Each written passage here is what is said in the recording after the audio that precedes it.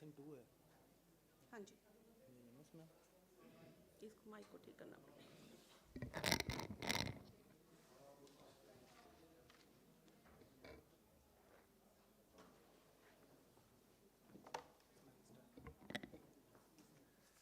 Good morning, everyone present here in technical session 2 of 74th AICC on future of business from industry 4.0 to industry 5.0.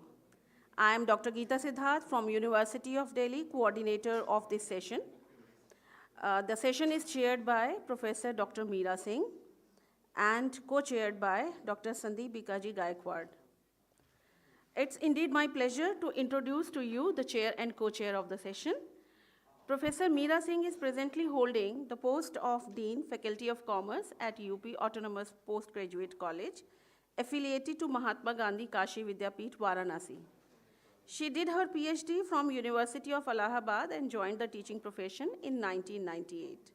She contributed 12 popular text-cum reference books, out of which 3 have been awarded the best by AICTE. Recently, she has been selected as principal of Postgraduate College by Uttar Pradesh High Service Commission, Prayagraj. Professor Singh has written 4 dozen research papers in journals of repute. Her PhD and other research work is highly appreciated by academicians. She also has served as in Indian Commerce Association previous seminars as sectional co-chair on the theme of direct benefit transfer. She has been sectional chairperson to various national and international seminars. She guided 8 PhD scholars in taxation and general management. She also has a keen interest in social upliftment, child education, and yoga program. Our co-chair is also a very esteemed personality, Professor Sandeep Bikaji Gaikwad. He is Associate Professor in Commerce and Management in MSP Mandal's Shri Muktanand College, Gangapur, Aurangabad. His specialization is in marketing management and finance management with a keen research interest in banking, finance, and entrepreneurship in students. He has a teaching experience of over 17 years with guidance to more than 10 PhD scholars. He has served in various positions and has been awarded with many recognitions for teaching and research.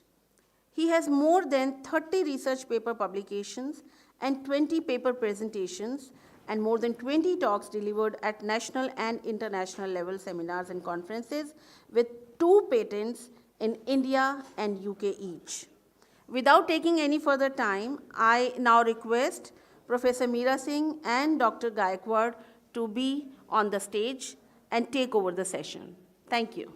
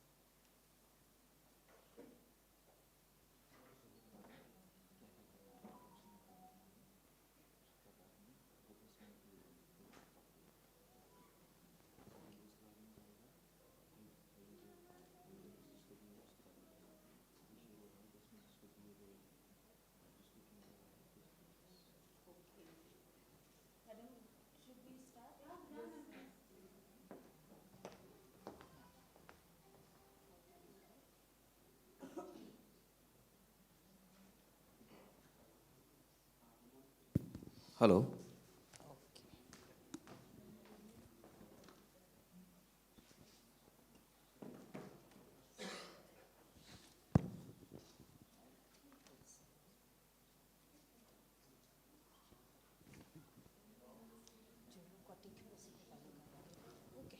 Hello.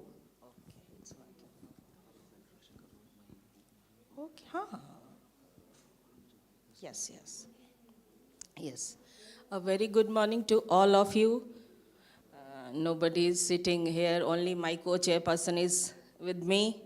Dynamic, energetic co-chairperson is with me, Dr. Sandeep Gaikwad ji from Aurangabad. Earlier we have met, no? Yeah. And very welcome in this technical session 2, that is Future of Business from Industry 4.0 to 5.0. I am very fortunate to be here in 74th ICA conference and very thankful to these two universities, Jindal Global University and Delhi School of Economics. They have given us both chance to be here among you, and we are now going to start this technical session 2, that is Future of Business from Industry 4.0 to 5.0. We are having some people who are present, some are not present. That's why the people who are present, among them, I am going to one by one call them. They will have to present the paper 6 plus 2 plus 2. Total 10 minutes. Firstly, I am going to call Prince Jaiswal ji. Their topic is Industry 5.0 and Future of Business with AI. I welcome you, Prince ji, in this technical session 2, Future of Business. Please come.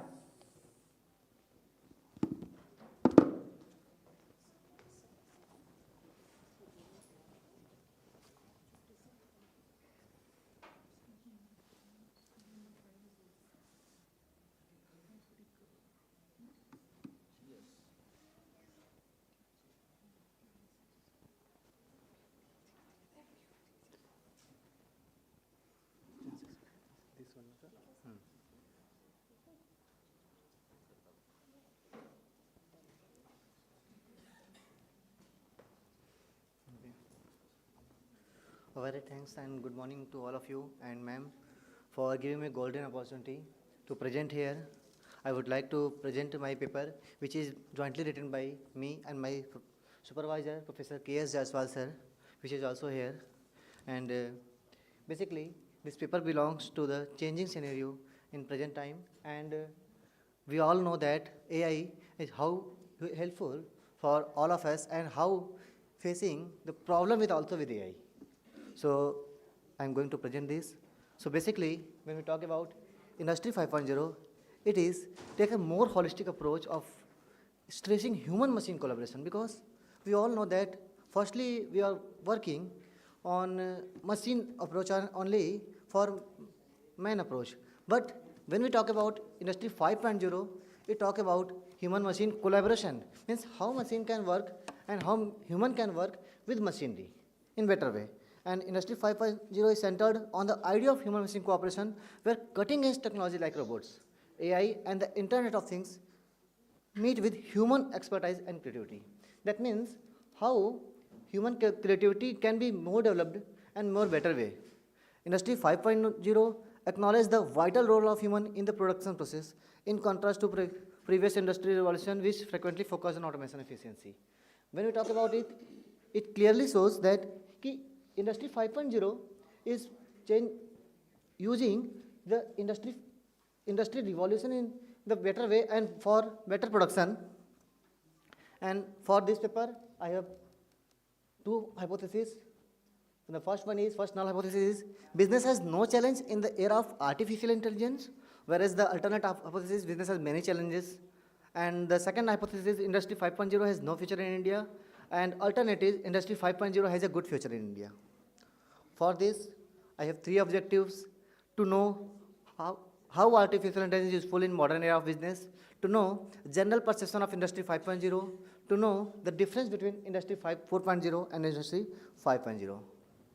For analyzing this, I have used the methodology for research design. It is conceptualized empirical as well as descriptive research, for which we know how Industry 5.0 is useful and how AI is useful for our business.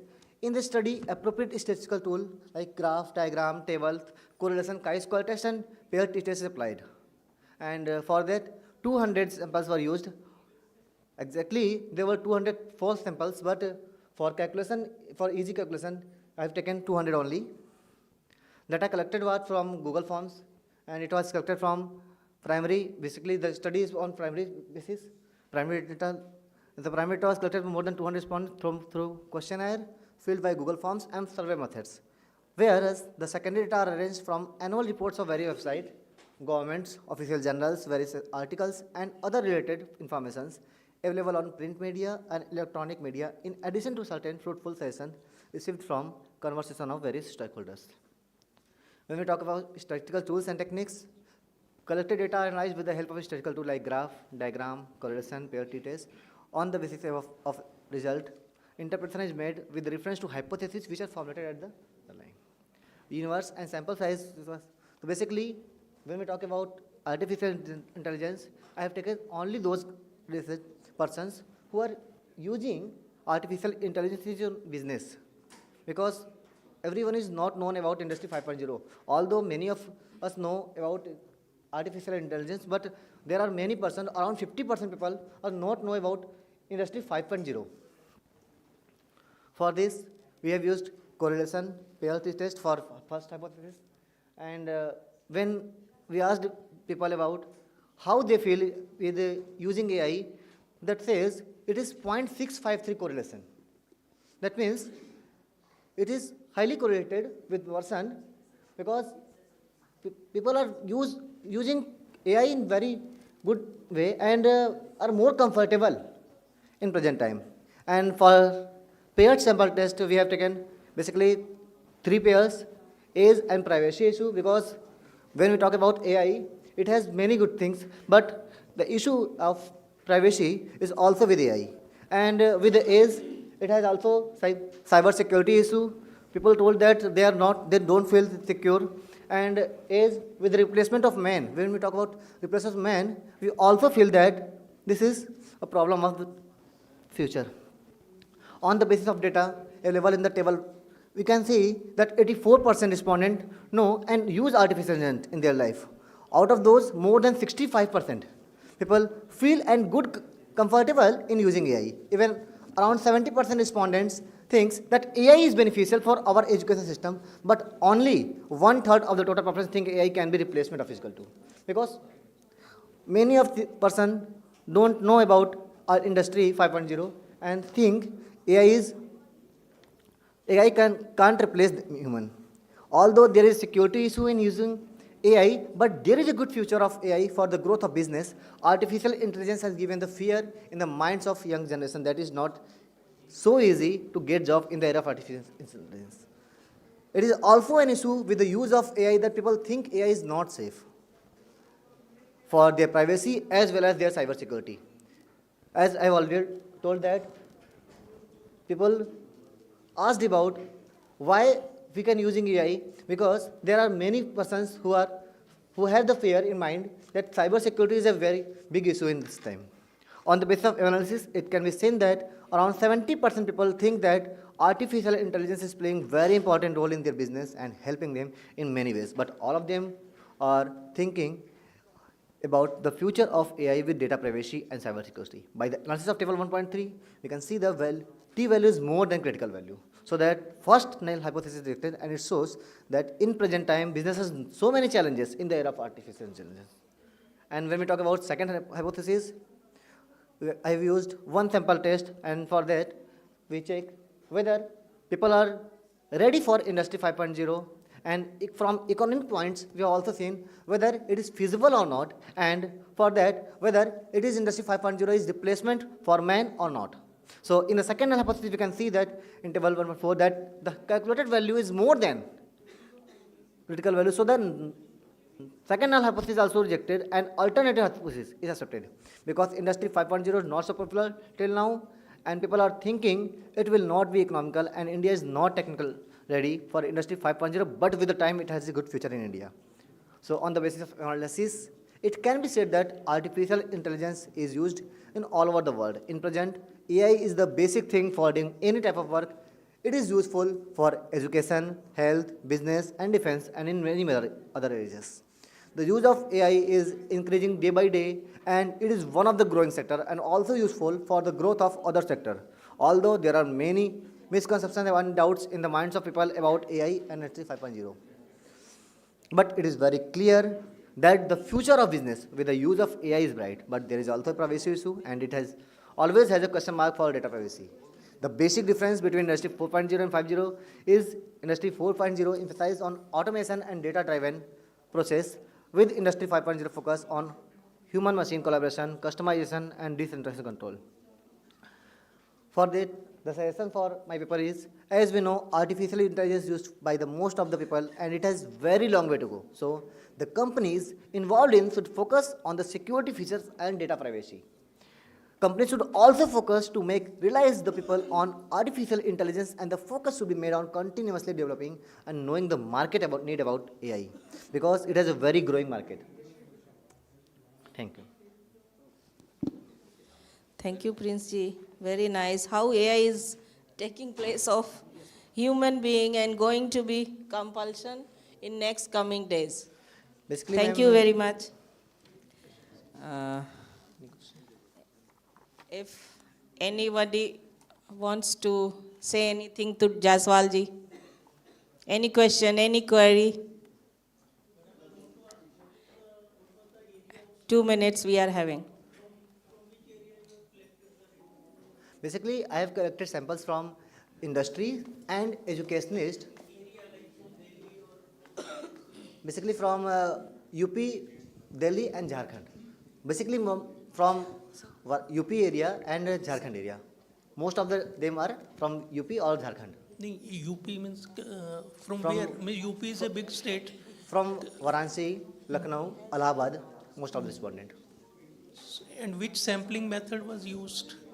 I have used, sir, random sampling for Google Forms is used. It was a random sampling. Yes. And how Random you, convenient sampling. Convenient random sampling. either it should be random or convenience. It cannot be both.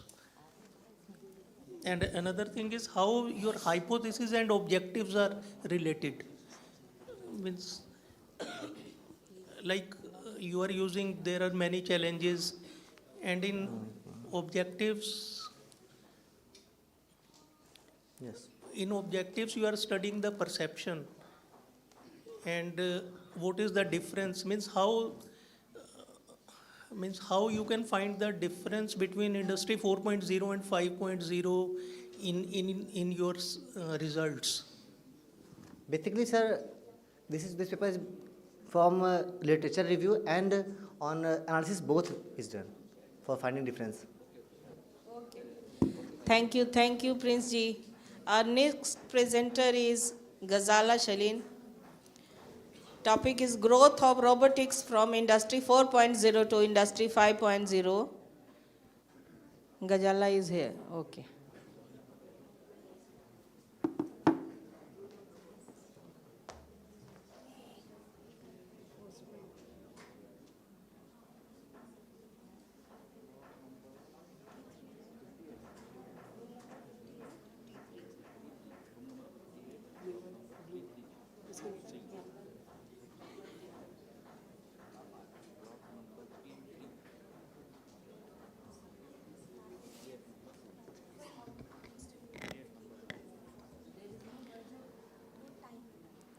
A very warm good morning to the chairperson, to the co-chairperson, and all the dignitaries present over here. I, Dr. Ghazala Shaheen, from Patna University, along with my co-presenter, Professor Dr. Shashank Bhushan Lal sir, I'm over here to present my paper, Growth of Robotics from Industry 4.0 to Industry 5.0. This has been the fastest transition. In the beginning of the 21st century, we entered into the Industry 4.0, and now we are on the verge of entering into Industry 5.0. Industry 4.0 was all about technology, but Industry 5.0 is looking for collaboration between humans and the technology. It is looking to find out the synthesis where both the humans and the technology, especially if we talk about the robots, the coexistence of those, that is the cobots, that is the terminology that is being given to the Industry 5.0. So it is going to be a very interesting thing, how this robotics is going to grow and how this, the humans and robots are going to collaborate to bring about a kind of transition that has never been seen before. So, looking into this paper, I have gone with 3 objectives: to find out the growth of robotics in the coming future, to find out the opportunities in the growth, and to find out the challenges in the growth. I have taken the hypothesis that the growth of robotics is faster in Asian countries, which is quite interesting to see that Asian countries is actually taking up the use of robotics, and the manufacturing of robotics is going on a large scale over here. The data that has been collected from me, by me has been on secondary data, especially on the World Robotics Report 2020, 22, 23. The data has been tabulated, graphically represented, and central tendency, percentage regression, and hypothesis has been tested by F-test. Coming into my study, the main concern of the study, that is the growth of robotics in industries. If we look into this trend line, we can see that there has been a steady growth from 2015, and it is projected that by 2016, the growth is going to be phenomenal. This robotics annual installation of industrial robots is going to reach up to, which has started in 2015, it was just 254,000, which is going to 718,000 in the 2026 period. Robot sales is also exemplifying. It is growing at an exponential rate. In 2009, which was only 60,000, it will go out to 2021. It has gone on to 630,000, which is phenomenal. If we look into the regions with the highest robot sales, we can see that China is leading the path with 268.2 thousand robot sales. United States is, and Japan are fast catching up. Interestingly, India is a bit lagging behind, but we are going to see the sales and robots in India going on a large scale, because manufacturing is entering into a good zone in India, and we can expect the sales to grow in a near future. If we look at, I've taken the F-test for the Asian countries and the non-Asian countries, and the results have come out that the F-test has proven that actually the sales of robots in the Asian countries has been far more than in the non-Asian countries. Looking into the opportunities, what opportunities are there in the growth of robots? First of all, we can say that in the recent past, developed economies have been a bit sad or perplexed with the jobs going into the developing economies. But we can see that the manufacturing, the growth, the jobs coming back to the developed economies, because over there, the whole revolution is going to be in the robotic fields. It will also reshape the supply chain. The supply of robots, the supply of productions has been a bit on a back burner due to lack of labors or other production techniques. But with the robots coming into the picture, we can have all the blockages to be removed in the supply chains. the fear of a structural unemployment can be rest assured because it can be, it's not going to see so much of a structural unemployment because actually the robots, the use of robots is going to increase the production to a large extent, which is actually going to bring in more jobs, more production, and more prosperity in the coming future. However, the growth of robotics is not devoid of problems, challenges. The most important challenge that is going to be there is to create sustainable robots. In this era, we are focused on sustainable development. The waste are piling up, and we don't want another waste of robots to pile up and to actually create another problems for us. So this is going to be challenging, how we are going to create sustainable robots in the coming future.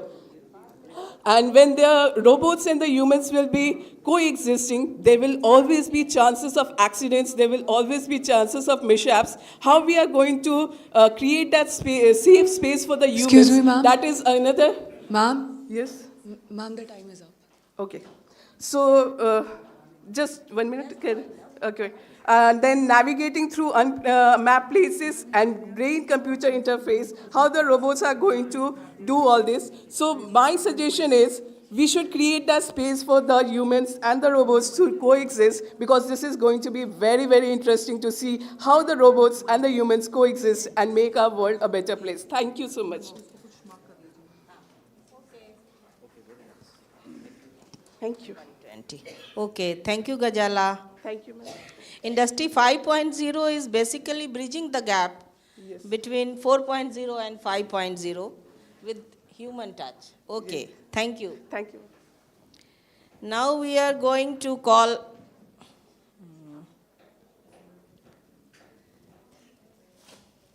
Kamar Somaling Basapa. Please come. Their topic is modeling the volatility of India's nominal effective exchange rate using family models. Please come. 100. Kumar something, that name is there, sir, in the mail, sir.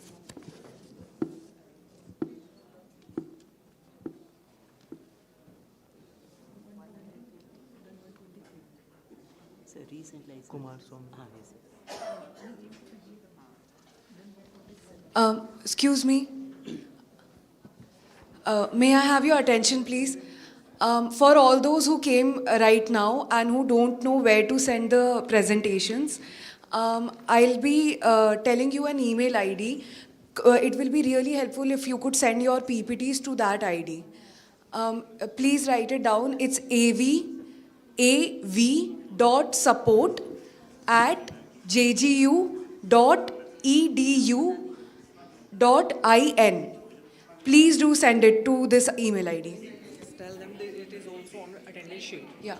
The email ID is also written on the attendance sheet, and we are circulating it right now. So please take a note. Thank you. Madam, shall I start?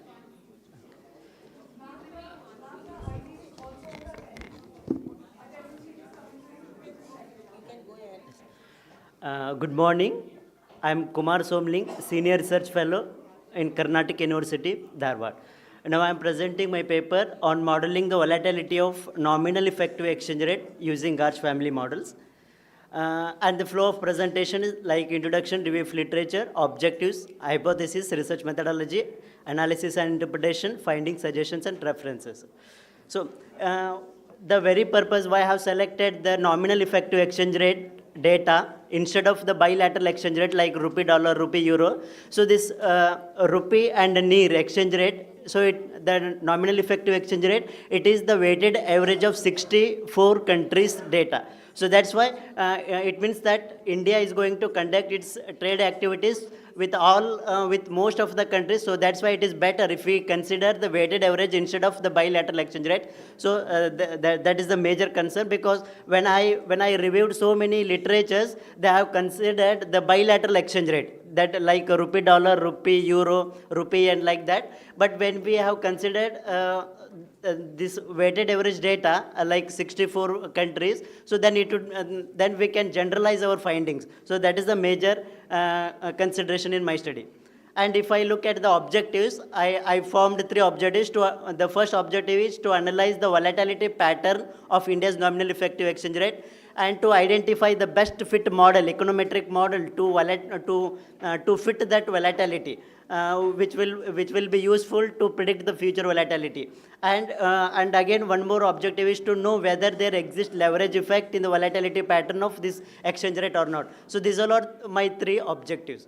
And with respect to those objectives, I have made the hypothesis. The first hypothesis is whether the past volatility or the past information influences the future volatility or not. That is my first hypothesis. And the second objective is whether there exists leverage effect. That is, the leverage effect means the negative shocks will have more impact than the positive shocks on the volatility. So I want to check this hypothesis. And the third one is whether there exist regime-based volatility or regime-based shock effects or not. So this is my third hypothesis. And the research methodology, it is empirical research. I have used so many descriptive statistical tools as well as the econometric tools like Garch family models. That is Garch 1.3, Garch 2.1, and T-Garch 2.1 and E-Garch 2.1. And I have collected the data of 24 years, starting from January 2000 to 2023 April. Okay, so this is the result of my descriptive analysis. It is showing that it is not, the data that I have collected is not normal. Okay, that we can see from the skewness as well as the value of skewness and the kurtosis.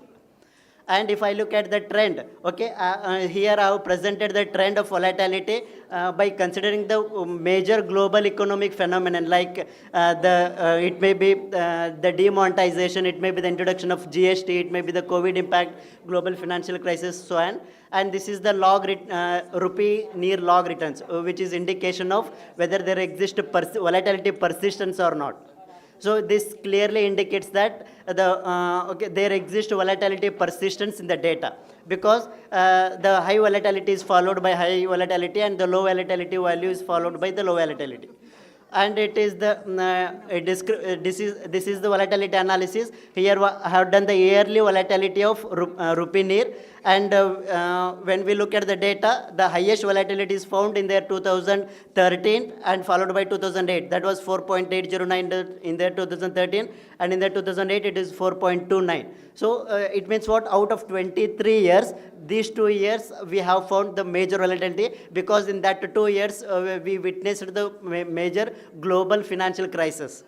And in the second, this analysis of year-wise highest and lowest volatility, and again the month-wise here, month-wise highest and lowest volatility. So if I look at the only 12 months, so in that August and September months, okay, that months have witnessed highest volatility. Out of, we have considered for this, we have considered almost 24 years data.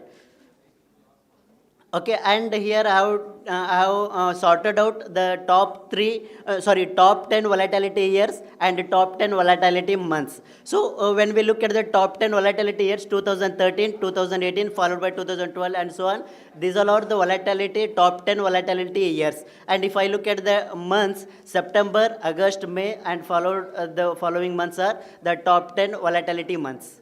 Okay, and I have used these 3 econometric models, that is Garch 1.3, E-Garch 2.1 and T-Garch 2.1. The very purpose of using Garch 1.3 model is to know whether the past volatility influences the future volatility or not. And the second model, E-Garch model, the very purpose of using E-Garch model, whether there exists a leverage effect or not. Leverage effect means whether negative shocks, there is a hypothesis that negative shocks influence more than the positive shocks. So in order to test that particular thing, I used E-Garch model. And then in the T-Garch model, whether there exists a regime-based leverage effect or not. For that, I used the third econometric model. Okay, and this after using this model, I got okay. This plot shows that the residuals of GARCH 1.3 models. Okay, the major findings of my study is that okay. Rupinir witnessed highest volatility in the 2013, followed by 2008. That is my first finding. And we also found that on the average, Rupinir volatility is more during the month of Excuse May. me, sir. Yes. Sir, 6 minutes are over. Sure, ma'am. In GARCH 1.3 model, since the beta value and alpha value is close to 1, it implies that the GARCH 1.3, the findings of GARCH 1.3 model is that the past volatility is considerably influencing the future volatility. So that is my first inference. And the second one, eGARCH model, that is whether there exists leverage effect or not, I found the existence of low degree anti-leverage effect. So it means that the positive shocks are influencing more than the negative shocks with respect to the volatility. So this is my second finding. And the third finding, out of the three models, okay, out of the three models, I found the GARCH 1.3 model is the best fit model for estimating the future volatility. So these are all the, my three important findings of this study. So thank you for giving me the opportunity.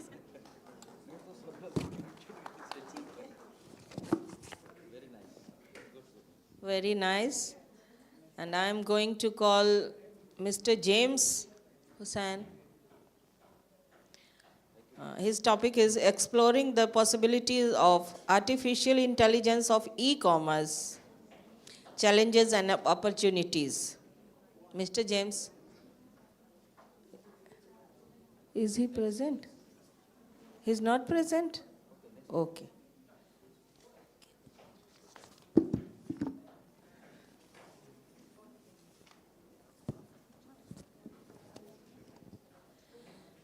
Then we are going to call Pradeep Gupta. Topic is employees' perspective regarding adoption of Industry 4.0 technologies in India. वो है कि वो भी नहीं है? You are.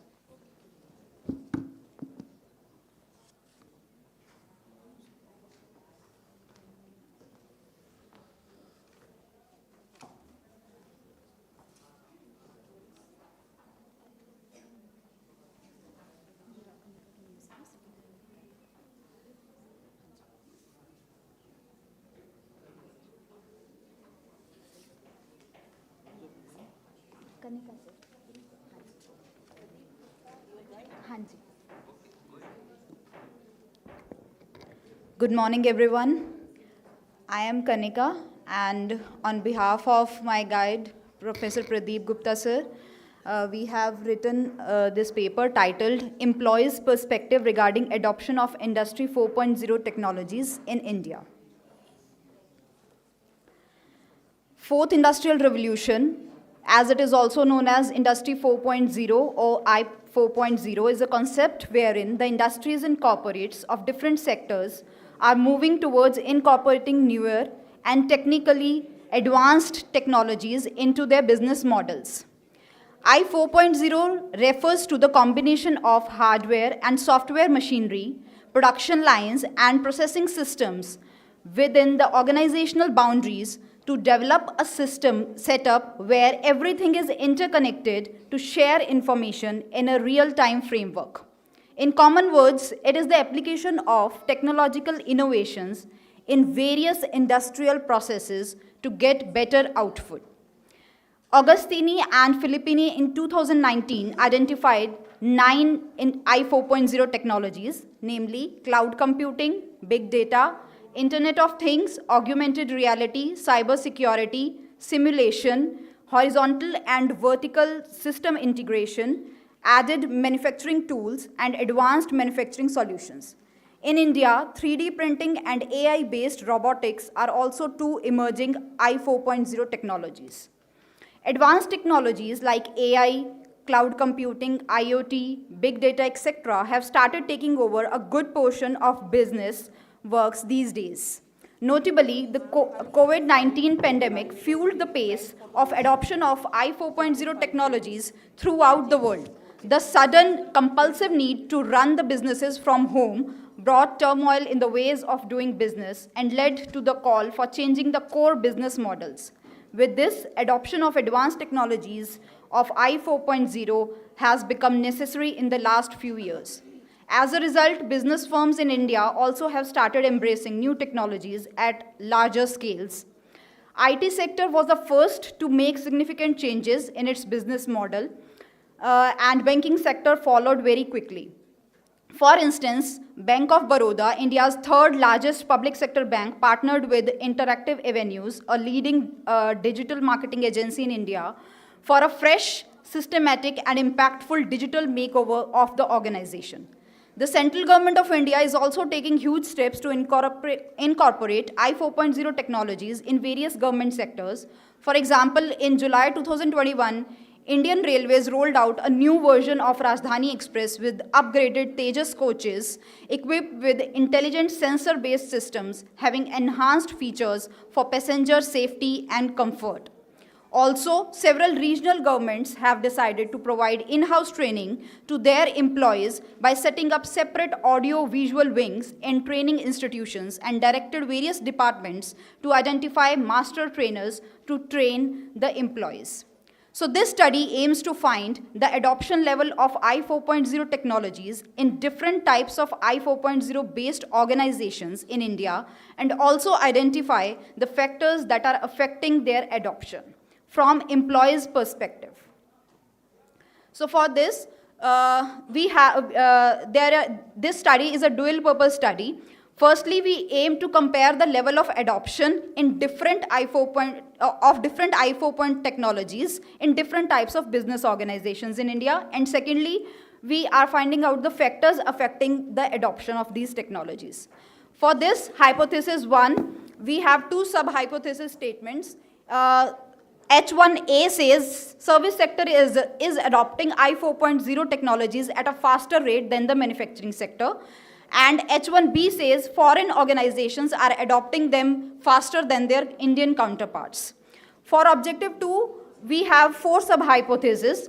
Hypothesis H21 is upskilling of employees is affecting the adoption. H2B is creative and flexible jobs is affecting the adoption. H2C is recruiting highly skilled employees affects the adoption. And H2D is employee training and development is affecting the adoption of I 4.0 technologies. The data for the study was collected through online survey questionnaire built using 5-point Likert scale. A sample of 288 questionnaire filled up by the employees of I 4.0 based organizations operating in India was taken. We have used independent t-test, EFA and CFA for the statistical analysis of the data. Independent t-test was done using SPSS software to compare the level of adoption, and EFA that was also performed on using SPSS software, and CFA was performed using MOS software to explore and identify the factors affecting adoption of I 4.0 technologies in India. As far as variables are concerned, we have taken 2 control variables. First is nature of organization, that is manufacturing or service sector. Second is ownership of the organization, whether it is Indian company or it is foreign MNC. We have taken 4 independent variables: upskilling of employees, presence of creative and flexible jobs, recruiting highly skilled employees, and employee training and development. And there is 1 dependent variable, that is adoption of I 4.0 technologies. And to find out these I 4.0 technologies, to complete this dependent variable, we have used 7 statements, which is regarding digitalization, second, automation of work, third, use of robots, fourth, use of cloud computing, then use of IoT tools, use of cyber security, and use of big data analytics. So initially, 38 items were exposed to EFA, and the principal component analysis was performed. And the results of... Excuse me, ma'am. 6 minutes are over. Okay, ma'am. So our results showed that the factor loadings of all the major four independent variables and one dependent variable, all the factor loadings were above 0.5. And further, when we expose these items to CFA, the statements that had less than 0.5 factor loading, they were removed, and finally 26 items were retained for the further study. The model fit indices were found to be acceptable, that is CMIN to degree of freedom was 2.2, CFI was 0.91, TLI 0.906, and RMSEA to be 0.065.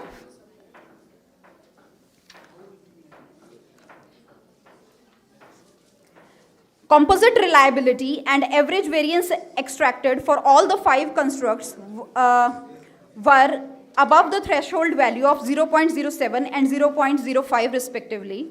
Also, CR was higher than AVE values, and AVE was higher than MSV values for all the constructs. That means all the results were found to be prove that the convergent validity of the latent factors is proven. So for the first hypothesis, we used the independent t-test on this model, and we found out that the mean value of the service sector organizations was more than the manufacturing sector, as we can see in the table, and the same goes for the foreign organizations that have more mean value than the Indian organizations. And to confirm our tests, we performed independent t-test. We used single one-tailed independent t-test. Here we can see the t value as it shows, and the negative value shows that service sector is, because when we subtracted manufacturing from service sector was more, so that's why these values are negative. And lastly, the descriptive statistics, we can see here that all, just one second.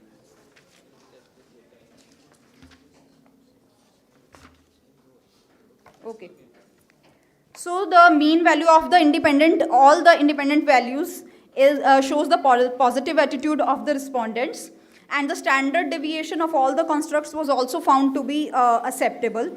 The correlation of nature of organization was found to be significant and positive with the creative and flexible jobs and adoption of I 4.0 technologies. Ownership of organization was found to be significantly positive, correlated with creative and flexible jobs, training and development, and adoption of I 4.0 technologies. Also, all the independent variables are significantly and positively correlated to each other. So finally, I would jump to the suggestions is that all the managerial personnels are suggested through this that they have to focus on these 4 found factors so that their employees feel more job security when they are subject to adopt these I 4.0 technologies, especially in India, where we value our employees to a great extent, along with the automation. So thank you. Thank you. Can I have everyone's attention, please?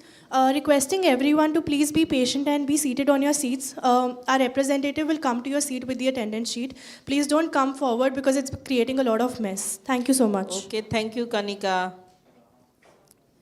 Explaining 9 pillars of 4.0. Next participant is James. Mr. James, please come. He has to go, that's why. Please come.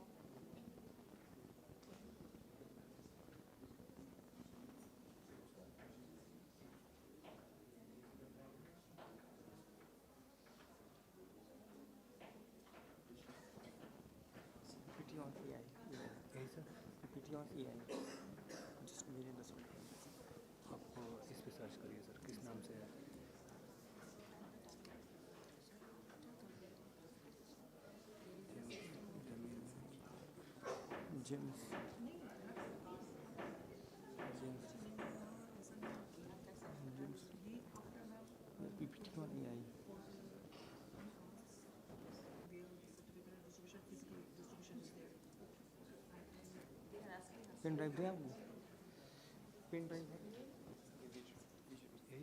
किस नाम से नाम बता दीजिए नाम मेरा James doctor James doctor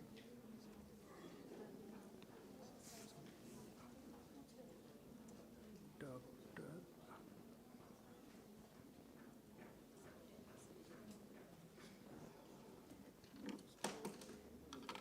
नहीं आपको दूसरी ये ले लीजिए इससे।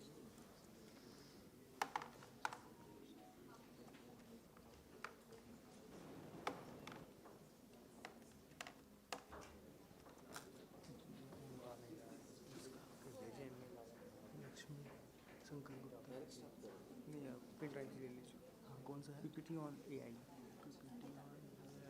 पीपीटी ऑन एआई दिल्ली लिखा होगा। दिल्ली यूनिवर्सिटी हाँ हाँ PPT on AI yes yes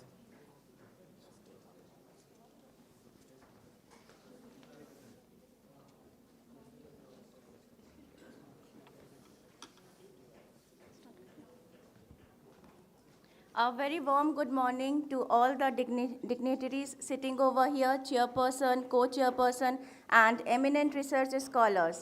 The topic of our research study is exploring the possibilities of artificial intelligence in e-commerce, challenges and opportunities. This paper is prepared by Dr. James Hussain and myself, Dr. Faryaz Kausar Ansari. So I will go with the introduction first. This is the topics which will be covered in our presentation. The first part is introduction. Many years ago, there has been an increase in the use of artificial intelligence in many fields, and this has mostly influenced on the economy. It has a track record of success in a number of industries, including healthcare, marketing, education, finance, and many other streams. The companies view e-commerce organizations' significant success as a contemporary business opportunities and requirement for modern business companies. Companies like Alibaba, eBay, and Amazon are using artificial intelligence today to manage massive data, to identify bogus reviews and propose products. A survey reveals that 40% of clients uses chatbots to find offers and 1 in 5 individuals make purchases, further highlights the significance and necessity of technology. So consumer behavior has changed drastically after COVID-19. It is obvious that AI is becoming essential to e-commerce, and this dependence is growing every day. E-commerce business need to identify the elements that would best benefit their operations and clients. The next topic is review of literature, and it will be carried by Sir. Thank you, Dr. Firas Ansari ma'am, for giving me great opportunity. Once again, I would like to thanks to all the chairperson. So, as we know that the name of the topic is exploring the impact of artificial intelligence in e-commerce businesses. So there, as we already discussed, the emergence of AI in every sector right now, and it changed the whole world and whole scenario. It moved the business to the next level. You can see that. So here I got my idea to start research on the topic to see the impact of artificial intelligence in the e-commerce businesses.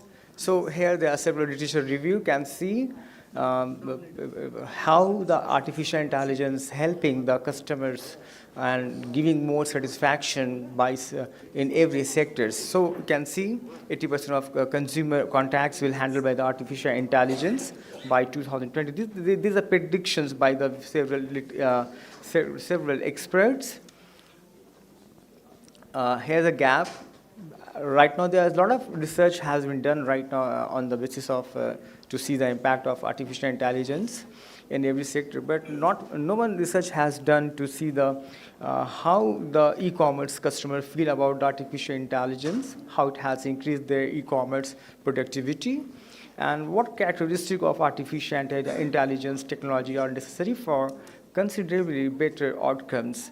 So online shoppers were specifically targeted for the survey in this my research. So I can see the objective of the study to identify the elements or various aspects of artificial intelligence of technology required to increase customer attraction. And next objective is to understand how artificial intelligence in e-commerce affect consumers' trust. So here's another research methodology. Actually, I use descriptive research design to see the impact of artificial intelligence and customers' attractions, and use various approaches like deductive and quantitative stats. And I use primary data to collect the, to know the view of customer. So here there's a 3 questionnaire. Actually, I have used 3 element of e-commerce, like their company they are using, like chatbot, cyber security, and image search, how there's impact on the customer attractions.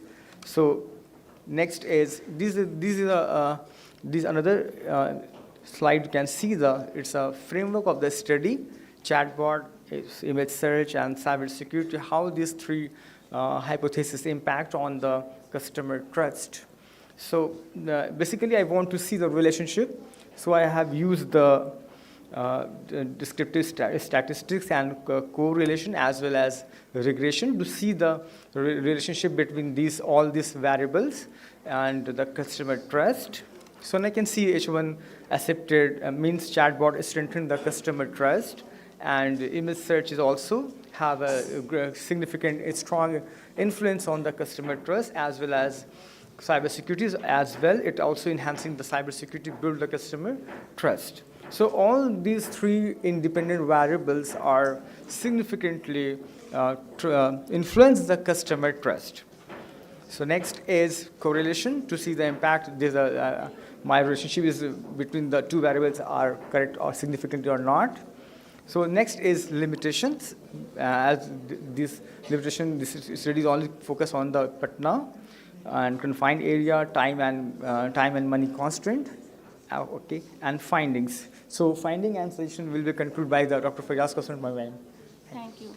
So the findings of the study says that the chatbots, image search, cyber security were essential to build customer trust, and AI algorithm improve the customer support service in e-commerce.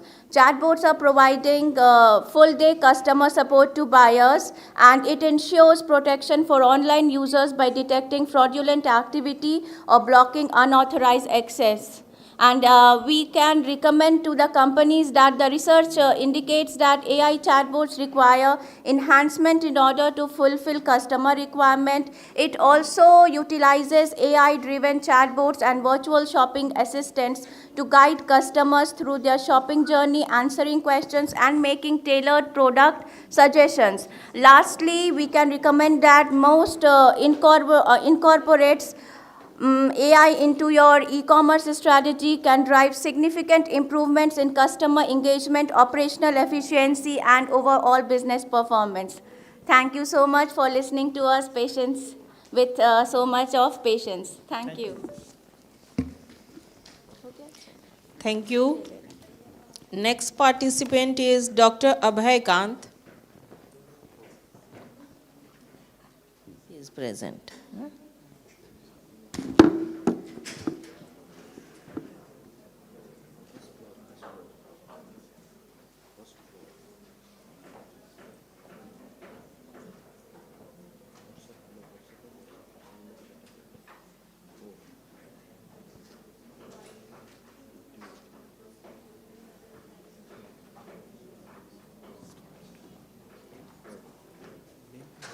नहीं sir, आपको submit की थी। अगर ये बंद हो जाए तो Z से खोल लीजिएगा। Z बंद। किस नाम से सर? अब ये शायद ये है दिस वन। ओके। रिकॉर्डिंग करना। Photos. Good morning to all. The topic of the presentation is Industry Vision 5.0 Revolution, Navigating the Challenges and Embracing Opportunities in the Indian Business Landscape. Firstly, I would like to say thanks to University of Delhi and the OP Jindal University for organizing such a academic platform to share their views on these topics. Basically, the industry version 4.5, 5.0 is basically a kind of shift in the change of human and machine conflict to AI and efficiency and many other aspects which improve the customer experiences regarding the product, service, technology, innovation. Basically, the need of this study is basically the course of company facing many technologies. Sometimes we develop some technology, but according to the technology, we cannot adapt the changes that we want to adapt, and sometimes this change will not beneficial for the organization because of their proper implementation and proper monitoring and follow-up. That's why the technology emphasizes on the collaboration with intelligent collaboration with people and machine relation. On the basis of this, I have faced two objectives to examine how Industry 5.0 affect workplace culture, productivity and performance, to provide suggestive remedies related to Industry 5.0 in Indian business context. On the basis of this, I have framed two hypotheses.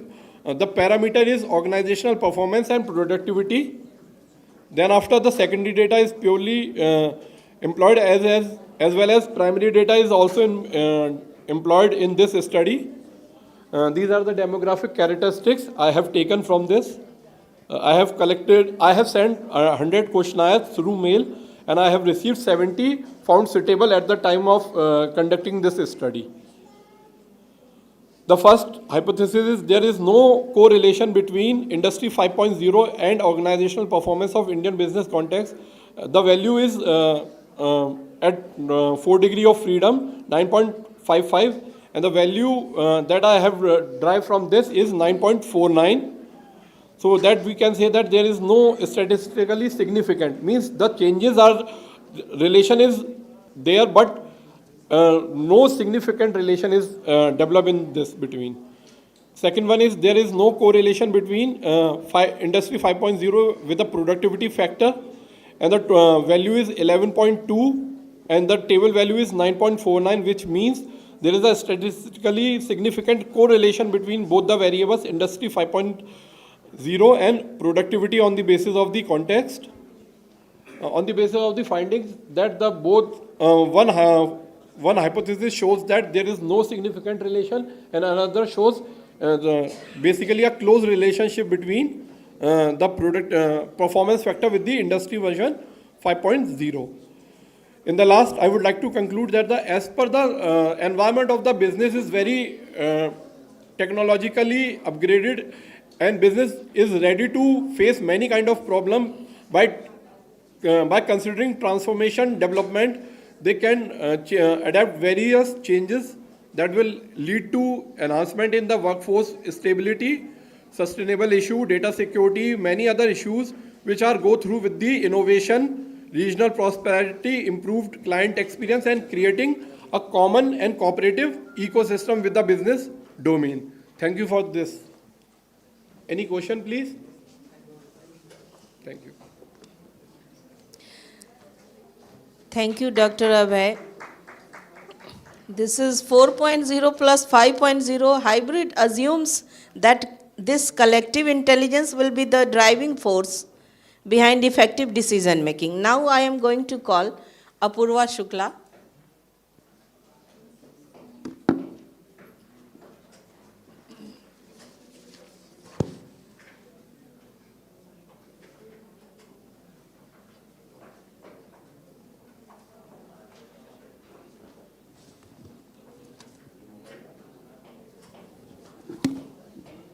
Topic is exploring the trends of Industry 5.0, analysis and future.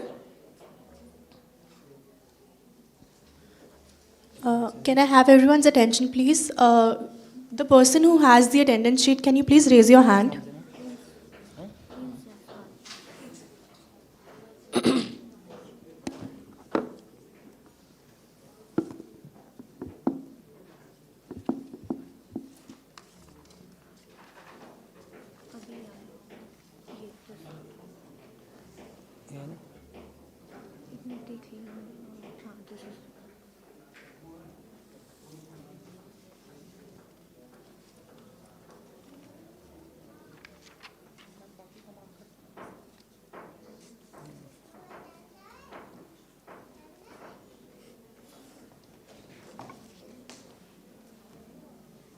A very warm morning to all of you present over here, the panel and all the attendees. My topic is the exploring the trends of Industry 5.0, a bibliometrical analysis and future research agenda. This paper was written by me, Apurva Shukla, my supervisor, Professor K.S. Jaiswal, and Anurag Singh from IIIT Allahabad. Now, first of all, we have seen that the unending revolution is what defines the unvarying development of any society. Industry 5.0, we have reached this condition after a series of revolutions, starting from Industry 1.0, which was mainly what? It was mechanical process through what? Steam engines and water powers. Then the next generation of Industry 2.0 came with a series of mass production in which electrical powers were mainly used. Next was Industry 3.0, where electric items have came into consideration like robots and IT system. Then came the very recently introduced Industry 4.0, which is still in its developing stage as well. It is what? It is using Internet of Things and machine learning. Then the next generation was of Industry 5.0, which we are currently studying. It is about human-centric big data and AI techniques with collaboration with robots and human centers. The three main aspects of Industry 5.0 are human-centric, resilient and sustainability. The main objective of this paper is to find out and identify the publication volumes and document types related to Industry 5.0. The next objective is to identify the most influencing sources and most cited articles related to the topic of Industry 5.0. The third objective is to identify the co-occurrence of authors' keyword in this field of Industry 5.0. And the last is to find the trending keywords aligned with the Industry 5.0. So for this analysis, this analysis is divided into two parts. First is bibliometrical analysis. What is bibliometrical analysis? It is mainly identifying, mapping and interpreting a volume of data related to any particular topic. In this aspect, we have screened the data of Industry 5.0 as per our use. First of all, for the data collection, Scopus has been used as it is considered to be the most influential and large database. First of all, we have collected data during the month of September 2023. We have searched Industry 5.0 from title, abstract and keywords, and out of that 952 documents were found out. As per the study, we have excluded a series of documents like the articles in press and preprint articles. 58 documents were excluded, then out of which 2 documents were in the year before 2016, and our study is based from 2016 to the present September 2023. Final documents of 892 documents were selected and analyzed. The analysis process was mainly divided into 4 aspects. First was publication per year. While analyzing publication per year, we find out that the Industry 5.0 papers were started from 2016 mainly and as per the Scopus database, and we can see that the gradual increase has happened, but from 2020-21,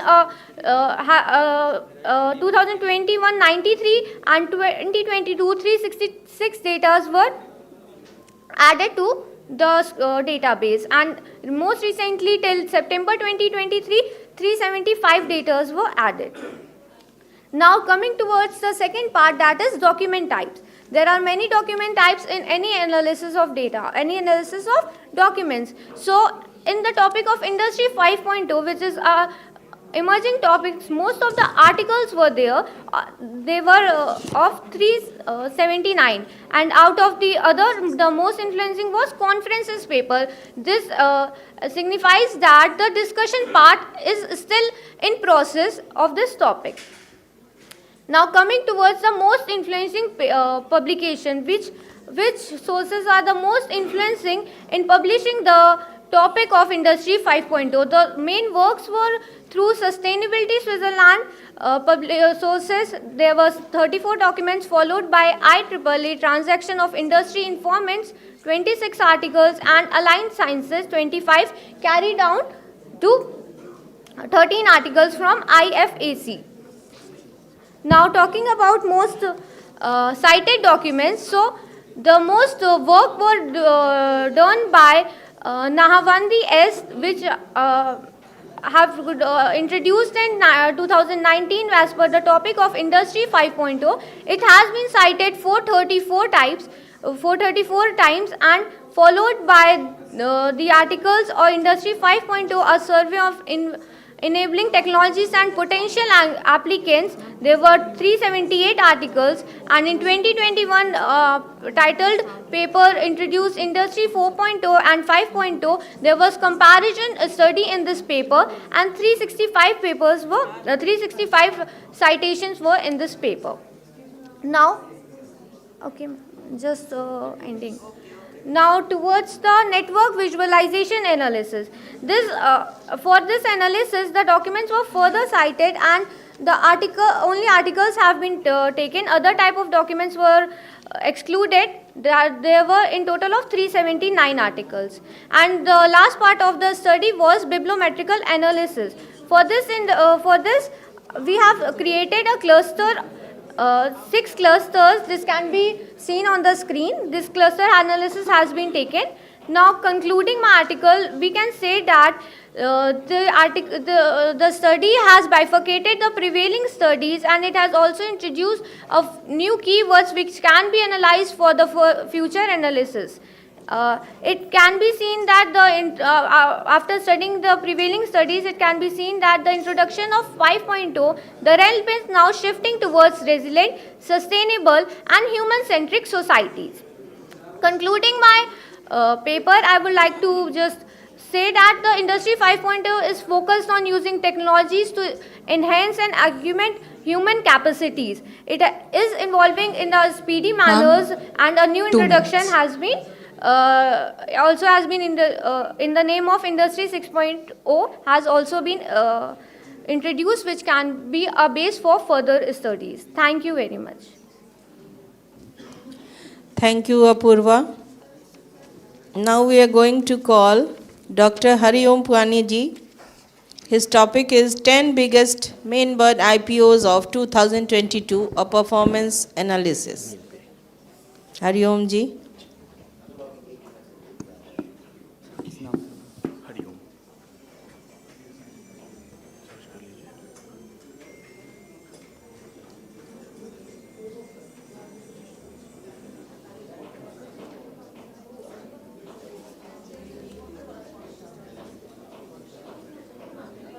Dr. Hariom Pwani.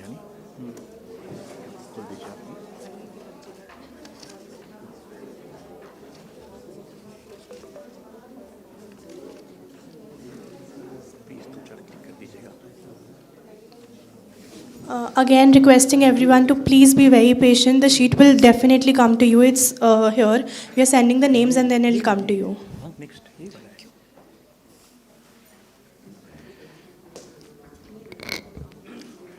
Good morning, everyone. Respect to the chair and the co-chair. Welcoming all the delegates from across India.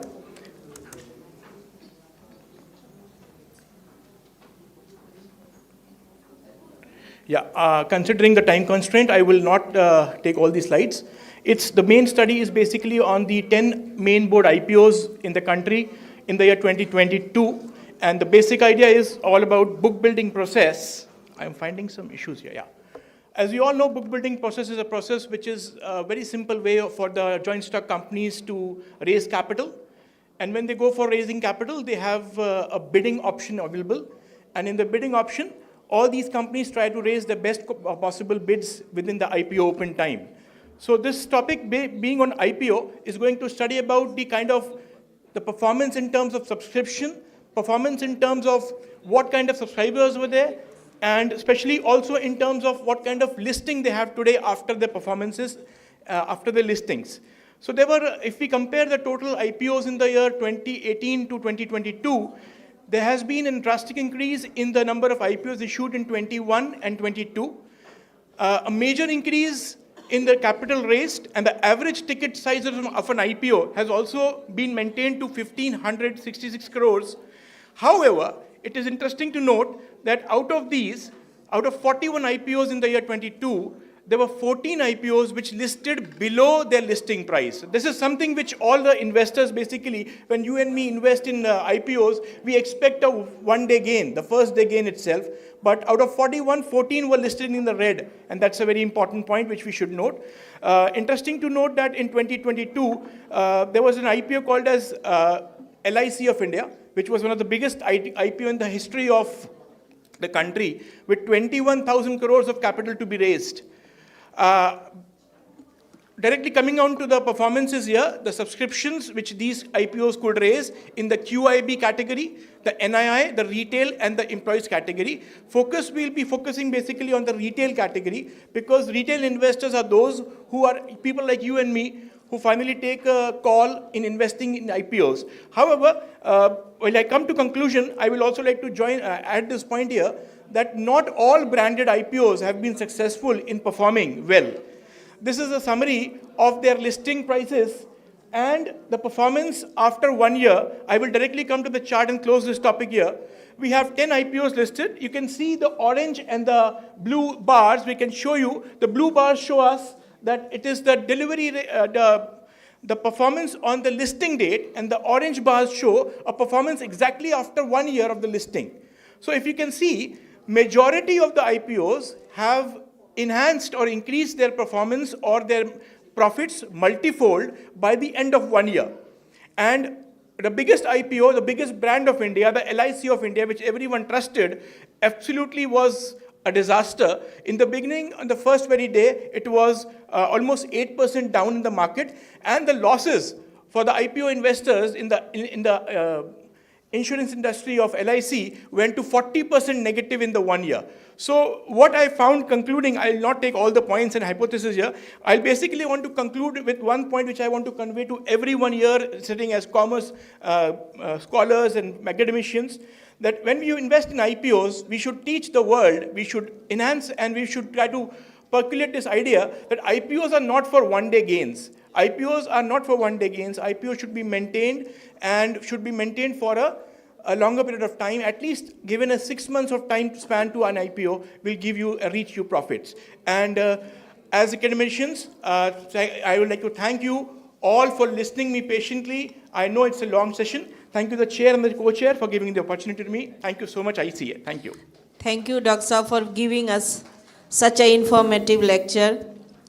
Now we are inviting Dr. Vilas Epperji.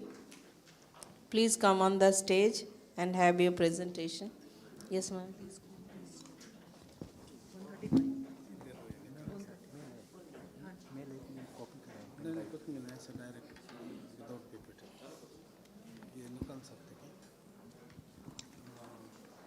Okay, no problem.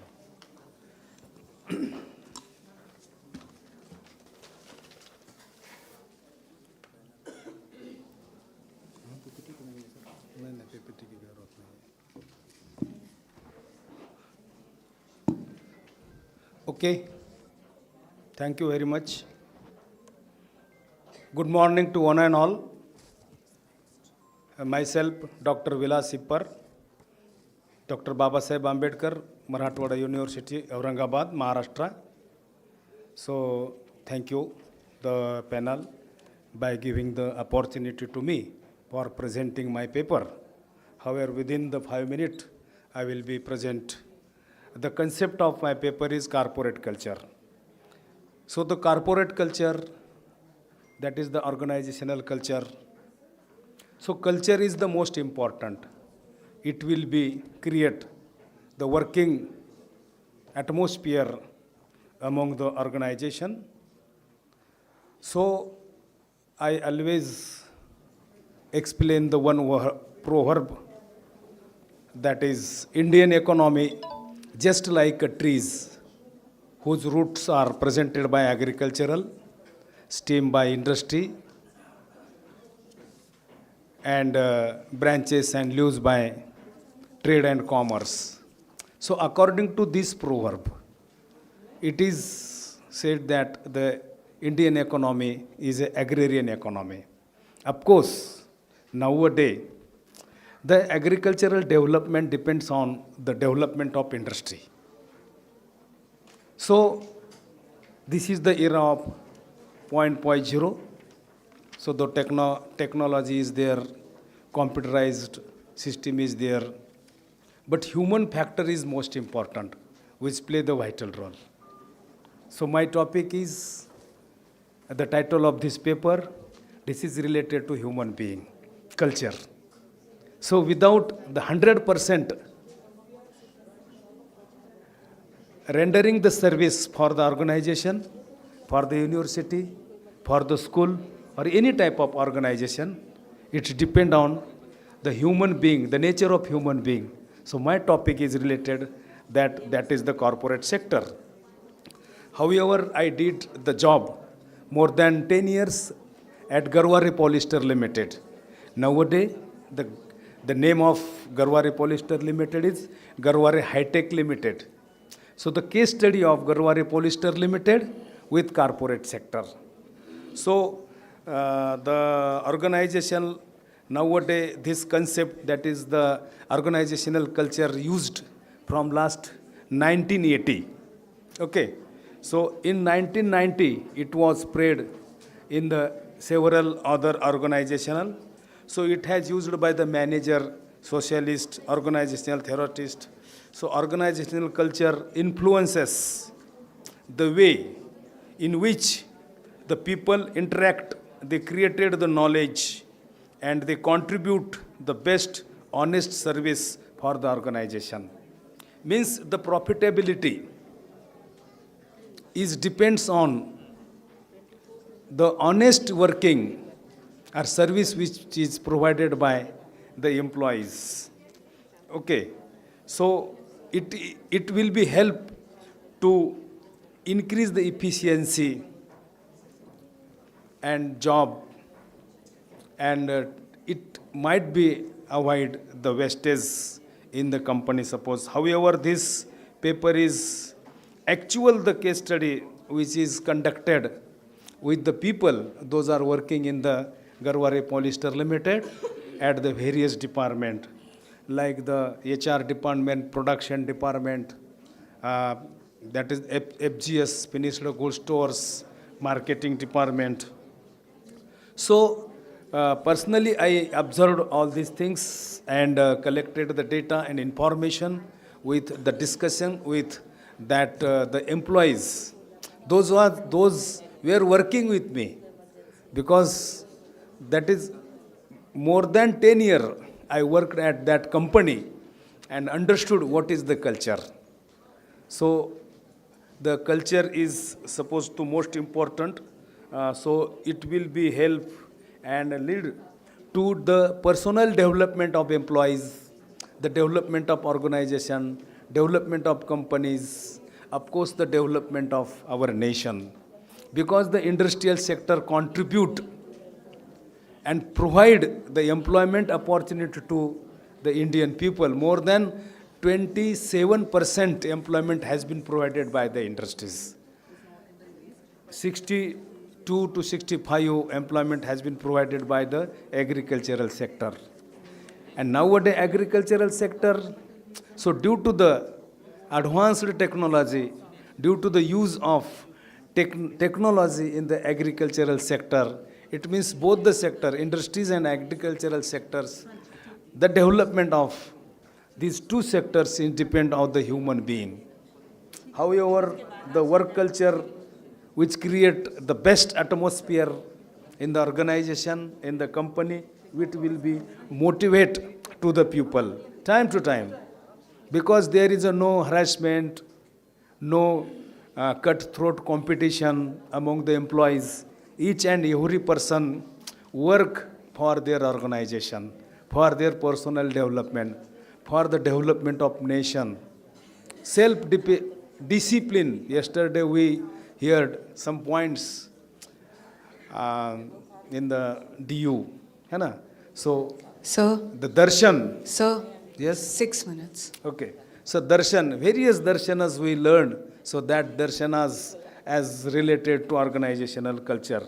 Motivate the people, increase the ability and skill, improve their capacity, work. So in short, working culture, organization culture is lead to increase the profitability, increase the volume of the asset of the company. Of course, the prosperous or the development of our nation, our company and individual development also, it depend on the cultural, organizational culture. It means create the several qualities. And of course, such qualitative person, qualitative employees, the qualitative organization follow the several principles, which were explained by the Henry Fayol. Okay, so 14 principles of the management, such type of principle we will be follow by honest people. Okay, so it will be avoid the corruption and other harassment, all these things. However, so it is very necessary to again create such type of atmosphere in the society, in the organization, in the nation. It will be helpful for the development of us. Thank you very much. Thank you, organizers. Okay. Thank you so much, Dr. Vilas ji. Now we are going to call Diksha Chaube. Topic is a study of sustainable development, contemporary and attitude towards Industry 5.0 among university students. आइए Diksha ji.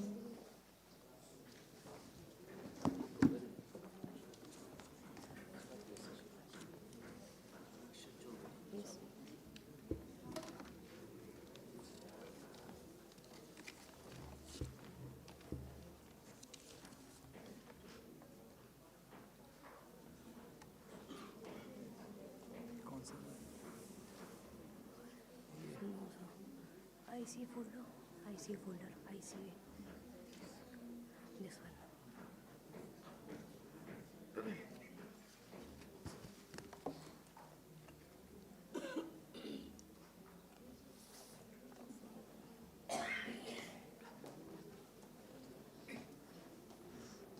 A very good morning to all of you.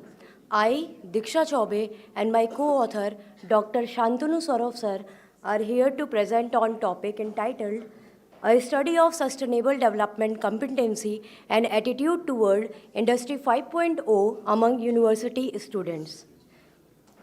This is the overview. Now, an industry called Industry 5.0, when it emphasizes the need of taking into consideration human role in the industrial framework. In Industry 5.0, the focus lies on the interaction between human and machine to work together to create a new level of speed and efficiency in manufacturing segment. Industry 5.0 is a supplementary effort that expands the scope of Industry 4.0 paradigm. The Industry 5.0 has the potential to move beyond profit-centered productivity of Industry 4.0 and to promote sustainable development goals. Not only this, Industry 5.0 reflects a shift from a focus on economic value to societal value and from welfare to well-being. Now, the core values of Industry 5.0 are human-centric, sustainability, and resilience. The first one, human-centric. This concept puts human need and interest at the center of process. Instead of asking what worker can do with technology, it asks what technology can do for the workers. Next is sustainability. It prioritizing the sustainability concept in policy and implementing it, this will help the organization to preserve the natural resources, to utilize it, monitor it, not only this, to reduce the energy wastages. Third, resilience. The resilient industries leverage technology to function seamlessly even in time of crisis and respond with agility to the market changes. Now, the objective of my study are to evaluate higher education students' attitude about Industry 5.0 and their degree of proficiency in sustainable development. Next, to explore the relationship between students' attitude on Industry 5.0 and their knowledge of sustainable development abilities. These are the hypotheses. Hypothesis 1, there exists a noteworthy relationship between action and the attitude of students toward Industry 5.0. Second, there is a significant and strong relationship between emotion and students' attitude. Third, there is a significant relationship between values and ethics and students' attitude towards Industry 5.0.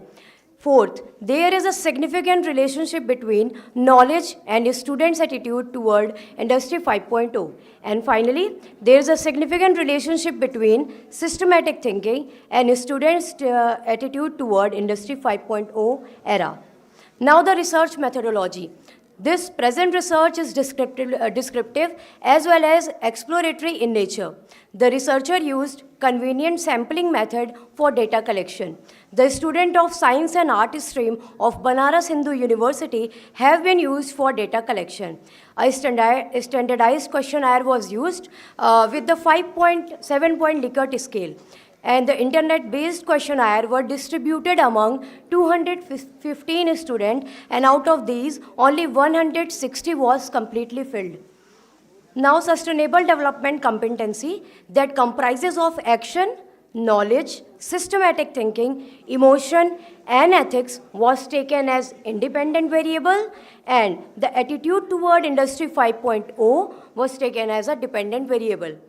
The demographic details has been done, and along with this, SEM analysis was performed with the assistance of Smart PLS software. Now, this is the content constructs of the independent variables.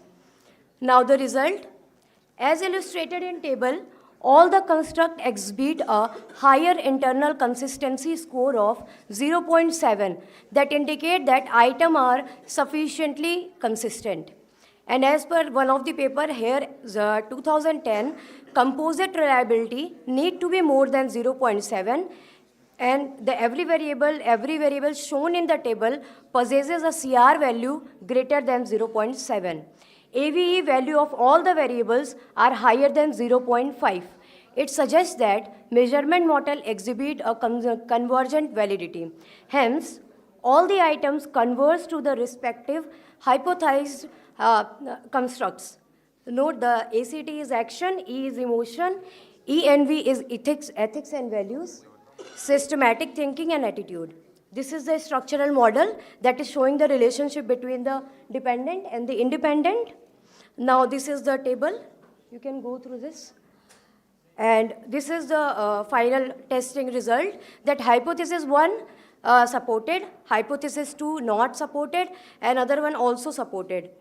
So in this study, hypothesis 1, 3, 4, and 5 are accepted. It means that students' knowledge, action, systematic thinking, and ethics values have positive and a strong relationship with their attitude toward Industry 5.0.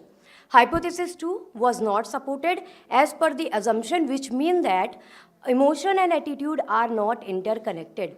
Overall, the present study found that students have high SD competency, and this is positively related to their attitude towards Industry 5.0. In Industry 5.0, among 3 basic pillars, sustainability is one of the most important factors. So, students need to be aware, prepared for the future environment. In order to prepare human asset to work, it necessitates not only to incorporate sustainable development courses into the curricula, but also to alter fundamental assumptions need to widen one's mental horizon and bring shift in established paradigm in the subject matter. And finally, my conclusion are, this study found that the students' attitude toward Industry 5.0 are positively associated with their competency in SD. Effort should be made for education model that emphasize the significance of sustainability, interdisciplinary approaches, concern for others, and focus on global context rather than a narrow context of sustainability. The beginning of Ma'am, Industry 5.0 6 minutes. requisites are technological, economical, and personal intellectual advancements which must coexist with the capability of sustainable development. This is now the high time for a student to balance their studies with the rapidly changing environment, which need to be backed by suitable university resources. And this will help the student in their academic development and make them competent. Thank you so much. Thanks, sir. Thank you, Diksha. Now, I am going to invite Asmita Khanna. Topic is intensifying argumentation towards Industry 5.0. Where is Diksha?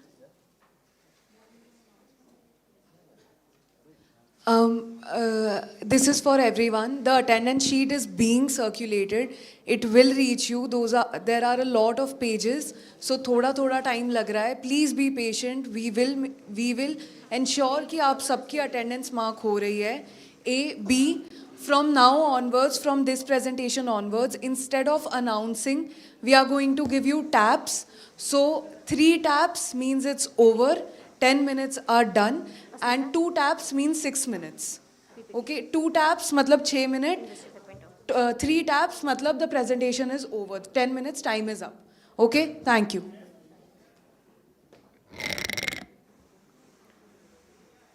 A very good morning to all the dignitaries and my friends. My name is Asmita Khanna. I am from Faculty of Commerce, Banaras Hindu University, and I am going to present my paper entitled Intensifying Augmentation Through Industry 5.0, Leveraging AI and Robotics for Enhanced Decision Making in Healthcare Sector. See, this topic comprises of 4 technological and industrial concepts, that is Industry 5.0, leveraging AI and robotics, enhanced decision making in healthcare sector, and intensifying augmentation. Industry 5.0 is the next phase of the industrial evolution, which means that integration of the machines and human skills. Leveraging AI and robotics means using or taking advantage of these technology for having better decisions in healthcare sector. And intensifying augmentation means enlarging the use of these technology so that better and rational and quick decisions can be made, especially in the healthcare sector. These were some of the literatures that have been reviewed, which will form the basic insights and form the foundation for the further studies. The objectives for this study are to ascertain the level of awareness and understanding of the healthcare professionals regarding this emerging concept.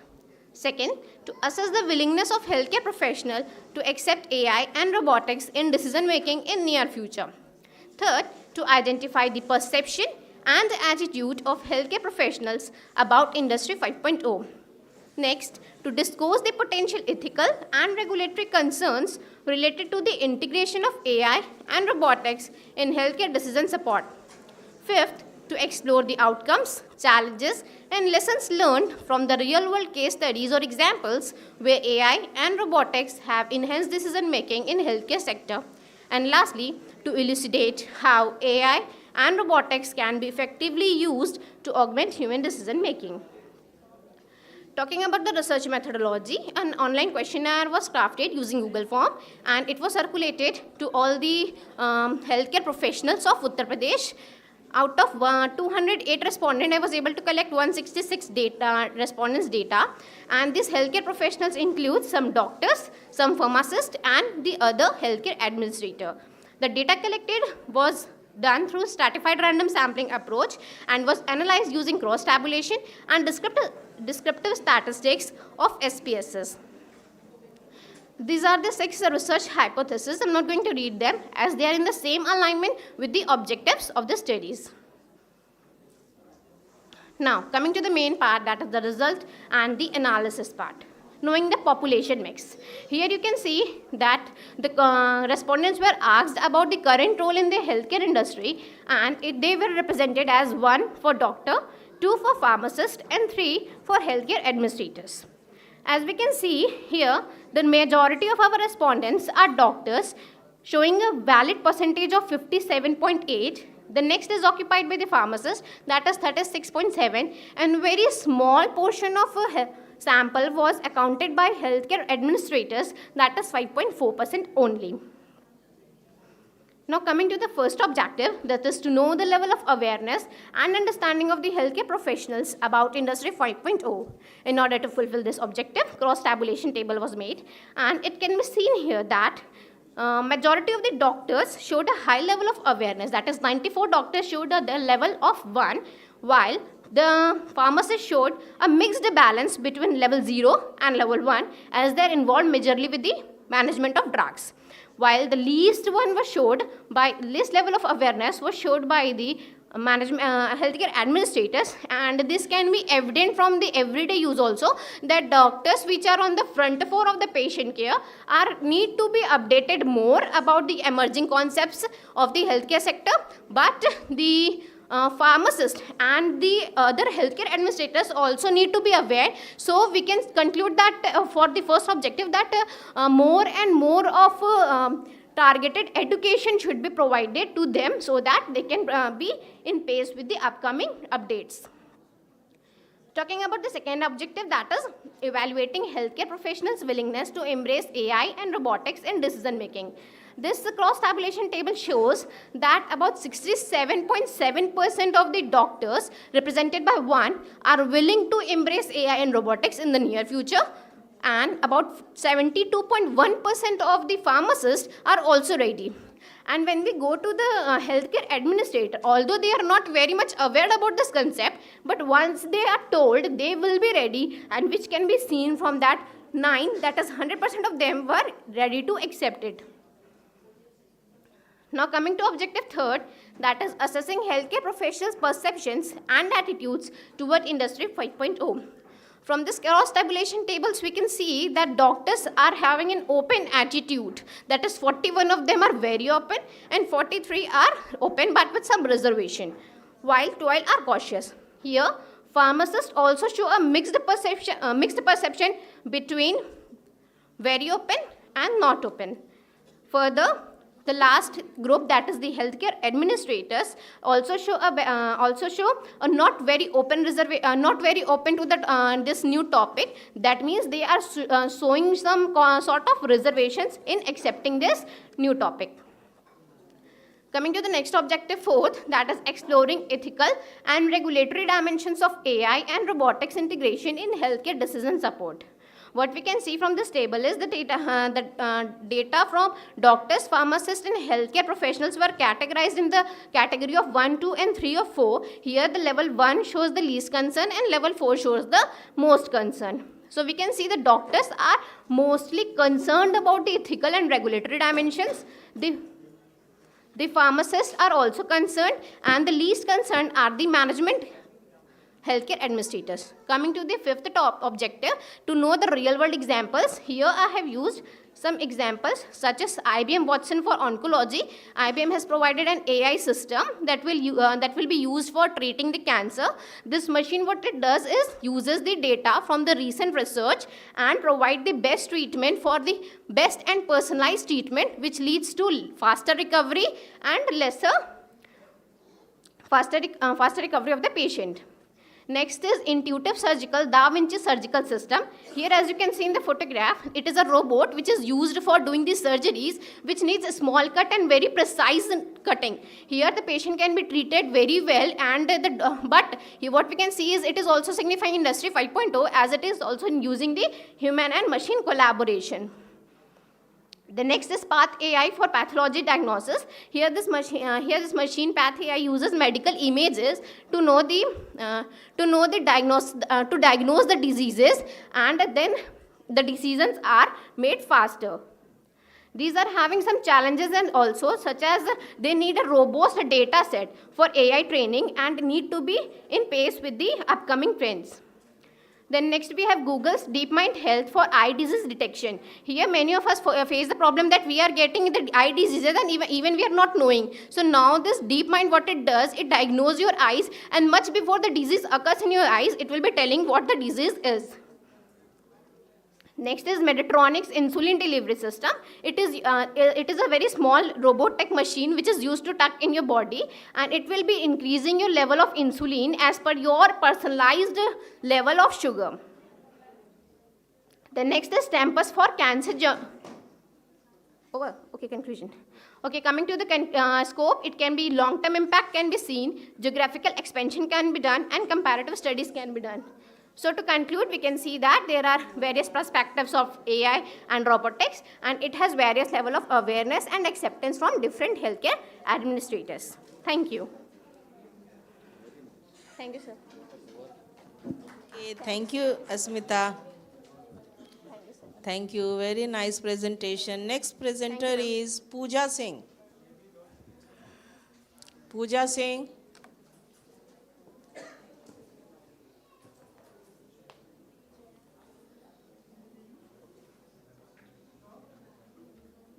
Not present?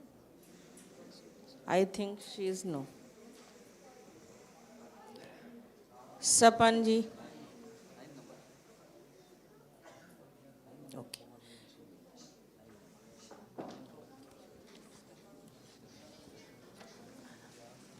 Requesting everyone to please not gather in the last seat with the attendance sheet. We'll come to your seat. Please be patient. It's getting very chaotic for us.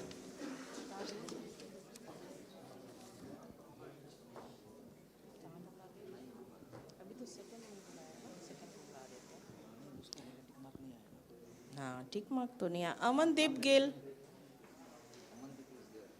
is there.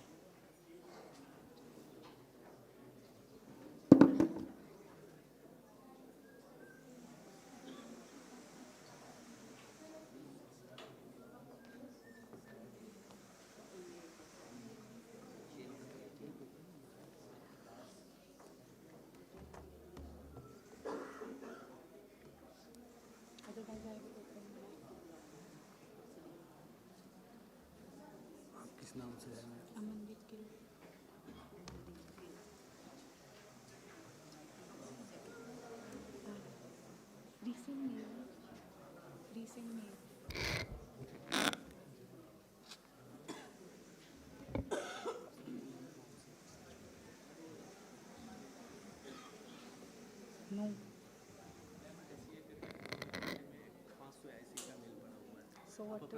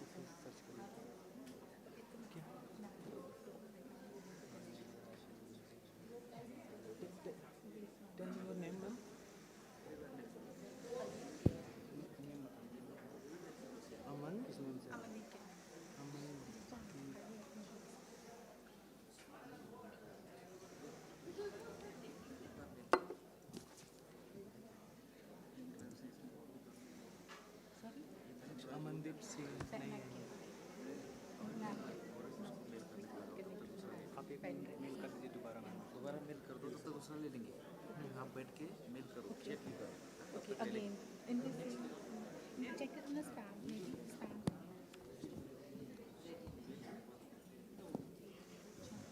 Then number 4, Sheetal Singh. टिक नहीं है ना? Okay. नमस्ते sir. टिक नहीं है. मोहन कमाकर Shinde. Okay.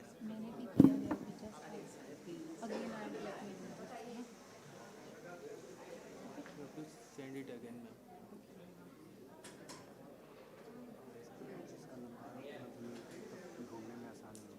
नाम लिखवा दिया करो ना नाम लिखवा दो भाई 50 70 80 100 में हो गया मेल पे डाला था किस नाम आपका नाम सोचिए और mail ID pen drive mail ID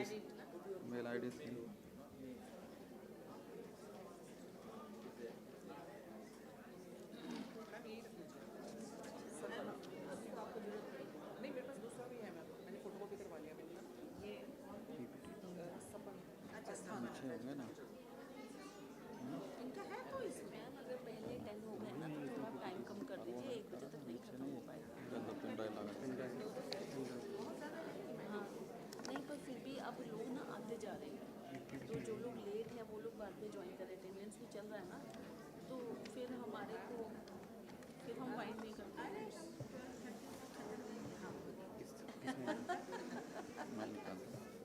I really salute your confidence, ma'am.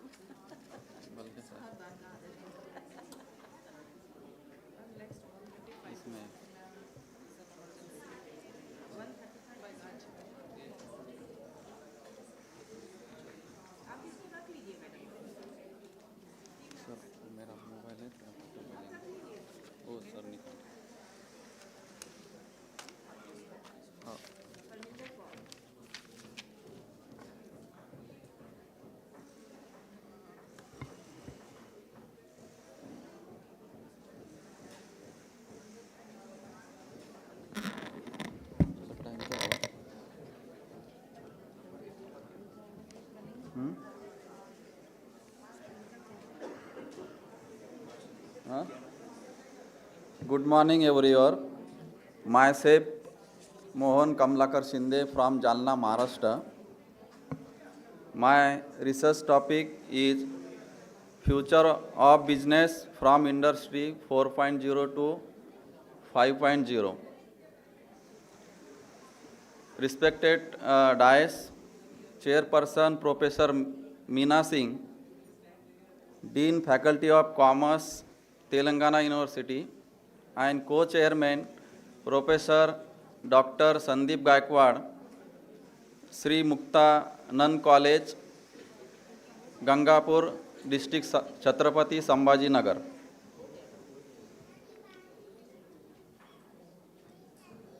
Requirement of 5.0, well-trained staff.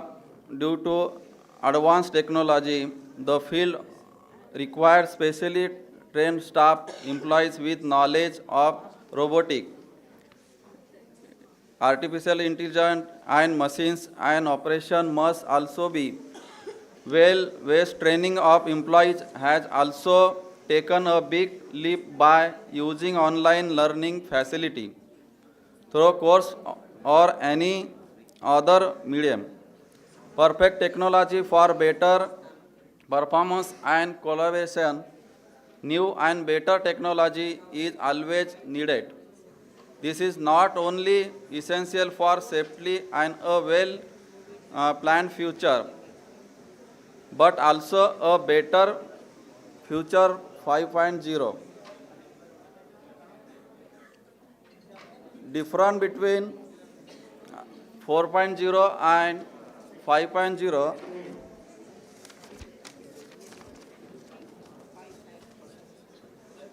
The 5.0, Industry 5.0, the aim is to automate the process. Industry 5.0, the aim is to balance machine-human interaction. 4.0, technology was the most important. Collaboration between human and machine is paramount. Fully virtual environment, transition back to the real environment, reduce the number of people as new smart technology are introduced. The number of people in contact with machine has increased. A smarter and better connected machine with a workspace, margining connective computing with the human intelligence. No personalizing or customizing is possible. 5.0, personalizing and customizing make each product better and tolerant in individual performance. It is still hinging on in renewable and non-renewable sources This is more beneficial for nature as renewable resources will now be used more. Research result.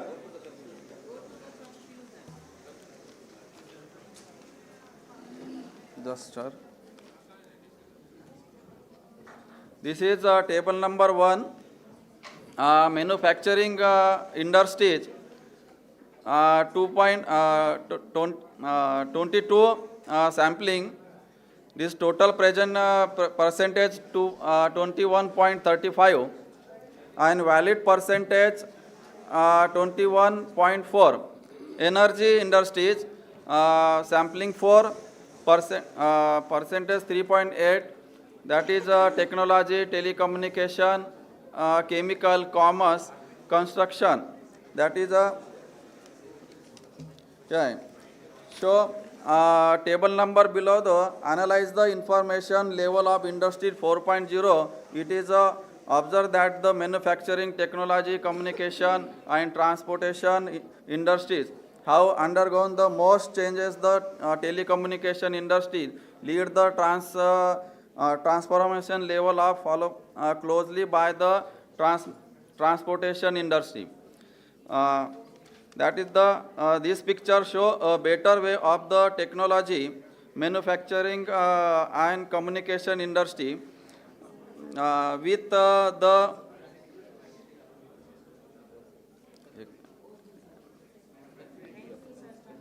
okay sir, okay. Conclusion. Advances and revolution in technology are humping faster and faster, so business needs a clear vision for company development as well as a clear mindset for change. The company must be able to support the unknown and take step to future proof the business. Major businesses in Europe are still working on the implementation of Industry 4.0. As the present research highlight, they have not. Thank you, sir. Okay, sir. Thank you very much. Now, we are calling Sugandha Verma. Be ready. Sugandha Verma, topic is Industry 5.0, shaping the metaverse as future of business. Sugandha Verma. Thank you, ma'am. Thank you, sir. Thank you.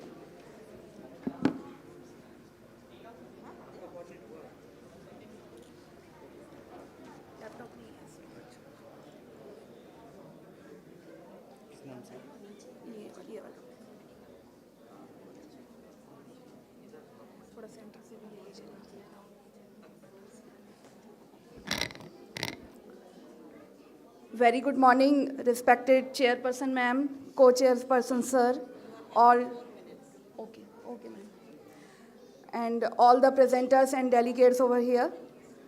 My topic is Industry 5.0, shaping the metaverse as future of business. So basically in this presentation I have attempted to discuss about the metaverse concept. So these are the contents of my presentation. Introduction, as many of our presenters have already discussed about it, so I'm skipping this. This is conceptual background in which I have explained about the various phases of industries from 1.0 to 5.0. And basically in 2018, the European Union proposed the concept of Industry 5.0 that integrates the high precision and high speed machines with cognitive thinking of human beings. According to the EU, Industry 5.0 provides a vision of new industrial paradigm that goes beyond the mere objectives of productivity, profitability, and efficiency, and reinforces the contribution and reconfigures the role of industry towards the society. So these are some of the studies that I have reviewed. Basically, the research gap. Numerous research papers discussed about the theoretical and practical implications of Industry 5.0, but the unique concept of metaverse has acute shortage of research globally despite of huge potential and its comprehensive application. Moreover, the possible indicators and practical implications of metaverse about future of business have not been discussed so far. So on the basis of research gap, I have framed some research questions. That first is, what is the concept and structure of metaverse with reference to Industry 5.0? Second is, what are the prominent components of futuristic business in metaverse shaped by Industry 5.0? And finally, what will be the implications of metaverse and Industry 5.0 regarding future of business? So this is the significance of my study, that this study explores the background and its structure of metaverse with reference to Industry 5.0, identifies the key components of future business in the metaverse of Industry 5.0, and discussing the possible pros and cons of both concepts. And about research material, the databases namely Emerald, Google Scholar, MDPI, Sage, Science Direct, Scopus, Taylor, and Francis were used to find previously published papers in English language. And most importantly, qualitative content analysis technique was applied for finding the answers of research questions, as I have shown just. Data collection, data mining, and information extraction was the process to unearth and reveal the implied information and knowledge. Next, I'm talking about this metaverse. So Neil Stephenson, in his science fiction novel Snow Crash, firstly used the term metaverse in 1992 in the sense of a giant virtual environment analogous to the real world wherein users interface through digital clones called avatars. And on the basis of that, realizing the relevance of metaverse, in October 2021, Mark Zuckerberg, the CEO, renamed his company from Facebook to Meta with a precise and clear purpose of making more novel and healthier connections between the latest technology of metaverse and people. So these are, I have discussed some key components of futuristic business in metaverse of Industry 5.0. First one is artificial intelligence, Internet of Things, and cobots. Next is blockchain technology. Blockchain technology is a distributed ledger of, okay ma'am. Next is metadata analytics, digital twins technology, virtual, augmented, and mixed realities, 6G communication, additive manufacturing, exoskeleton technique, green supply chain management and logistics, and finally digital marketing, virtual assistant, and chatbots. Finally, the conclusion, as the study revealed, all these technologies of metaverse and Industry 5.0 facilitate and allow business processes to revolutionize production, servicing, and marketing efficiencies, keeping human well-being at the core. Nevertheless, metaverse and Industry 5.0 have some downside aspects related to job losses, data and information misuse, privacy deficit, threat to ecosystem, social disturbances, psychological disorders. Okay, thank you so much, ma'am. Thank you so much. Thank you. I am calling again Pooja Singh. Topic is an in-depth comparative study of Industry 4.0 and Industry 5.0 technologies, examining synergies and contemporary aspects.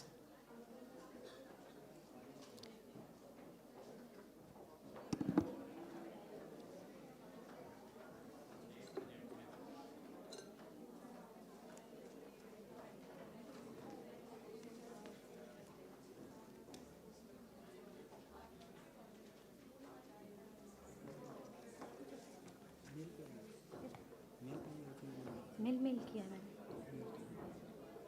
Prerna Verma email है पूजा सिंह है मैं पूजा Singh subject में हूँ और प्रेरणा Verma email ID नहीं even though होगा प्रेरणा Verma it's not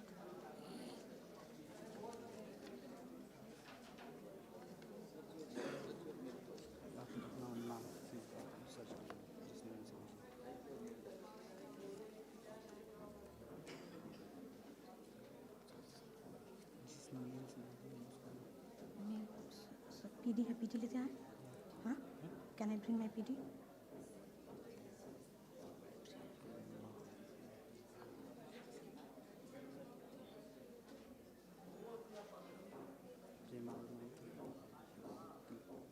No, sir.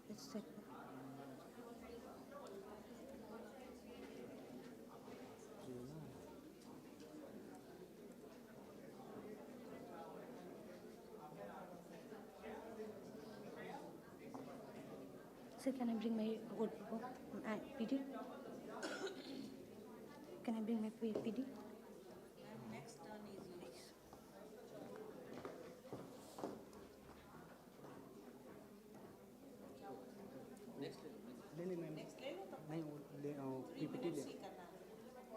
Pen drive देने का pen drive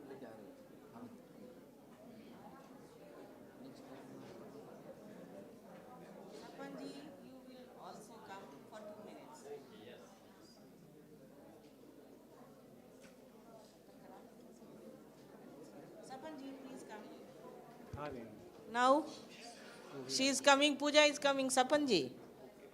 She has come, okay. Pooja, only 3 minutes we are having, huh?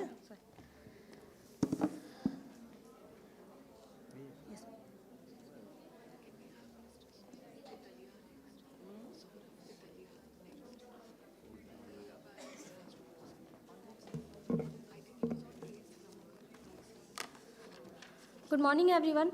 I am Pooja Singh from Banaras Hindu University, Varanasi. I am here to present my topic entitled An In-Depth Comparative Study of Industry 4.0 and Industry 5.0 Technology, Examining Synergy and Complementary Aspect. Firstly, we will understand what is Industrial Revolution. It was a period of major mechanization and innovation which began in 18th century in Great Britain. And that period was dominated by exploitation of iron and coal. It was when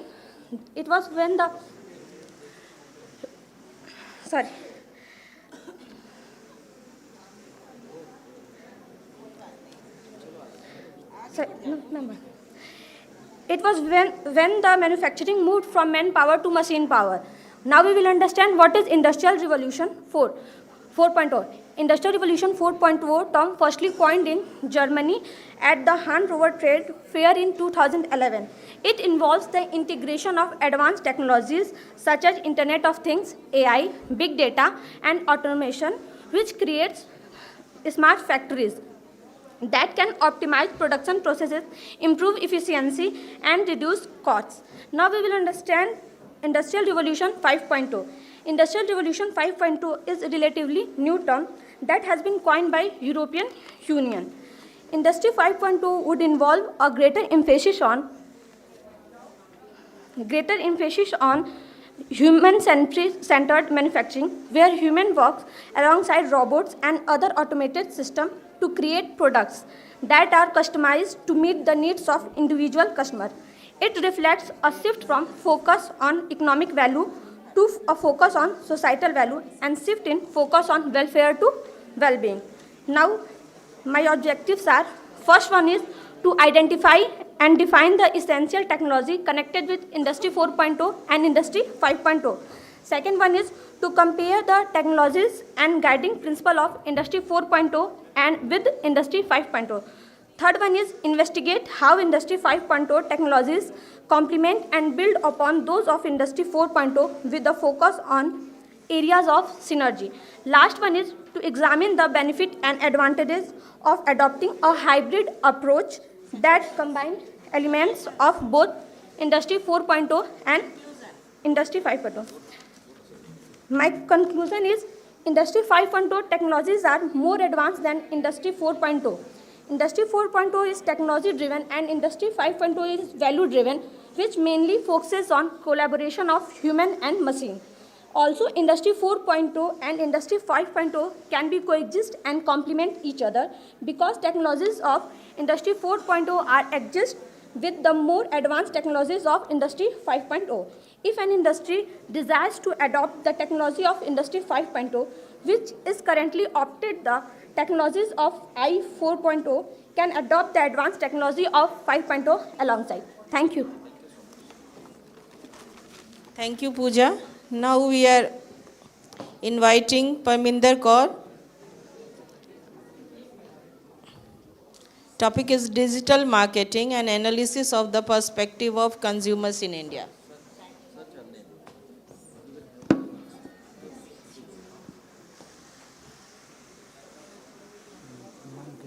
से सुरेंद्र के नाम से digital marketing Surendra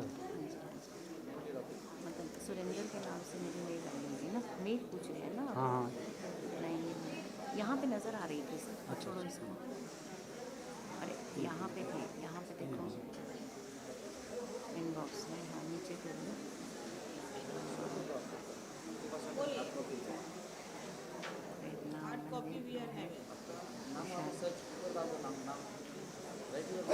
हाँ जी sir, वो sir इसमें search किया है but it's not showing. AV support पे डाली हाँ AV पे डाली थी, डिजिटल मार्केटिंग इसका वो होगा। पहले तो नज़र आ रहा था, अच्छा दिखाओ इनबॉक्स में। यहाँ पे कहाँ पे है ये? आ क्यों नहीं रहा यहाँ? अच्छा यहाँ पे है। हाँ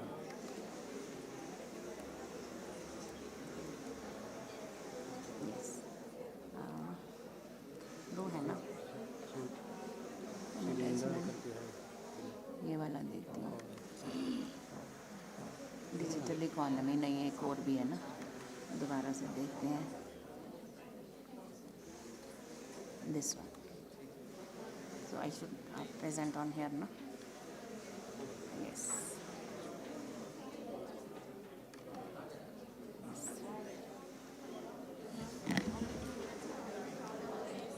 ये yes. Good morning everyone. Good morning Professor Meera and Professor Gaikwad. I am Dr. Surinder Kaur presenting my work on digital marketing from the perspective of consumers. The data has been collected from the students of University of Delhi. The objective of the study is to elaborate on the concept of digital marketing, its importance, its tools, and awareness of digital marketing among the students, and to identify the main platforms which are preferred by the students. As we all know that there are various tools of digital marketing which enable a business to reach vast audience and to showcase their products and services across geographical boundaries.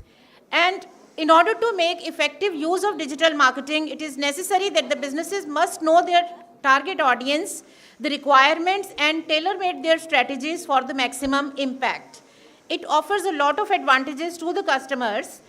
Now, on the basis of the survey of the students of University of Delhi, it has been found that most of the students are aware of the digital marketing platforms and they prefer to use both online and offline modes for making purchases. And most of the time, they are using online platforms to gain information about the products and services. Although not many times their use of the online platforms converts into the sales. Whereas we have more than 70% students using the platforms to gain the knowledge, but the conversion into the sales is much lesser. However, after COVID-19, the use of this digital marketing platform has increased for all the businesses as well as all for the users. Now, the survey has revealed that in place of going for a specific kind of platform, the customers or the users prefer general platforms like Google, YouTube, Instagram, etc. to gain information about the products and services. The products and services which they buy online majorly consist of clothing and accessories, booking of railway and airplane tickets, followed by electronic goods, etc. Although their shopping majorly falls between 1,000 to 5,000 because this was a survey of students, so we cannot expect much more than that. The survey has revealed that the customers have a very positive impact about the digital marketing and its use. They feel that the digital marketing has a potential to play a very important role in promotion of goods and services and in maximizing the customer's brand experience. The platforms which they prefer are like Myntra, Flipkart for clothes, Blinkit for groceries, Zepto, etc. for groceries. Okay. And the main challenges are the lack of security and missing product information in some cases. Thank you all. Thank you, madam. Now we are calling Professor D. Shashidhara, madam. Topic is Analysis of Financial Performance, Status of Karnataka State Transport Corporation, a study.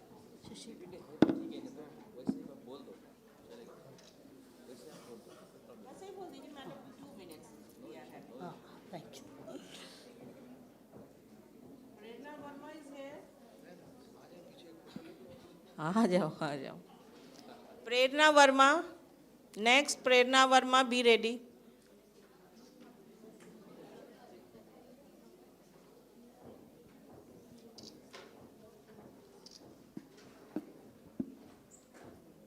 Yes, good morning all. So very first, I thankful to Madam, Professor Meera Madam and Sandeep Sir because they provided very good platform to share our ideas in this session. And thank you ICA and all the delegates and participants. I am very much happy to see you all in one India, one world concept. We are the commerce students. We are all residing here to share our knowledge and ideas. Thank you for wonderful event.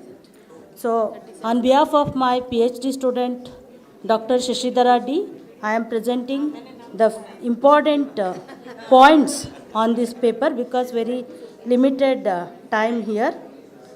My topic is analysis of financial performance status of KSRTC, a study. This is from Karnataka State Road Transportation Corporation, KSRTC in Karnataka State. So what is the financial performance based on working capital management? It is liquidity management, profitability and solvency management. We did the paper on this. The objectives of this study to explore the liquidity position of the Karnataka State Road Transport Corporation and to assess the profitability position of KSRTC and examine solvency condition of KSRTC.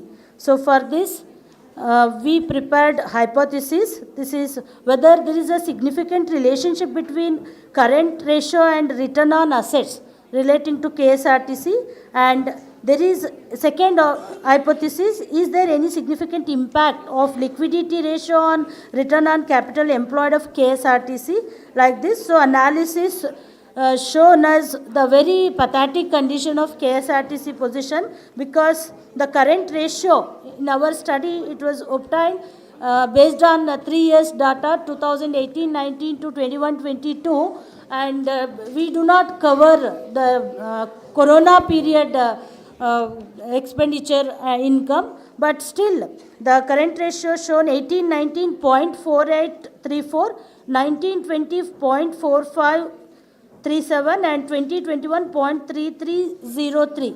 So it shows the very bad condition of KSRTC to that extent. Like that in quick ratio also, very weak position. Quick ratio of last year, I explained 2021, it is 0.299756. And absolute liquidity ratio based on cash, bank, current liabilities, it is 0.1434 in 2021. We are now going to invite Dr. So like Sapan that, Asthana, it be is ready. The very important to improve the KSRTC in all respect. Thank you, madam. Thank you, sir. Thank you for the opportunity. Sapan Asthana, 2 minutes only.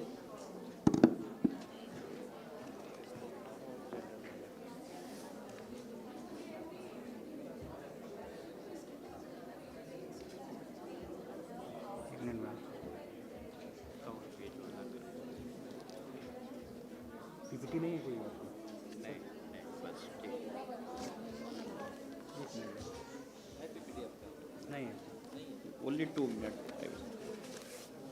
As per the instruction of the chairperson, only the 2 minutes to conclude.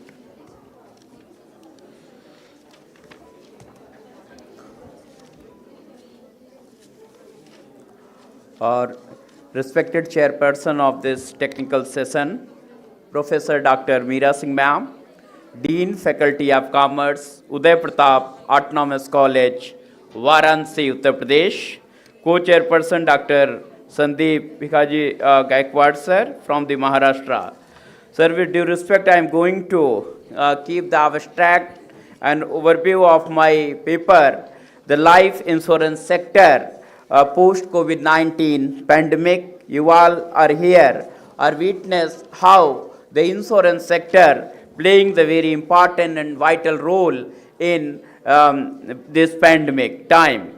The COVID-19 pandemic has affected the life and non-life insurance business during financial year 2021-22. And when we, as per the various IIRDA report and insurance companies report, the insurance policies, especially in the life insurance policy, are very much helpful during the COVID. And when we see the data of the policies allowed after the COVID-19, lot of the increases recorded as per the various insurance companies' data. Lot of the challenges arises, but important, the digital revolution takes place very much after COVID-19, and a lot of the challenges are also like the business stability and crisis control, the regulation system, capacity, adequacy, and proper ability of the liquidity, and cyber security. Step taken by the insurance sector to stay relevant to the society, Insurance Regulatory and Development Authority of the India, playing the very important role in regularizing the various policies. Conclusion, India witnessed the double-digit growth in the life and non-life insurance sector after the breaking of the monopoly and deregulation in the this sector. So we can say overall the life insurance sector, the post-COVID-19 pandemic, play the very important role, and we all try to definitely take the very term insurance plan. Thank you so much. Thank you, Sapanji, for taking very short time. Thank you, Sapan. Now we are going to invite Dr. Hardik Bhadesia ji. Topic is financial inclusion and financial literacy, a key to march from industry 4.0 to 5.0. You were not present.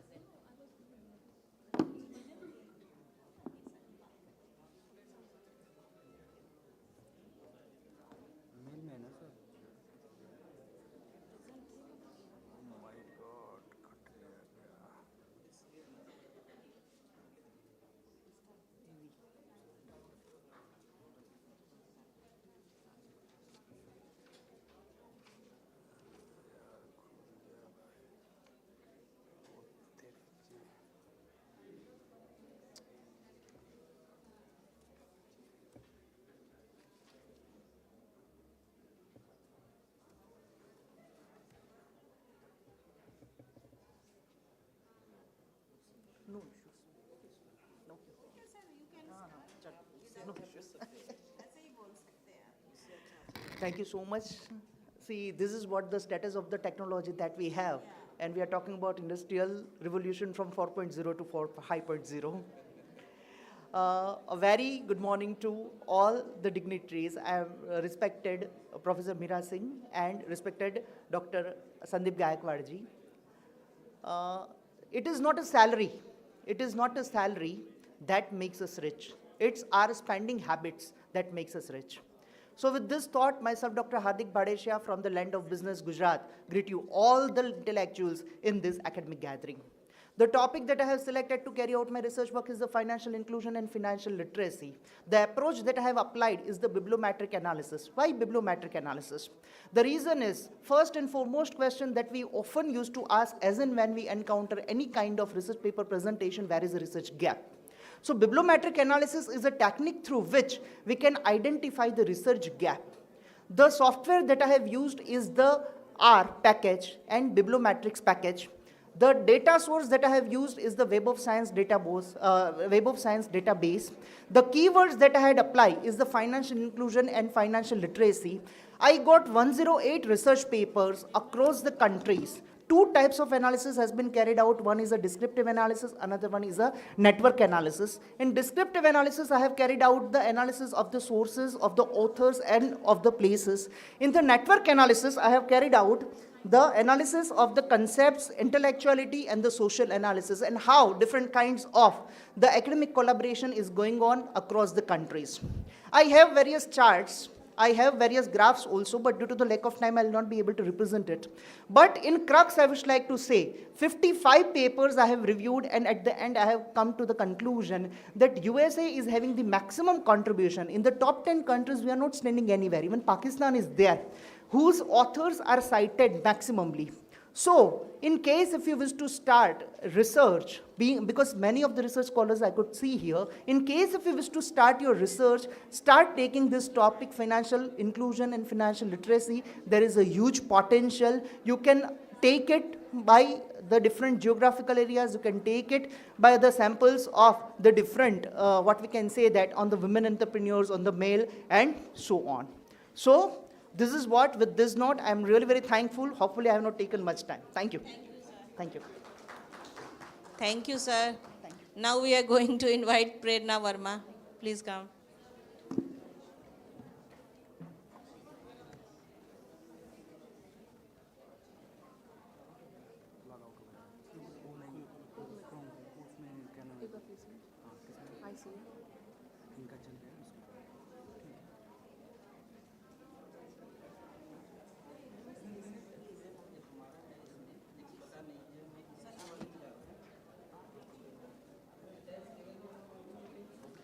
Good morning, everyone. My name is Prerna Verma, research scholar from Department of Commerce, Aligarh Muslim University, and my topic is a review paper on foreign direct investment in Asia-Pacific countries in light of international trade theories. So in today's era, role of FDI in boosting economic growth has increased tremendously. A large number of studies on the role of FDI in boosting the economy of developing countries suggest that FDI is an important source of capital. It brings new job opportunities and enhancement of technology, and proves to be beneficial for the economy of the host countries, and also has the potential to contribute towards Industry 5.0. The contribution of this paper is to provide an analysis of the available study on FDI and trade in the Asia-Pacific region in light of international theories. The literature was selected based on its authenticity and discussion of a significant topic related to FDI.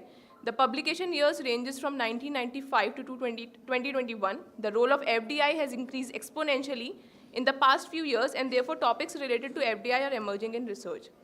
So, the international business concept originally took birth in the 19th century when globalization was felt as the need of the hour for the first time because of the integration of various societies and economies. The term international business sums up business activities that involve cross-border transfers of knowledge, administration and services, information and asset. Among resources, when capital is transferred across borders, it is termed as international investment. And to explain why international investment, especially FDI, takes place, international investment theories are significant to understand. So the investment done for risk minimization and portfolio diversification outside the domestic economy are generally termed as international investment. Now coming on FDI, FDI is a category of cross-border investment in which an investor resident in one economy... Conclusion, thank you. Okay. So due to time crunch, I am directly coming to the conclusion part.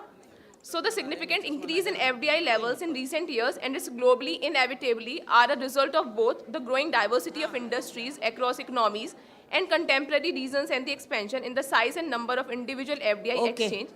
These investigations generally analyze either why FDI streams from an advanced country to a less advanced country or recently industrializing economy or another developed nation. Thank you. Okay, thank you very much. Now, Deep Gill. बीच में रह गए थे आप, please come.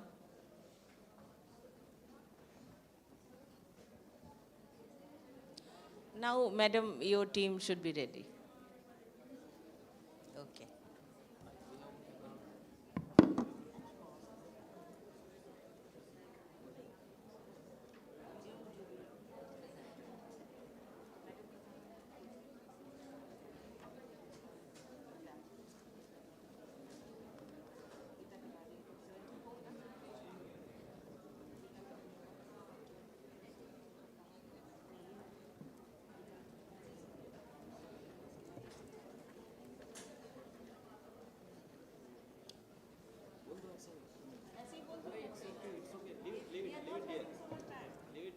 How much time I have to present?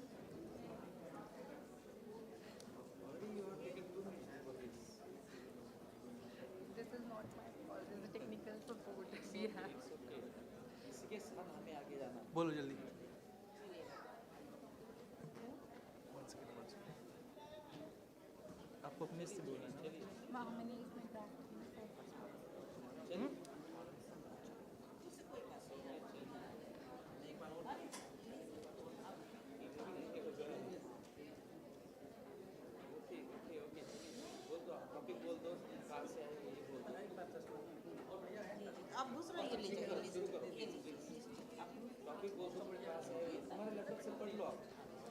आप करो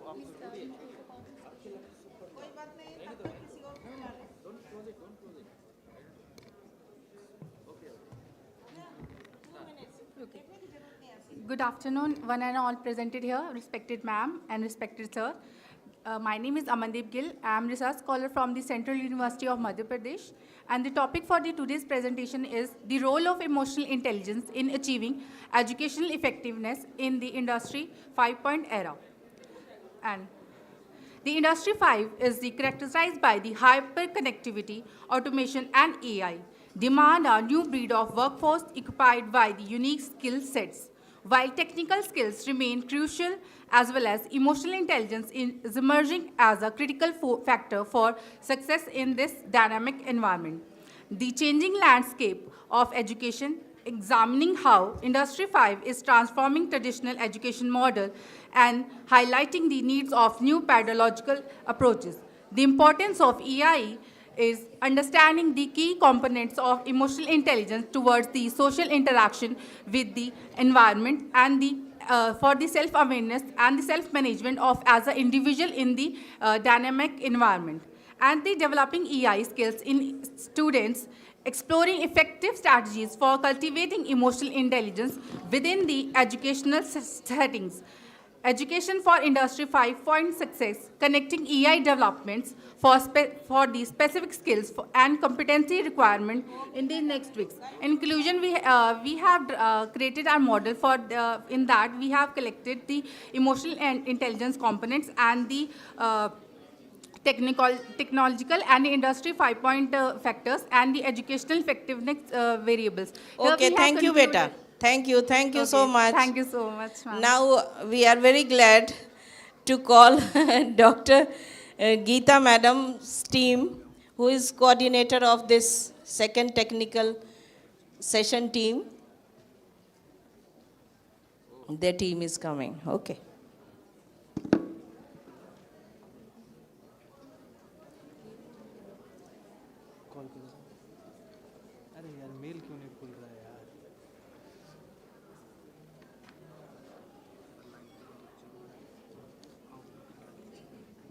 Now be ready, Mukesh Kumar Veena.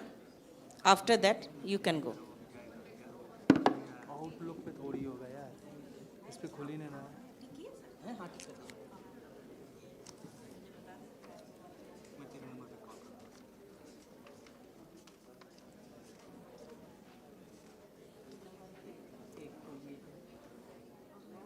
चल आ गया, आ गया आ गया आ गया।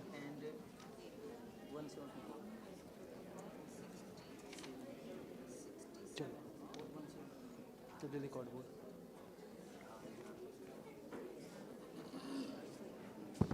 हो गया? कोड कोड कोड इसका तो ये बोल ऐसे ही बोल दो। 968 पे गया है, 968 पे ब्लैक वाले फोन है पानी पे। हाँ बोल। नेट का यहाँ प्रॉब्लम है, ऐसे ही बेटा बोल दो। 2 मिनट्स ऐसे ही बोल दो। दो मिनट सब इसको अनम्यूट कर दीजिएगा। इसके साथ ही आगे जाना है। क्या नाम से मिला? Okay okay search it search it.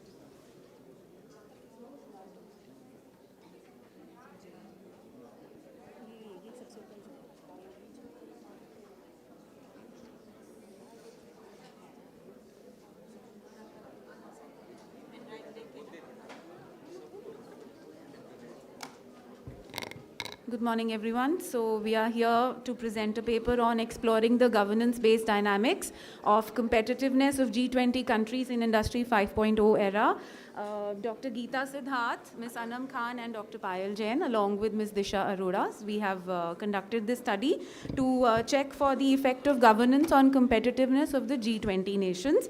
And The context is Industry 5.0, which is also talking about a humanized version of the world as we know today, moving, one level up from innovations and technology, and the focus is on creating a more human-centric workforce. We focused on the group of 20 nations. It is a premier international economic cooperation forum, and we all know the recent G20 summit as well, with the motto One Earth, One Family, and One Future. So our study takes governance as the independent variable, and overall competitiveness, knowledge, technology, and future readiness has been taken as the dependent variable for the time period of 2018 to 2022.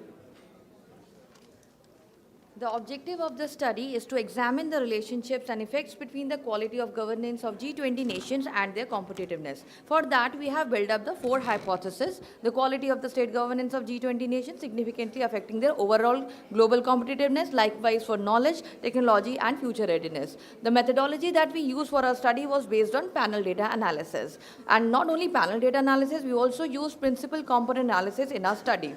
The results revealed that significant relationship between all governance indicators. The results revealed a significant relationship between all world governance indicators except for regulatory quality and overall competitiveness and its 3 subsets, that is knowledge, technology, and future readiness.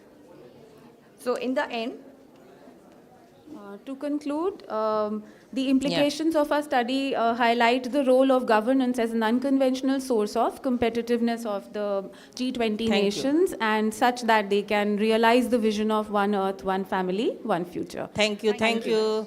Very nice. Mukesh Kumar Meena, please come. And after that, Vandana Pandey, Dr. Vandana Pandey. उनके co-authors हैं कोई? वंदना पांडे, उनके साथ गौरव नहीं है, doctor Vandana Pandey.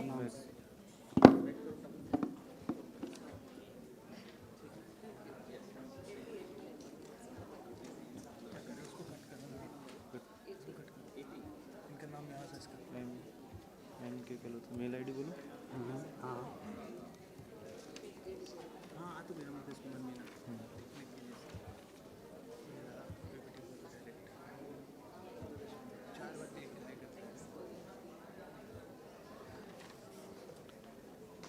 Okay, thank you. Good morning, all. The topic of my presentation is role of technology in business transformation and digital economy. So, as we all are going from technology, we are shifting from technology 4.0 to from 4.0 to 5.0. So, I have done systematic literature review through Scopus database to identify that what can be the expected areas for and what can be the impact of shifting from technology 4.0 to 5.0, sorry. So for this, I have done bibliometric analysis on Scopus database. I have selected the keywords like technology 4.0, technology, industry 4.0, industry 5.0, artificial intelligence, fintech, and like this. This was particularly the formula for SLR. And we have identified the keywords, the most frequent keywords like digital economy, digital transformation, digitization, digital technological business, decision making, competition, business transformation, so onwards. So if we divide all those keywords in the clusters, so we can identify the cluster. One is representing keywords related with the business transformation. Similarly, the cluster 2, that is related with the business and economy. Conclude. Similarly, the cluster 3 and 4. So from the systematic literature review, we can identify that further we can collect data from the industry directly, and then there can be a comparative study on industry 4.0 and 5.0. Thank you. Okay, thank you. We are going to call Saurabh Pitalia ji, role of industry 5.0 in society's future problems, opportunities, and human-centered solutions.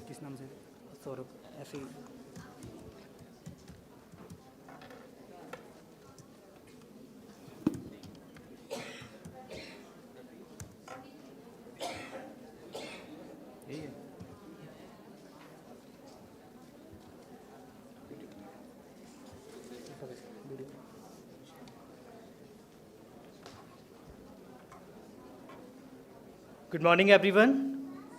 Respect to Sandeep sir and Meera ma'am. My paper title, The Role of Industry 5.0 in Society's Future, is a very comprehensive paper which consists of problems, opportunities, and human-centered solutions. In the introduction part, we have studied what is Industry 4.0 and 5.0, why transformation took place from Industry 4.0 to 5.0, and at the core of Industry 4.0, digitalization and integration of digital technology like sensors, RFID, and automation will also be discussed here in the introduction part. The next part, in the review of literature, Kashyap and Saurabh did a very good study on the Industry 4.0 and its potential extension. And a lot of other study I also mentioned in the review of literature part. The third part is the most important part, research methodology, in which research design is clearly mentioned. And this study employed the quantitative approach to comprehensively explore the role of Industry 5.0 in society's future. This approach allows for a holistic examination of problems, opportunities, and human-centered solutions in the context of small and medium-sized enterprises in Rajasthan. I have taken the samples of individuals working in SME in Rajasthan region, and a convenient sampling and sample size of 280 respondents are took from the population.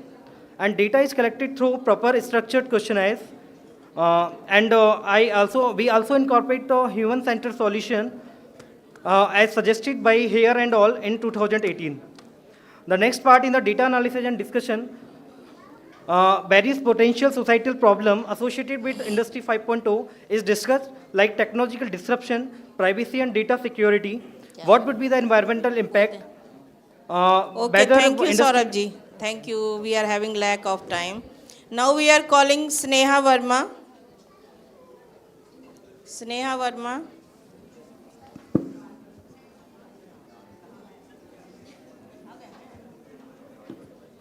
Hello, इधर जो लोग बैठे हैं hall में पूरे very learned people, जब आप slide दिखाते हो वो समझ जाते हैं आप क्या बोलना चाह रहे हैं, और मैं क्या बोलना चाह रहा हूँ ये आप समझ चुके हो.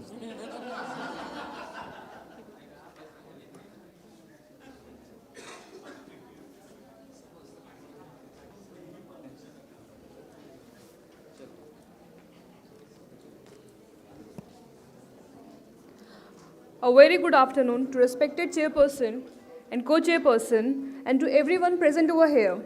I am Sneha Verma from Faculty of Commerce, Banaras Hindu University, and my topic is Societal Perspective of Industry 5.0, the Empirical Dimensions for Human-Centric Transformation.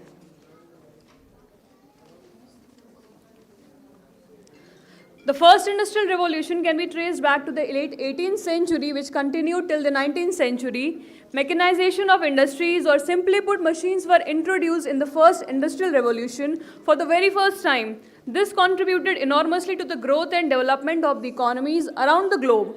Since then, human civilization has witnessed various industrial revolutions. The world today is experiencing the fourth stage of industrial revolution, or simply put, Industry 5.0. This revolution gave more emphasis to machines and the digital process than humans itself. Robots replaced the human workforce and transformed production units into IoT, that is Internet of Things, integrated smart facilitation units. Artificial intelligence, machine learning, cloud servers, 3D printing, etc. are the innovations of Industry 5.0. In contrast to Industry 4.0, Industry 5.0 has emerged as a new concept. Okay, thank you, thank you. Now we are going to invite Professor Sanjay Baijal ji. चलो गौतम जी आएंगे. Okay.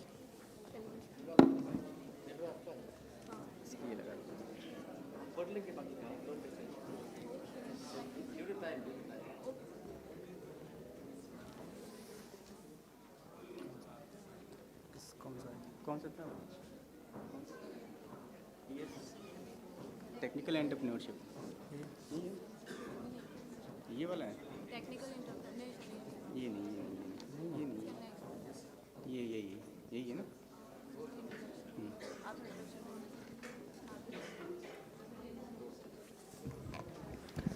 Thank you very much, ma'am.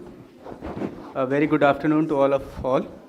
respected chairperson, Professor Meera Singh ma'am, and Sir co-chairperson, Sandeep sir, and my dear friends and research scholars and faculty members. Now we are going to present a paper, joint paper, a role of government digitalization initiatives in promoting tech entrepreneurship in India. This paper is co-authored by Dr. Suman Kanojia, Dr. Ms. Garima Dohar, Ms. Ankita Rajput, and myself, Dr. Gautam Prasad. I am Assistant Professor, Department of Commerce, Dr. Hari Singh Gaur Vishwavidyalaya, Sagar MP. Now I am handing over the mic to Ms. Garima Dohar to complete the whole paper. Now I will start with the purpose of this study. The focus of this research is to examine the connection between the development of tech entrepreneurship and government digitalization initiative in India. This study aims to offer insight into how Indian government intervention impact the entrepreneurial landscape in the digital era by comprehending the process at work. The research is exploratory and descriptive. This research is based on secondary data, which is qualitative in research. Secondary data is used... Okay, thank you, Gautam ji. Now I am going to call Professor Fateh Bahadur Singh. Co-author नहीं है शायद फतेह बहादुर sir के. Next, 230. Roshni Pathak. Topic is Industry 5.0 as drive towards augmenting digital transformation with human age and insight from the banking sector.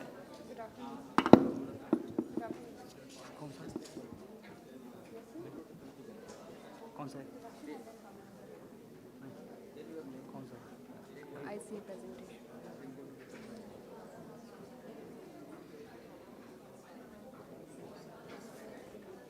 Good afternoon, everyone. I am Roshni Pathak from Faculty of Commerce, Banaras Hindu University. I am here to present my research paper titled Industry 5.0 as a drive towards augmenting digital transformation with human edge and insight from the banking industry. As a result of technological advancement and innovation, the world has experienced a new industrial revolution, which has created enormous opportunities for society as a whole. We are experiencing different phases of industrial revolution, from mechanical energy to steam and water power, mass production and mass personalization. From mechanical energy industry 1.0 to mass automation and the concept of smart factories will bring immense opportunities for every sector of the economy, whether it is health sector, education sector and banking sector. Greater automation is the major thrust of past industrial revolution, but Industry 5.0 represents a perfect blend of human creativity and technological efficiency, which has created enormous opportunities for society as a whole. Objectives of my study: to highlight the emerging Conclusion only, beta. Conclusion. The goal of Industry 5.0 is to leverage the distinctive creativity of human professional and collaborate with the human technology and innovation. The technology of Industry 5.0 is not fully integrated to the banking industry, and very few public and private sector... Conclude, beta. Okay. Thank you, beta. Thank you, ma'am. Anushka Kesri.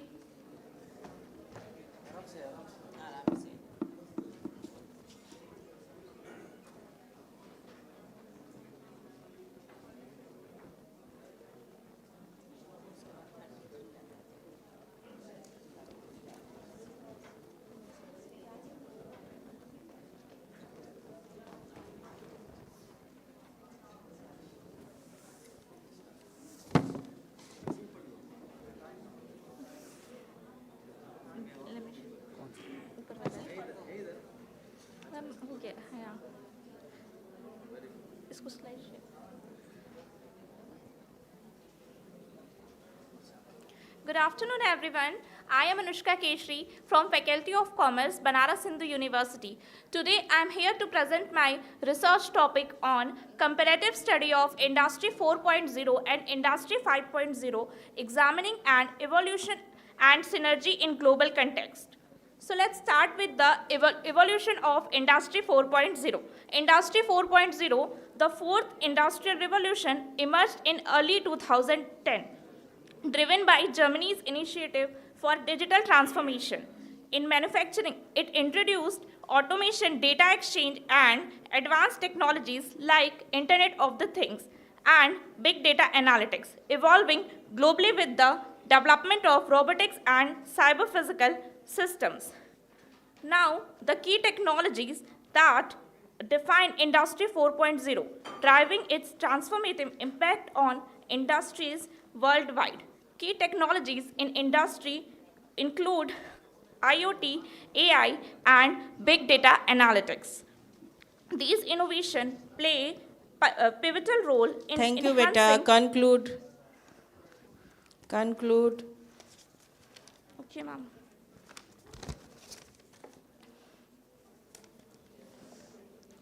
In conclusion, the evolution from Industry 4. And Industry 5. Represents a progression towards more advanced collaboration and manufacturing practices on global scale. Thank you. Okay, thank you. Thank you, beta. Now we are going to invite Lakshmi Bhima Parab. Topic is financial leverage changes in corporate mergers in India. Please come.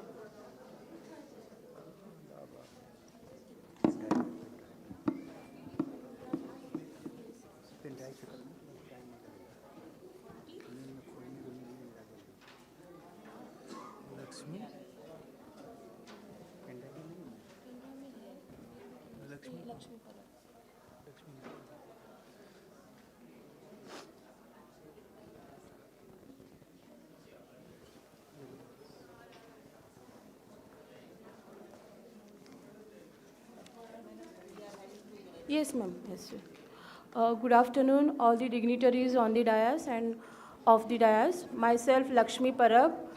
This is a joint paper between me and my research guide, Professor R.L. Hyderabad. The paper title is Financial Leverage Changes in Corporate Mergers in India.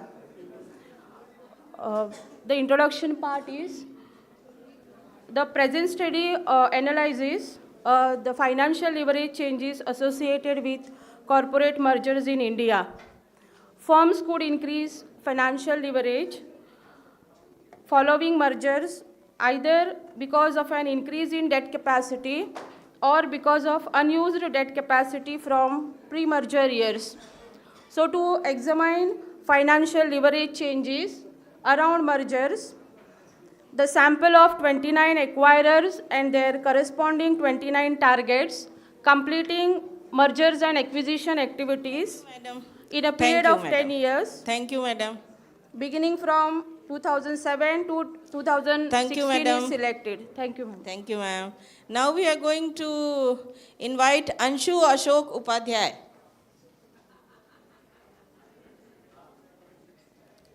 She is not here.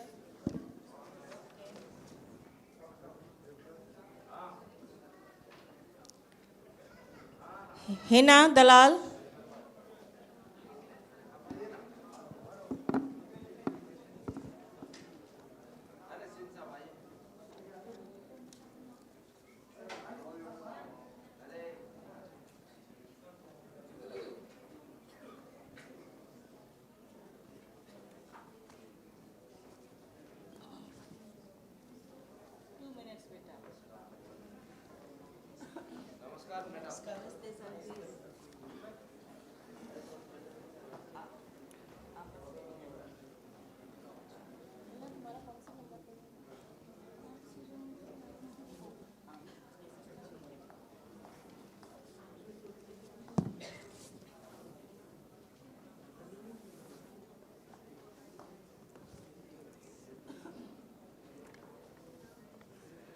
Good afternoon, dignitaries, on the dais and off the dais. Ladies and gentlemen, myself, Hina Jalal, research scholar at Uday Pratap Autonomous PG College, Varanasi. I am going to present my paper, Industry 4.0 to Industry 5.0, a paradigm shift. In technical session 2, Future of Business from Industry 4.0 to Industry 5.0. The Industrial Revolution is the name of the era when there was a big change in the way things were made. Instead of things being made handmade in a small workshop, they were made more cheaply in large quantities by machines in factories. Industrial Revolution began in Great Britain in the 18th century, and it marks a major turning point in history. Industry 1.0 is also known as the first industrial revolution, which is considered as the period of a global transition of human economy towards more efficient and stable manufacturing processes that succeeded the agricultural revolution. Industry 2.0, the industry... Thank you, Hina. We are shortage of time. Okay, ma'am. Thank you, ma'am. Thank you. Now I am calling Krishna Kumar Verma. Topic is route of business from industry 4.0 to 5.0. You are having 2 minutes, Verma ji.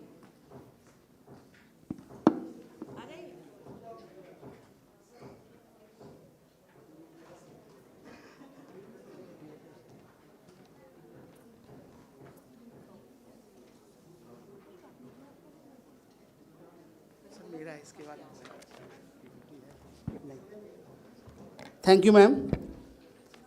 I am Dr. Krishna Kumar Verma, Associate Professor, Central University of Himachal Pradesh, Dharamsala, presenting a jointly paper with Professor P.V. Singh, Professor MJPR, Royal University. My topic is transforming Bharat from India 4 to Industry 4 to Industry 5. Industry 4, also known as the Fourth Industrial Revolution, is a term used to describe the ongoing transformation of traditional manufacturing and industrial process through the integration of digital technologies. Industry 5 places a stronger emphasis on human-machine collaboration. It is not just about automation and optimization. It is about enhancing human capabilities through technologies. This can include advanced robotics, augmented reality, and virtual reality to enable workers to collaborate with machines in real time, making production process more flexible and adaptive. Key aspects of Industry 4 were digitalization, big data and analytics, automation and robotics, artificial intelligence, cloud computing, editing, manufacturing, 3D printing, cyber physical system, augmented reality and virtual reality, smart factories and supply chain digitalization.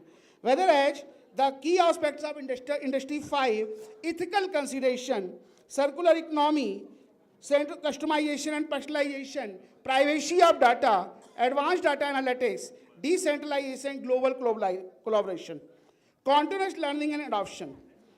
The conclusion of this, transforming from Industry 4 to Industry 5, the evolution from Industry 4 to Industry 5 represents a significant shift in the way businesses operate, leverage advanced technologies and changing paradigm, while Industry 4 was characterized by the integration of digital technologies, data, and automation into manufacturing sector.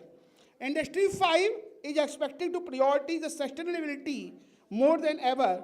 Business will adopt eco-friendly and resource-efficient practices. This includes the use of cleaner energy sources, reduce waste, and more. Thank you, Verma ji. Thank you, ma'am. Actually, what happened, I called some other KK Verma and Dr. Saab came. Okay, koi baat nahi, sir. Now I call again KK Verma Saab and Jyoti. Jyoti Singh. 2 minutes, sir. You are Jyoti? Yes, sir. Okay.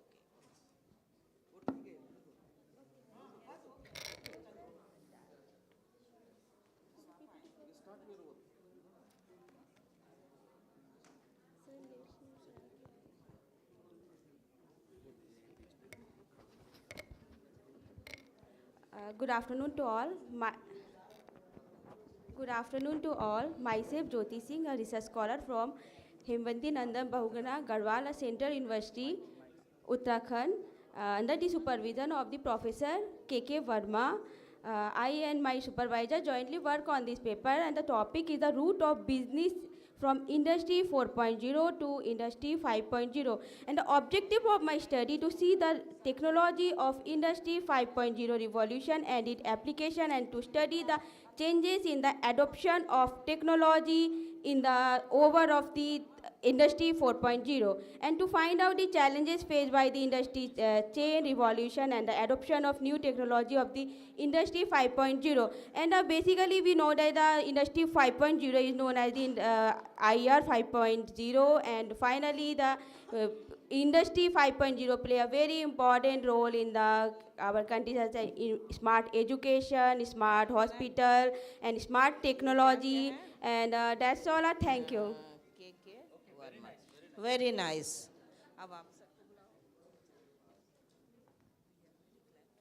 Okay. Now here we are very glad to invite a Vice Chancellor, our friend Mitra sir. Please आइए sir. So we will give him only 2 minutes. You want to address him? 5 minutes. Okay sir, please.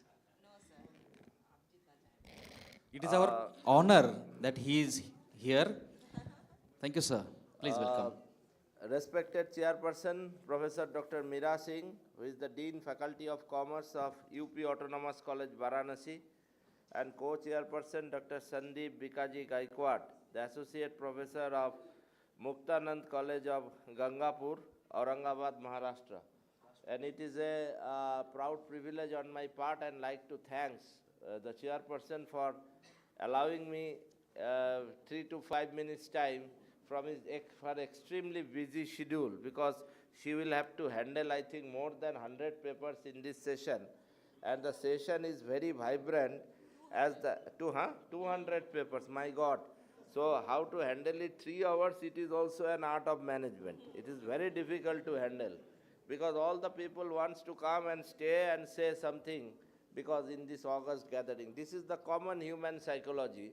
Whenever we used to come in this commerce conference near about 30 years back, we also had in a hurried mode that are requesting the chairperson, please allow me 2 minutes, 3 minutes time so that we can deliver the lectures. Now the topic of this session, that is Industry 4.0 to Industry 5.0, actually to my conception, though I am not very much well acquainted with this development, because it is related to some extent the development in the technology, but it represents 2 different stages. In the development of the industrial processes, while we share a common denominator, the implementation of automated equipment and digital solutions are the most important aspects. Industry 5.0 is not an alternative model, and for the purposes of replacing the old model that is 4.0, so far as the Indian industries are concerned, but a development that puts technology at the service of the people, because we want to make our service more and more people-oriented. In other words, the Industry 4.0, that is based on the interconnectivity between the machines and the IT systems, while Industry 5.0, it looks to combine the roles of human beings and machines to complement and enhance each other's strengths to a maximum extent, so that we can make the technology more socially friendable in the days to come. So that's why we have decided to shift from 4.0 to 5.0.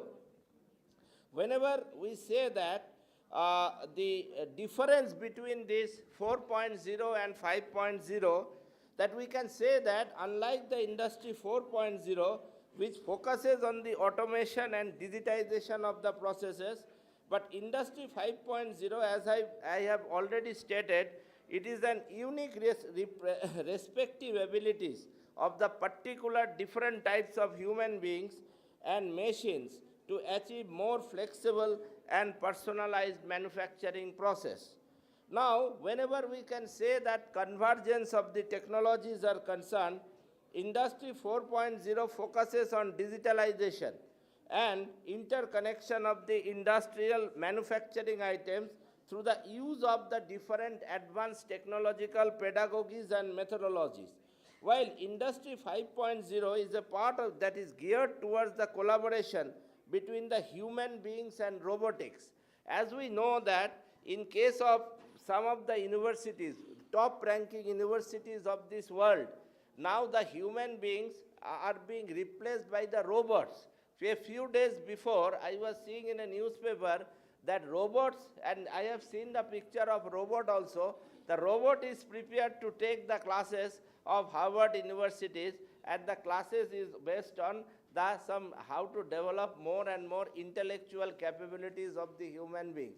In India, I think even our topmost universities, they have not started this process, these pedagogies of teaching. In our teaching pedagogy, like JNU, BHU, whenever we say that the topmost central universities of our country.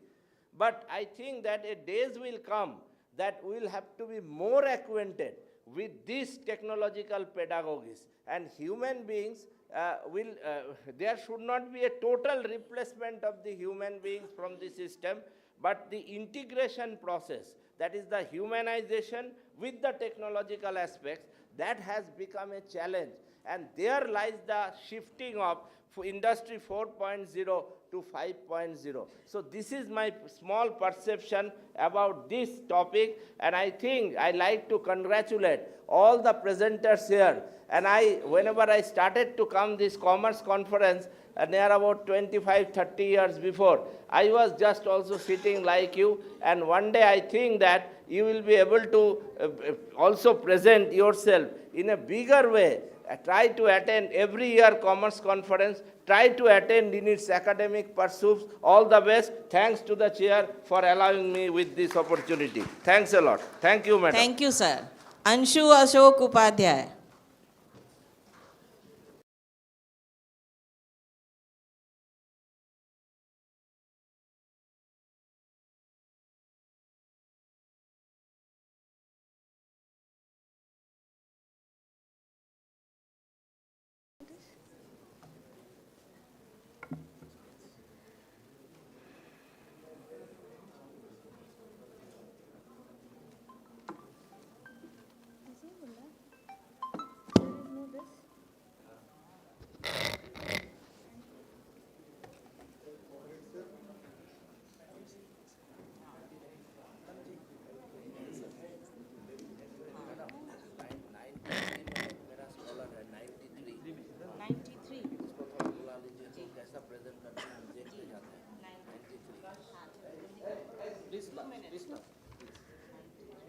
Good afternoon, everyone. Thank you, Chairperson Ma'am and Co-Chairperson Sir, for giving me an opportunity to present my paper. My presentation topic is Digital Transformation in E-Commerce through Industry 5.0, a critical evidence for customer satisfaction. We all know about Industry 4.0 and Industry 5.0. Industry 5.0 refers to as Human Tech Collaborative Revolution, also known as Intelligent Industry. My research paper is aimed to find out the knowledge of Industry 5.0 related with the e-commerce industry and how it will help in the customer satisfaction.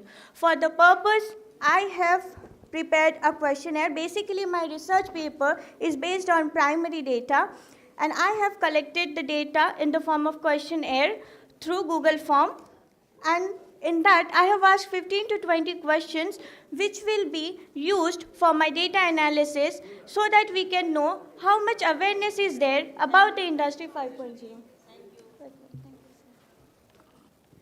Now I invite Sanmay Malik. Topic is selection of potential tourist destination is the doors. Sanmay Malik.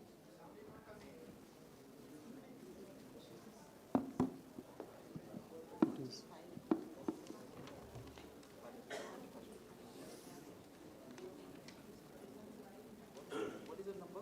93.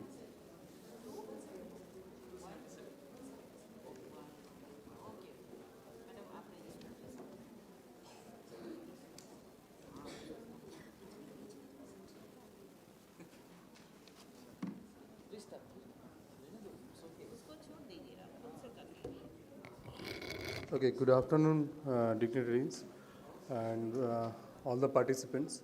Thank you for giving us the opportunity to present this presentation of the 74th ICA presentation. So everybody is talking about that 4.0 to 5.0 about the industrial revolution and all these things, but we are focusing on a much more in a integrated part that is called the tourism industry, where there is a huge scope for the transformation from 4.0 to 5.0 part.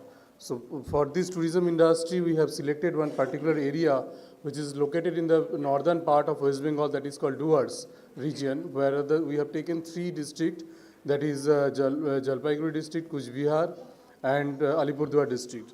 So in that particular region, we have divided into those region into different clusters, and accordingly we have chosen the probable potential tourist destination is 30 destinations. And for this particular revolution of industrial 4.0 to 5.0, so we have to focus on the regional development. Only because of that regional development, entire country and entire region can be developed. So on the basis of that, we have decided and selected that particular region for the development through the tourism industry. And accordingly, we have chosen, from the different around 200 review of literatures, we have come to know there are different tourism potential with respect to our objective of the study, that to find out the potential tourist destinations among all the 3 districts with the emerging and existing tourist destinations of North Bengal, towards North Bengal, along with the ranking with respect to the potential tourist destinations, so that the investment of the tourism can happen in that particular potential areas, and obviously that region, whenever the investment happen in that particular region, the regional development will happen, overall the state development will happen, accordingly the country's economy will go. The tourism is an emerging sector, obviously, in that particular sector. Yes. Thank you. So we have used one of the methodological thing, that is the AHP, analytical hierarchy process, for our selection process of the ranking part. Okay. And this is our Thank you. This is our integrated tourism investment model, where we can implement it, all these things, all the data, and accordingly we can get the data, get the potential tourist destinations for the investment purpose. Okay, thank you, so thank much. you. Shweta Devgan, please come.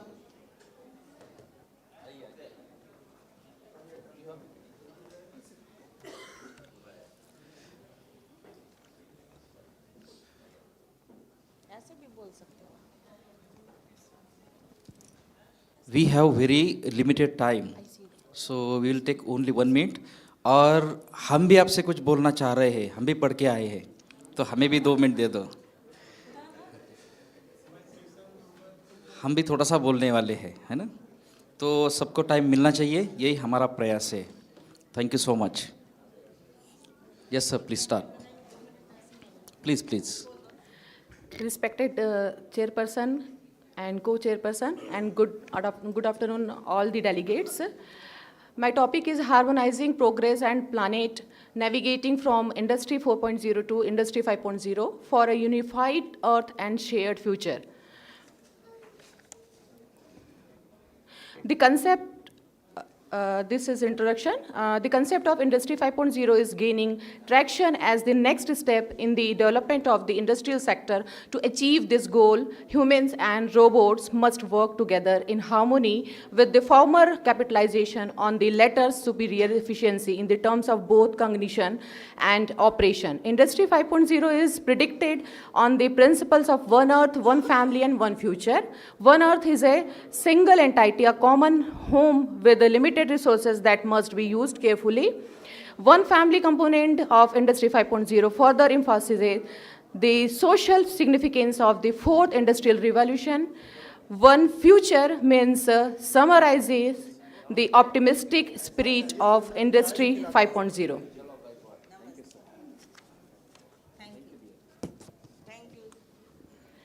Thank you.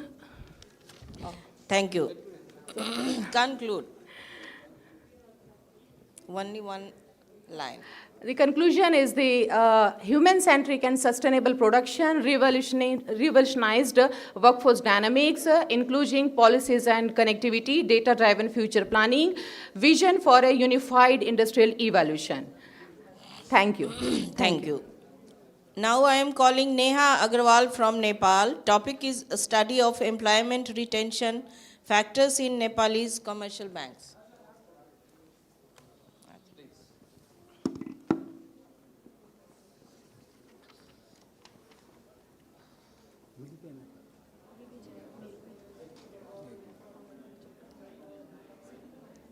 किस नाम से है?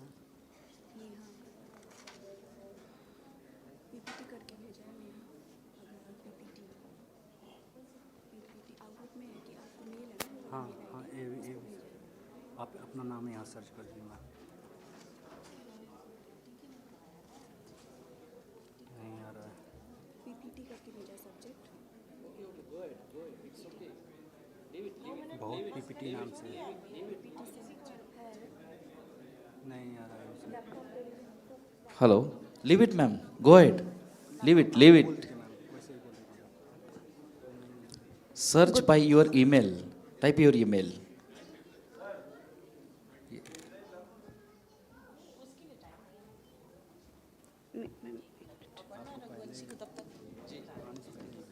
Aparna Raghuvanshi is present here.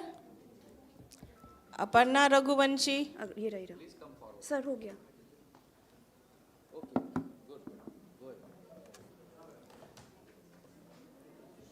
Good morning, all of you. Good afternoon to the chair and all my respected here faculties, all students who are sitting. Today we are here from Nepal. I am Dr. Neha Agrawal, and I am going to present a paper that is a study of employee retention factors in Nepalese commercial banks. Basically, we have conducted this study because the retention problems are happening in Nepalese bank nowadays among the employees. So my study is to identify all the factors responsible for retaining the employees, and we have studied the different issues related to what is the retention problems, like a lack of basic necessities, lack of perks, difficulties in their personal lives, and all are happening. And because of this major issue, we have certain research questions which we have raised. And on the basis of these research questions, we have developed our objectives to find out the HR factors responsible for increasing employee retention level in Nepalese bank, to develop the relation between factors of employee retention and impact of human retention factor in employee retention level.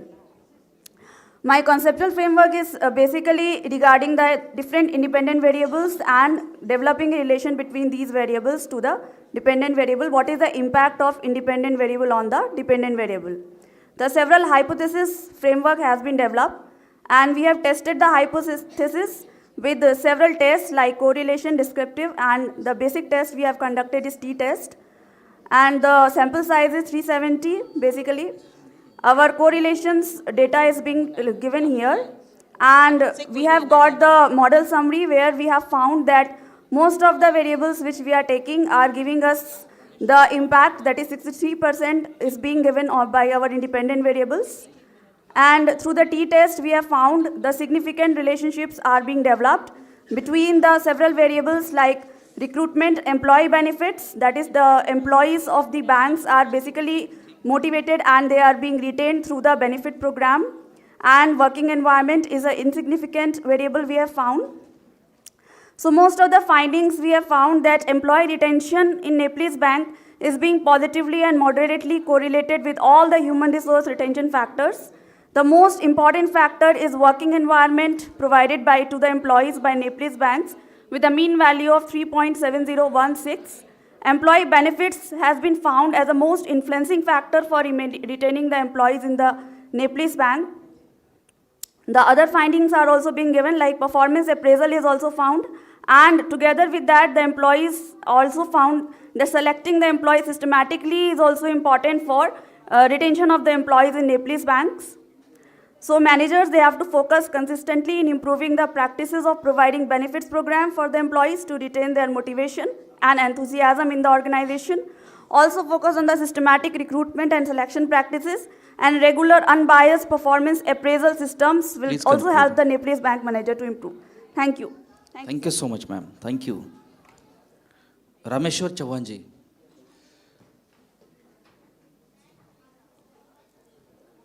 Rameshwar Chauhan ji.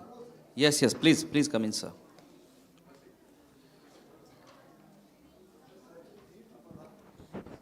You are most welcome, Manas Pandey sir. Welcome, sir. Hyderabad se, sir. Yes, sir. Welcome, sir. Purushottam Rao, barabar hai na? Purushottam Rao, sir. हाँ, P. Purushottam Rao, sir. Yes, sir. You are welcome, sir.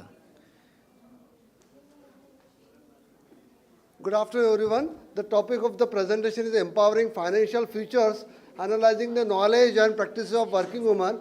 This paper has been developed by myself and my students under her study.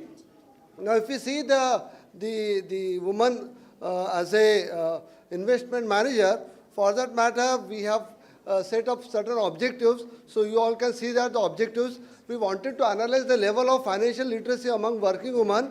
We wanted to understand what is the preferred investment instrument for the working woman.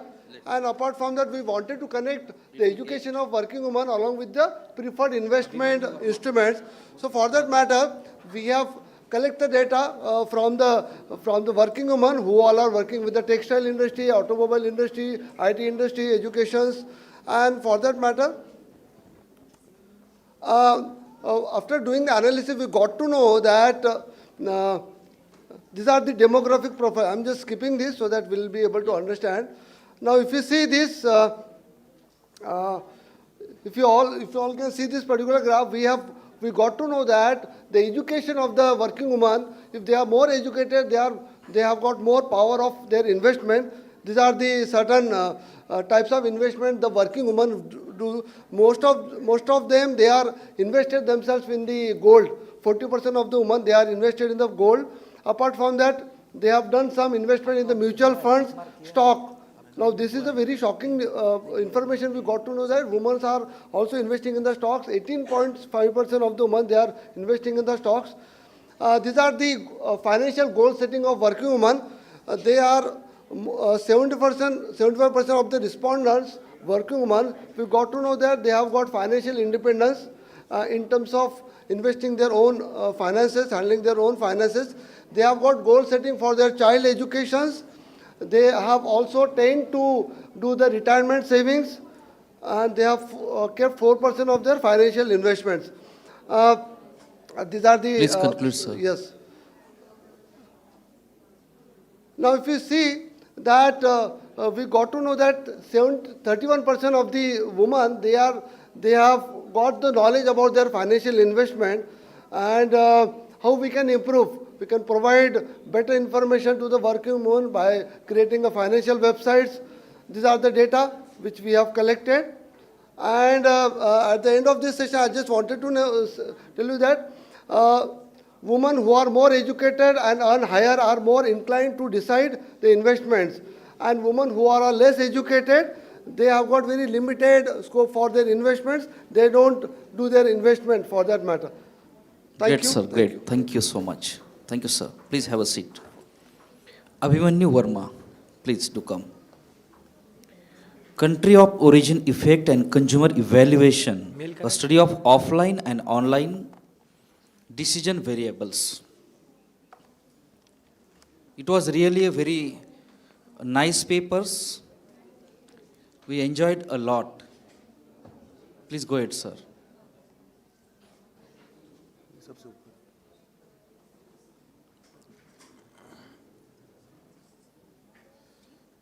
जब अभी मानस पांडे सब आके गए तो I was the presented then time in the year of 2016.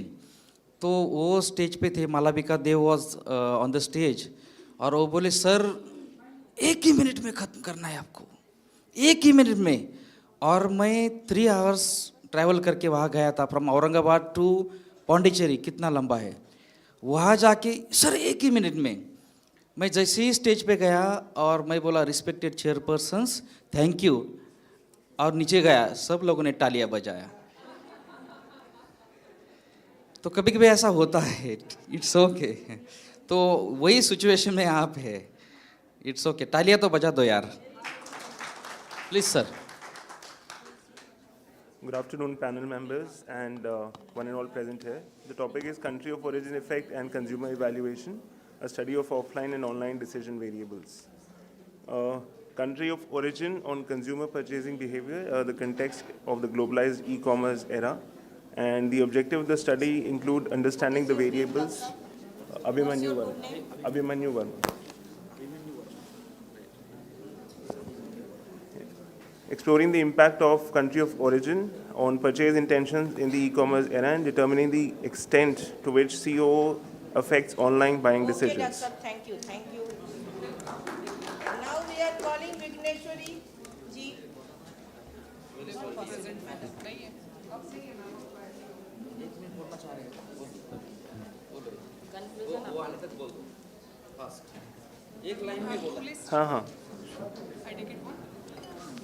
The conclusion, actually this study has shed light on the intricate interplay between the country of origin effect and consumer evaluation across offline and online decision variables. The findings have been highlighted with the nuances, differences and similarities in the influence of country of origin. In Okay, offline sir. settings. Thank you, sir. Thank you. Vighneshwari ma'am आइए।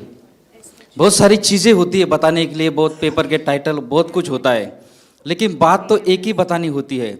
मैंने आपको देखा जब आप जा रही थी, जब आपकी जुल्फे दैट मैं आपको 6 महीने से देख रहा हूँ, बहुत ही सुंदर आप लग रही हो। एंड फाइनली 2-4 दिन लगा के फिर एक ही सेंटेंस हम बोल देते, आई लव यू। कितना प्यारा सेंटेंस है ये, है ना? तो इतना जो है 1 ही मिनट में भी बोल सकते हैं, लेकिन मज़ा नहीं आता। और हम जो टीचर लोग ठहरे वो तो 45 मिनट्स लेना ही लेना है, तो बाद में बोलते हैं I love you students. Thank you so much. Please ma'am. Thank you, sir, for giving this opportunity. My study is on a study on the influence of workforce and instructional competency on employee performance in the IT sector. The study is regarding how workforce and instructional competencies are influencing the employee's performance. And I'll directly move on to the analysis portion. So according to the study I did, like all the values whichever is required, the factor loading were taken as greater than 0.7, and the VIF was which is less than 3. It is less than 3, and the reliability and convergent validity it has an excellent reliability, which is like ranges from 0.91 and to 94, and the Fornell and Larker criterion had an average which was having shows a square root of average variance extracted was greater than 0.50, and along to this data, the study signifies that the workforce competency and instructional competency impacts the employee's work performance and has a significant and statistical value. I conclude saying that the research finding highlights the intricate relationship of the workforce and instructional competency having a positive influence on the competent IT Thank you, workforce. madam. Thank you. And last but not the least, our colleague Promila Bhardwaj.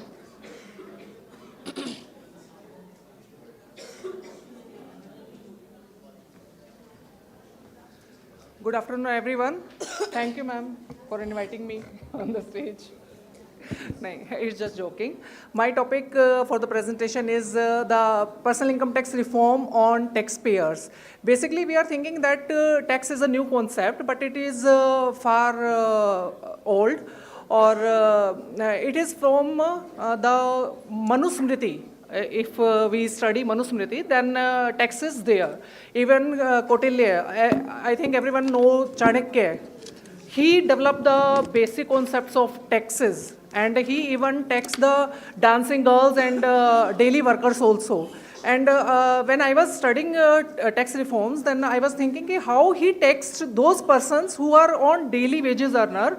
Then he taxed those persons like they do the work for free day. They are not earning anything for one day. That those persons are to be taxed. And now in this era, when British East India Company came to India, that also Kautilya Arthashastra was followed, and even Indian government when developed the Income Tax Act 1961, that is also taken from the Kautilya Arthashastra. Nowadays, we are thinking that tax is very complicated, but now it is not.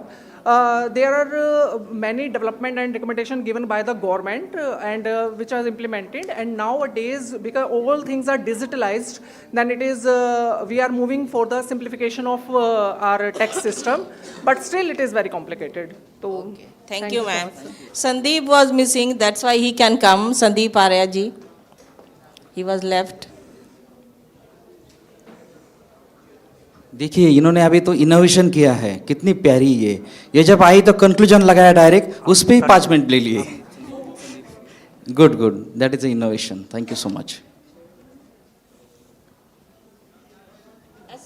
बोल दो please. हाँ please. Time is money, है ना.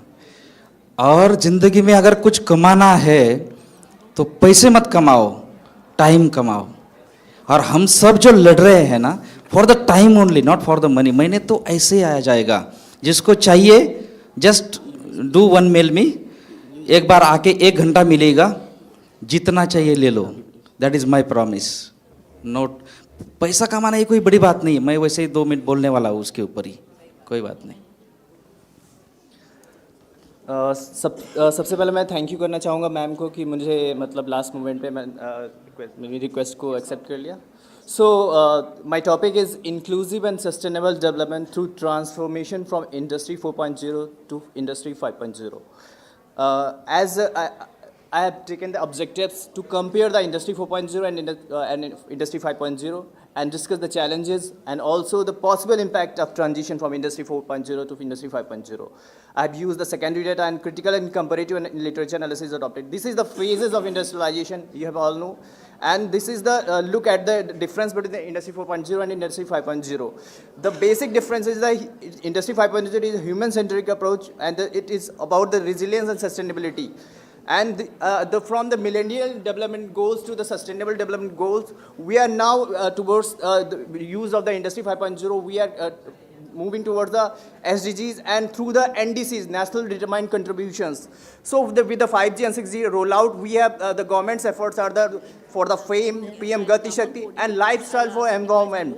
And these are the policies like scrappers policy. These are adopted by governments. So the challenges are about the existing infrastructure. The infrastructure should be about the infrastructure 5.0. On that basis, we can, because the infrastructure is equal to industry. So we are talking about the industrialization 5.0, so infrastructure should be at that level. So the challenges are the cutting edge technology, so need higher investment, the privacy issues, and there is a need of much skill. So there is a skill and workforce divide. The extremely trained and qualified, there is a lack. So there is a divide between these. So we are using the quantum computing technology in the communication, satellite-based internet, blockchain technologies, AI, big data analytics. So these are the things we should adopt. But there is okay, Dr. Sir, thank you so much. We are having shortage of time. That's why all papers are assumed to be read here, assumed to be presented here, because time is very less and participants are more than 200. So thank you very much for having supported us during this technical session. Yes, madam.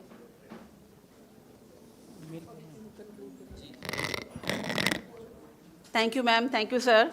As we have come to the end of the technical session 2, we are very grateful to our chair and co-chair. I would like to request Professor Meera Singh to shed some words that can help our paper presenters.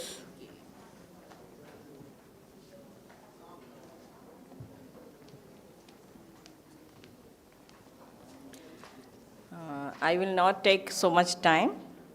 Just I will say 2 lines. Briefly, this Industry 5.0 is going to provide us a humanistic society in which paradigm shift will be rotating on human capital and Indian philosophy of Vasudhaiv Kutumbakam. That is, whole world is our family. Now let us thank to our co-chairperson who is very energetic and very active. Now I am going to hand over this stage to my co-chairperson, Dr. Sandeep Gaikwad ji, who is Associate Professor at SM College, Ganganagar, Gangapur, Aurangabad, Maharashtra. And he has contributed many papers, book, and he is actively engaged in many research activities. Please welcome Sandeep ji. Thank you so much, ma'am. Thanks a lot. अभी मेरा भी number आया है. Thanks a lot. Very learned professor and a very renowned personality, my mentor, Professor Dr. Meera Singh ji, all the entire family of ICA, and very learned and young researcher over here. I will take only 5 minutes. Dear friends, first of all, let me tell you why we are here. Some of us will say, no, for the presentation of the paper. Some of will say family tour. Some of will say cultural program. Some of will say ICA conference. Okay, keep the answer with you. Don't talk me. Okay. Second question I will ask to you, why you are existing in this world? From last 2 hours, we are looking at the pictures 5.0, 5.0, 4.0. Our industry is marching on that road. But my question is, why we are here? What is the purpose of my life? I will give you a purpose of your life. Our purpose of life is only one, that is to fulfill my dreams. That's all, very simple. My purpose of my life is only to fulfill my dreams. Isn't it, ma'am? I think. So, my dear friends, if it is so, we already told here, many our scholars told here, India will be very soon a leading country in the world. And my dear friends, from the era of 1200s, it is the leading country. So many scholars are here. But what we are doing now? And the one of the person they said, we are marching on that road, vagara, vagara. It's, leave it, sir, leave it, sir. It's okay. So we are talking about the dreams. So dreams ये जो है, बहुत देखते हैं, कुछ लोग early in the morning पा लेते हैं अपना सपना, कुछ धीरू भाई अंबानी पा लेते हैं अपना सपना, कुछ एट द मिड पा लेते हैं अपना सपना, और कुछ लोग, I will say 98% of the people वो अपना सपना अपने चाइल्ड के हाथ में देके चले जाते हैं. हमें जो लाइफ मिलती है, इट इज ओनली 20 years. उसमें करना क्या है और ये इंडिया कैसी लीडिंग हो जाएगी, जरा इसके बारे में अगर आप मुझे अलाउड करते हैं तो बात करते हैं, नहीं तो थैंक यू बोल के बैठ जाता हूं. आप मुझे अलाउ कर रहे हैं? Thank you so much dear friends. So how we fulfil the dreams, ये इंडिया को आगे कैसा बढ़ाते हैं, और ये टीचर उनका रोल क्या है, ये थोड़ा देखते हैं. यहां कंट्रीब्यूशन की बात हो रही थी. Contribution, we are here to contribute in the people's life. लोगों के लाइफ में आप क्या बदलाव ला रहे हैं, ये टीचरशिप है. और रिसर्च जिसको बोला जाता है, जो कम्युनिटी और इंडिया और नेशन के लाइफ में बदलाव ला रहा है. I was talking with my mentor Meera Singh madam के साथ में बात कर रहा था सुबह. सो हमारे जो प्राइम मिनिस्टर साहब है, उनसे एक बार बात हो रही थी, तो रिसर्च के बारे में वो बहुत सारा चीज़ बोल रहे थे. वहाँ पे यंग एंटरप्रेन्योर्स जो है उनसे वो बात कर रहे थे. तो उन्होंने सबसे पहला सवाल पूछा था, आप में कितने लोग ऐसे हैं जो मीडिया को जानते हैं, मीडिया आपको पहचानती है? तो सब बोला हाँ हमको जानती है मीडिया। वो बोले चलो बाहर। अगर कुछ आप करना चाह रहे हैं वो खुद के साथ में बात करो, फिर मीडिया के साथ में। सो माना we are here to save the time, we are here to earn the time. माना कि पैसा खुदा नहीं है, माना कि पैसा खुदा नहीं है, खुदा की कसम पैसा खुदा से कम नहीं है। We are here wandering in this world to earn the money and to earn the time. So there is only one way, that is entrepreneurship. Entrepreneurship. ये कैसे बनती है entrepreneurship? बहुत सारे लोग हैं उस पे फेल हो जाते हैं। क्यों ऐसा होता है? दुनिया में 98% और 2% का रेशो है। दुनिया में जितनी भी पैसे जो है, नोट जो है, वो जो छापते हैं वो सब 2% लोगों के जेब में जाते हैं। ऐसा क्यों? और कौन से एंटरप्रेन्योरशिप की हम बात कर रहे हैं? आज इस मंच पे जितने भी पेपर पड़े हैं उसका कल क्या हो जाएगा? कौन उसको पढ़ेंगे? उसका बदलाव में कितना कंट्रीब्यूशन होगा? यही ये चर्चे का विषय है सर। ये होना चाहिए मैडम। बहुत अच्छा। अगर समझो ऑल इंडिया में सबसे पहला मेरा पेपर आता है, वेरी नाइस थिंग्स। वो अवार्ड वगैरह लेके मैं बीवी को दिखा दूंगा, देखो मेरा पहला नंबर आया है। लेकिन व्हाट अबाउट द कंट्रीब्यूशन? उससे हमारी इकोनॉमी में क्या चेंज हो रहा है? So as a teacher we have a role, make the entrepreneur. First do one thing, take the training. Without training we can't move forward. पैसा कमाते कैसा है? एंटरप्रेन्योरशिप बनती कैसी है? इंडिया में ईच एंड एवरी इंडिविजुअल में एंटरप्रेन्योरशिप अंदर से है। भारत के कौन से भी गली से अगर आप गुजरते हो तो वहां पे लगा रहता है कॉस्मेटिक का, वो क्या है, व्हाट इज, ब्यूटी पार्लर्स। हाँ, बड़े बड़े अच्छे वो फोटो वगैरह लगा के। What is it mean? It means we have entrepreneurship. Every lady, every Indian lady having entrepreneurship, लेकिन ट्रेनिंग नहीं है। So there is need of training. कहाँ दी जाती है ट्रेनिंग? बिजनेस स्कूल्स में दी जाती है?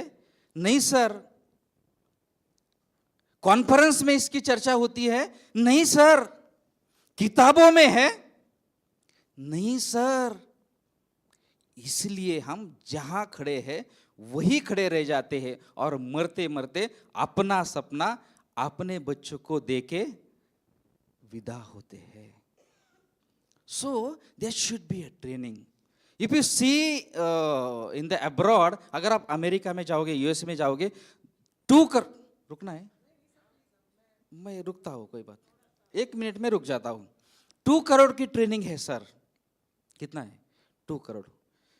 जब आप पैसे डालते हो, देखिए आप जहाँ यहाँ आए हो, अगर यहाँ पे आके आप 20,000 खर्च करते हो, जाने के बाद 20,000 × 3, इतना अगर आप कमाते हैं, so this is an investment.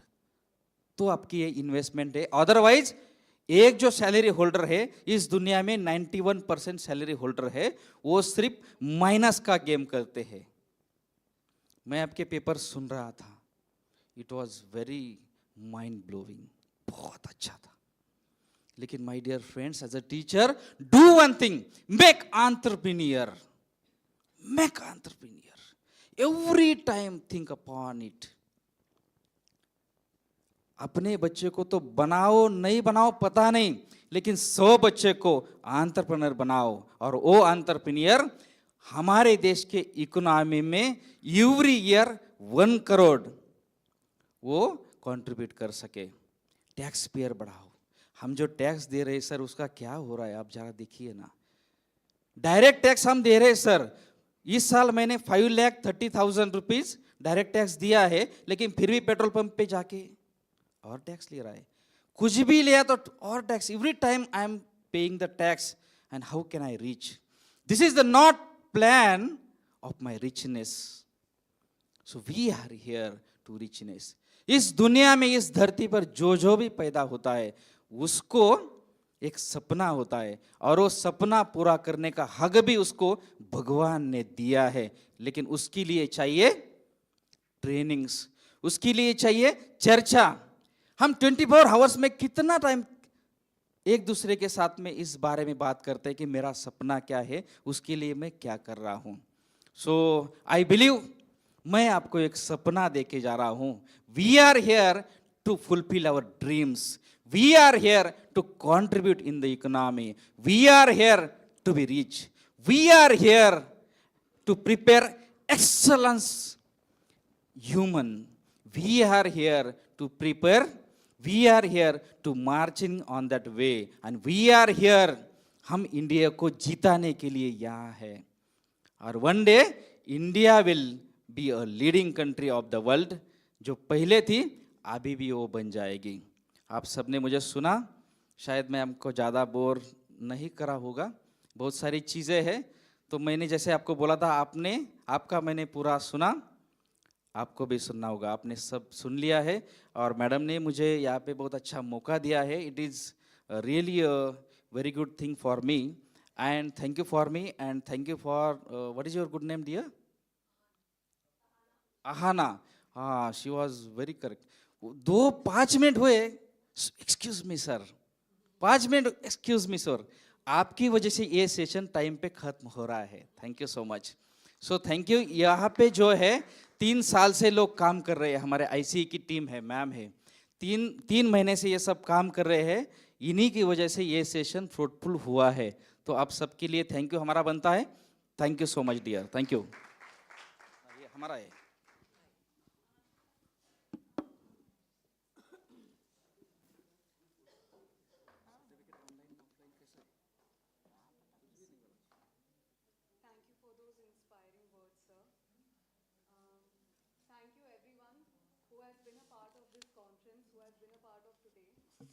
And thank you for presenting such insightful researches with us, and I hope we carry on this collaboration forward in future. On this note, I would like to invite Ms. Dr. Geeta Siddharth to felicitate Dr. Sandeep Gaikwad.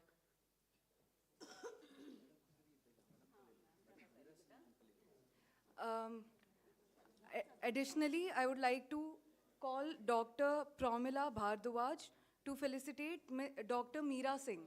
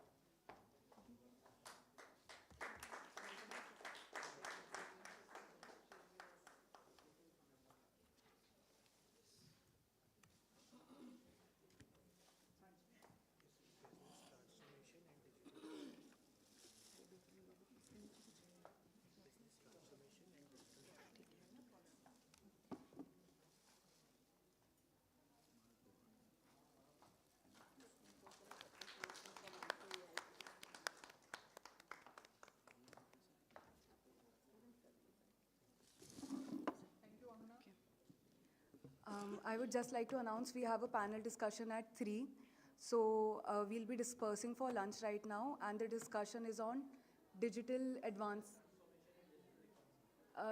transformation and digital economy. So please do be back for the discussion.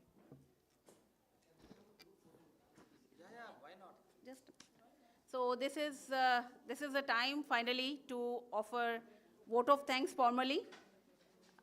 On behalf of Department of Commerce and Business, University of Delhi, ICA, and OP Jindal University, I would like to thank all the participants, all the volunteers, and not the least, our co-chair and chair, Dr. Meera Singh and Dr. Sandeep Gaikwad.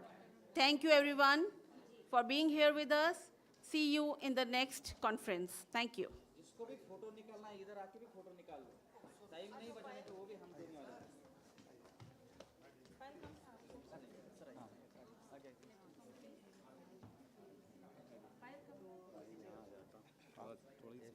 हाँ हाँ आइए आइए आप click करते रहो और फिर आप मोबाइल भी दे आइए सर चेक करते रहो क्योंकि कल किसने देखा आज तो देख लिया जी लो यार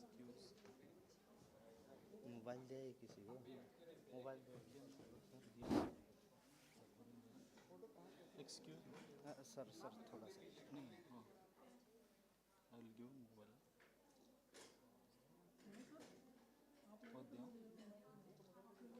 मैडम को दे आइए ना ये मैडम ये भी दीजिए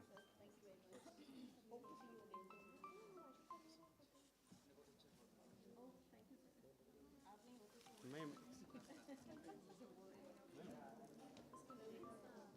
एक फोटो गुजरा संदीप फोटो ले लो फोटो फोटो ले लो के साथ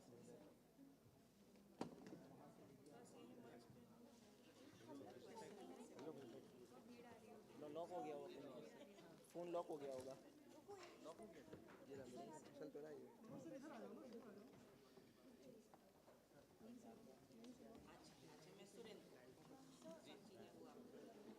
अरे चलो छोड़ो हटाओ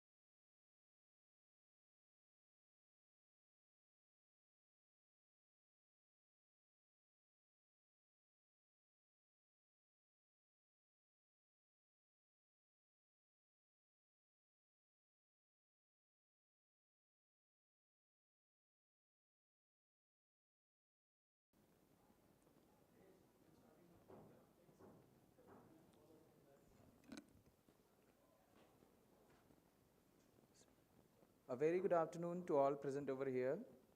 I, Dr. Abhay Pandey, cordially welcomes our esteemed panelist and moderator on the behalf of ICA for the panel discussion on the topic Future of Business from Industry 4.0 to Industry 5.0. First of all, I request my moderator or moderator to please come on the chair. Professor and Dr. Tejpavan Chandok sir, Professor and Vice Dean, Jindal Global Business School, OP Jindal Global University. Next, first of all, I introduce and I request Professor and Dr. Naresh Singh sir, Professor and Executive Dean, Jindal School of Government and Public Policy, OP Jindal University, to come on the chair, sir. Next, Professor Dayanand Pandey sir, Professor and Dean, Jindal School of Banking and Finance, OP Jindal Global University. Next, Dr. Akhilesh Rikhia sir, Director EY India.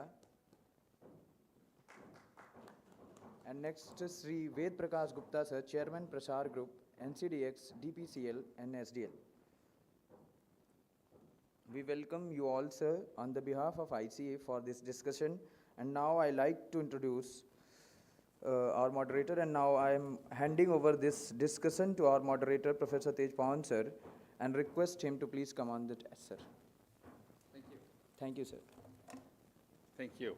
So, very warm welcome to our panelists and to our audience. It's a great pleasure to be moderating this panel. When I was assigned this panel, I'll be very candid with you. I said, "Ye Industry 5.0 hai kya?" To be candid, even I was taken a little by surprise or caught napping with this particular term. We are, for the comfort of our panelists and hopefully for our audience, going to keep this as bilingual or multilingual as possible. The intention is to demystify and shed some light and insights about what are some tangible, practical opportunities here beyond the hype. So the suggested format is I'm going to request each of our panelists to spend about 3 to 5 minutes giving their take on this topic, what exactly is this, what it is not, and some of the particular angles that they feel are of particular interest to them, because I'm sure it's a multifaceted hydra. And then we will go deeper into that discussion amongst the panelists. And I encourage, in the second part, which we will spend a good 20, 25 minutes going deeper, I encourage the panelists to take debates and different points of view to the extent that they feel that there are different parts to this element. And then we'll open the floor for Q&A, and we're leaving a good 20, 25 minutes for the Q&A. My only request is to make that discussion interactive as possible and keep your questions rather than monolithic statements. And I'm a real stickler for those, so I will shoot down to very, very specific questions, please. Yeah, but I encourage you to do that. So without much further ado, maybe I'll request the consultant in our midst to kick things off by giving us a sense of the Industry 5.0 hai kya and other things. Thank you. And for the discussion, feel free, you want to come here, or if it's easier, I think we just use the mic. I'll see if we can get another one, so we can just keep the discussion as free-flowing as possible.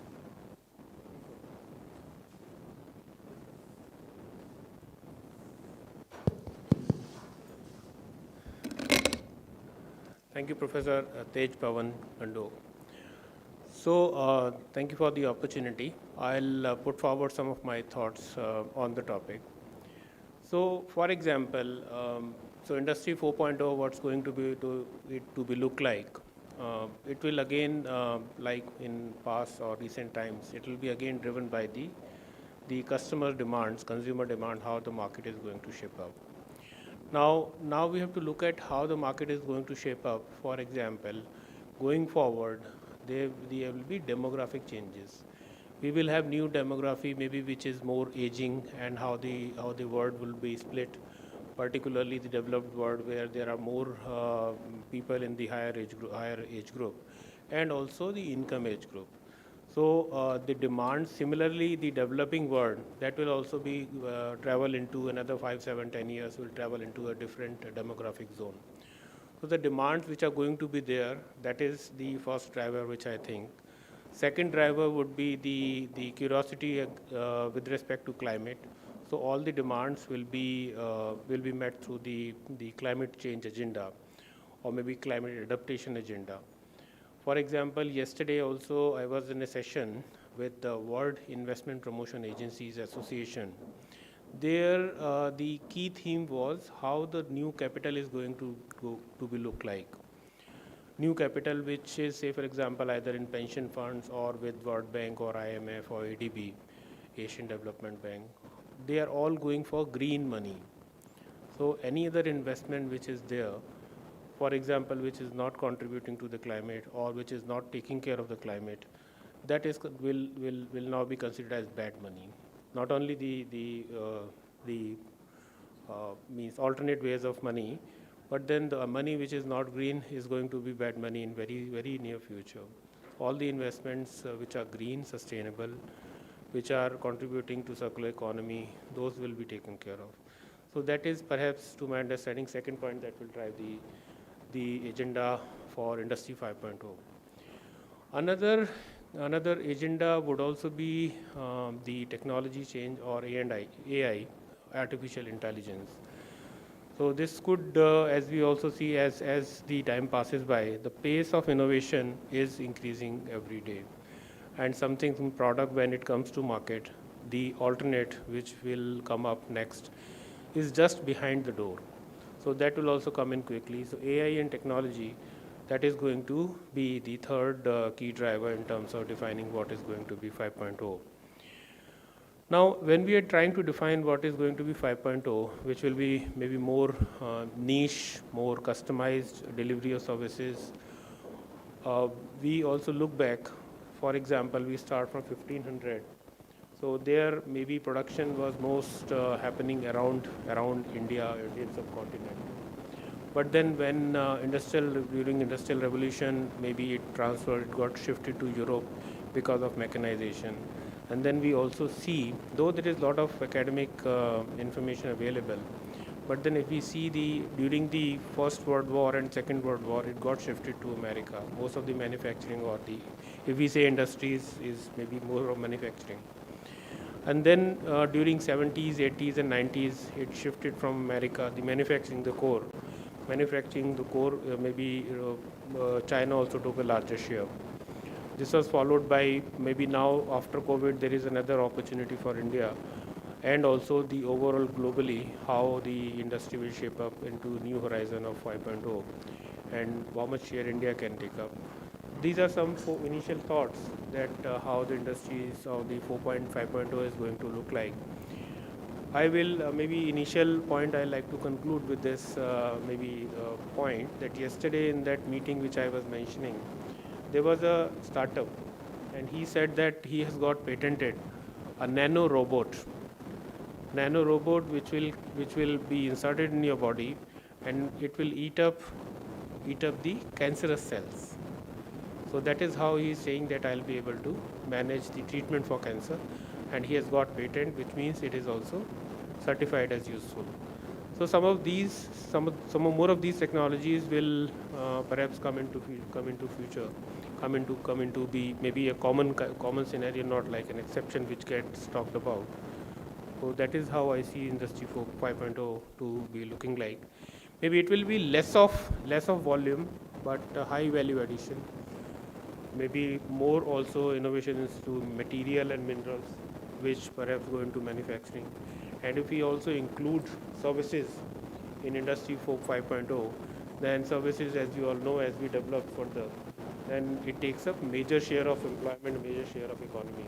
So that is also another customizable services that is going to shape up in future.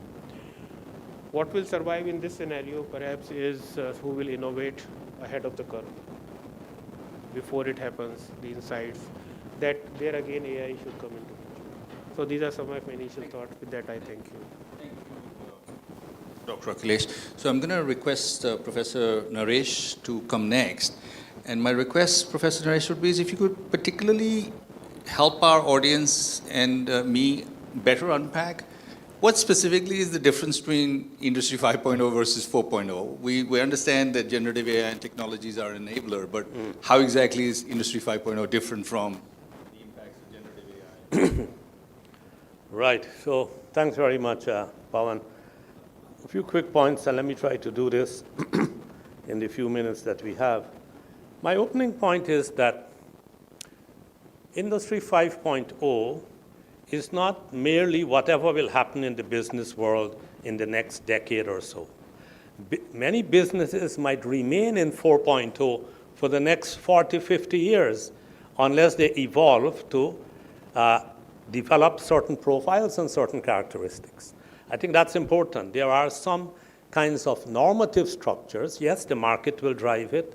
Competitiveness will drive what businesses do.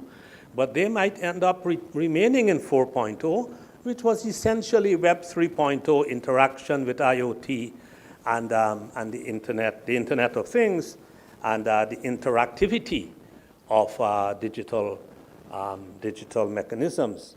So as we all know, two important things happened in the last 24 hours that will help to shape the world. One is COP28 statement on the transition from fossil fuels. At long last, they have used the phrase transitioning from fossil fuels. And the second big one was the GPAI declaration of how the world hopefully will adopt a bunch of principles promoting trustworthy, responsible, sustainable, and human-centered AI. So we are beginning to move in that direction. So in order to understand, I think, the big picture of 5.0, and like I say, I think many businesses are struggling still. They're not even in 4.0 and might remain there for a long time. I think the big shift is that we will have to move from where businesses create economic value alone to where they create societal value. That's the big shift in a normative sense. So it's interesting that the word human-centric is again used for 5.0, as it is used in the recent GPAI statement agreed upon in Delhi yesterday. So there are three key things they are talking about for 5.0. Human-centric technology or machine-people interaction, sustainable and resilient. Now these are the three pillars: human-centric, sustainable, and resilient. That, of course, leads us to want to think of what the society will look like in which 5.0 will operate. And I think the most important thing there is that, one needs to recognize, the world is recognizing more and more that a system that is not questioning, ecosystem failure and damage, not questioning how some people are getting really wealthy and the mass of humanity is not there. Such systems are going to create societal dysfunction. And I think businesses are beginning to grapple with that. Now, we've had a lot of interest in, sustainable development business practices for a long time. ESG and CSR on triple bottom line, green investment, clean energy, ethical business practices, all of that has been with us, all of that have been with us for maybe 30, 40 years. So that's not what we are talking about. I think the following few things I'll put on the table as what will be defining 5.0. Whether you will move there or not will depend on a number of competition and market factors, as the first speaker mentioned. The first big one for me is, how will we define business? So business has always been defined. Even the law of corporation says that business is to maximize shareholder returns, simply put. But now some CEOs and academics are beginning to define business as, and wait for this, business is supposed to make the world a better place and in so doing make a profit. That's the reverse of what we have always thought about. That's the kind of definition by the Sage School of Business in their book on putting purpose into practice. The next big point is, now that's a big revolution. It might be 5.0 and or 6.0. The next big one is the increasing complexity in the world. How will leaders, business leaders, manage complexity, i.e. the growing interrelationships among information, people, and a whole range of data movement? The next big one I believe that we need to consider is how is it that we are going to make these transitions? Now let's take India, and I'll close on this point. Now India has, in my view, done a great job at 4.0. The technology revolution, putting it to work, the demographic dividend, all these young people comfortable with technology, massive growth and so on, great stuff. Now, in order to make the transition to 5.0, I believe new skill sets will be required. Business schools, banking and finance schools, and colleagues are here, will need to take that challenge up. MSMEs. Now, the big corporations can do a lot on their own. MSMEs will need special support and help. And final point is the informal sector. We sometimes forget that in countries like India, a lot of the business activity is in the informal sector. How do we help them to make this transition? If indeed Society 5.0, if I might introduce that phrase, might be a very different playing field. And that's what we are hoping for. That is where I believe the world is headed. And if it's not headed there, then we have a civilizational crisis of which business is likely to make a big contribution. Thank you. Thank you. Thank you. May I request Vedi to give you 3 to 5 minutes, and then I'll request the President.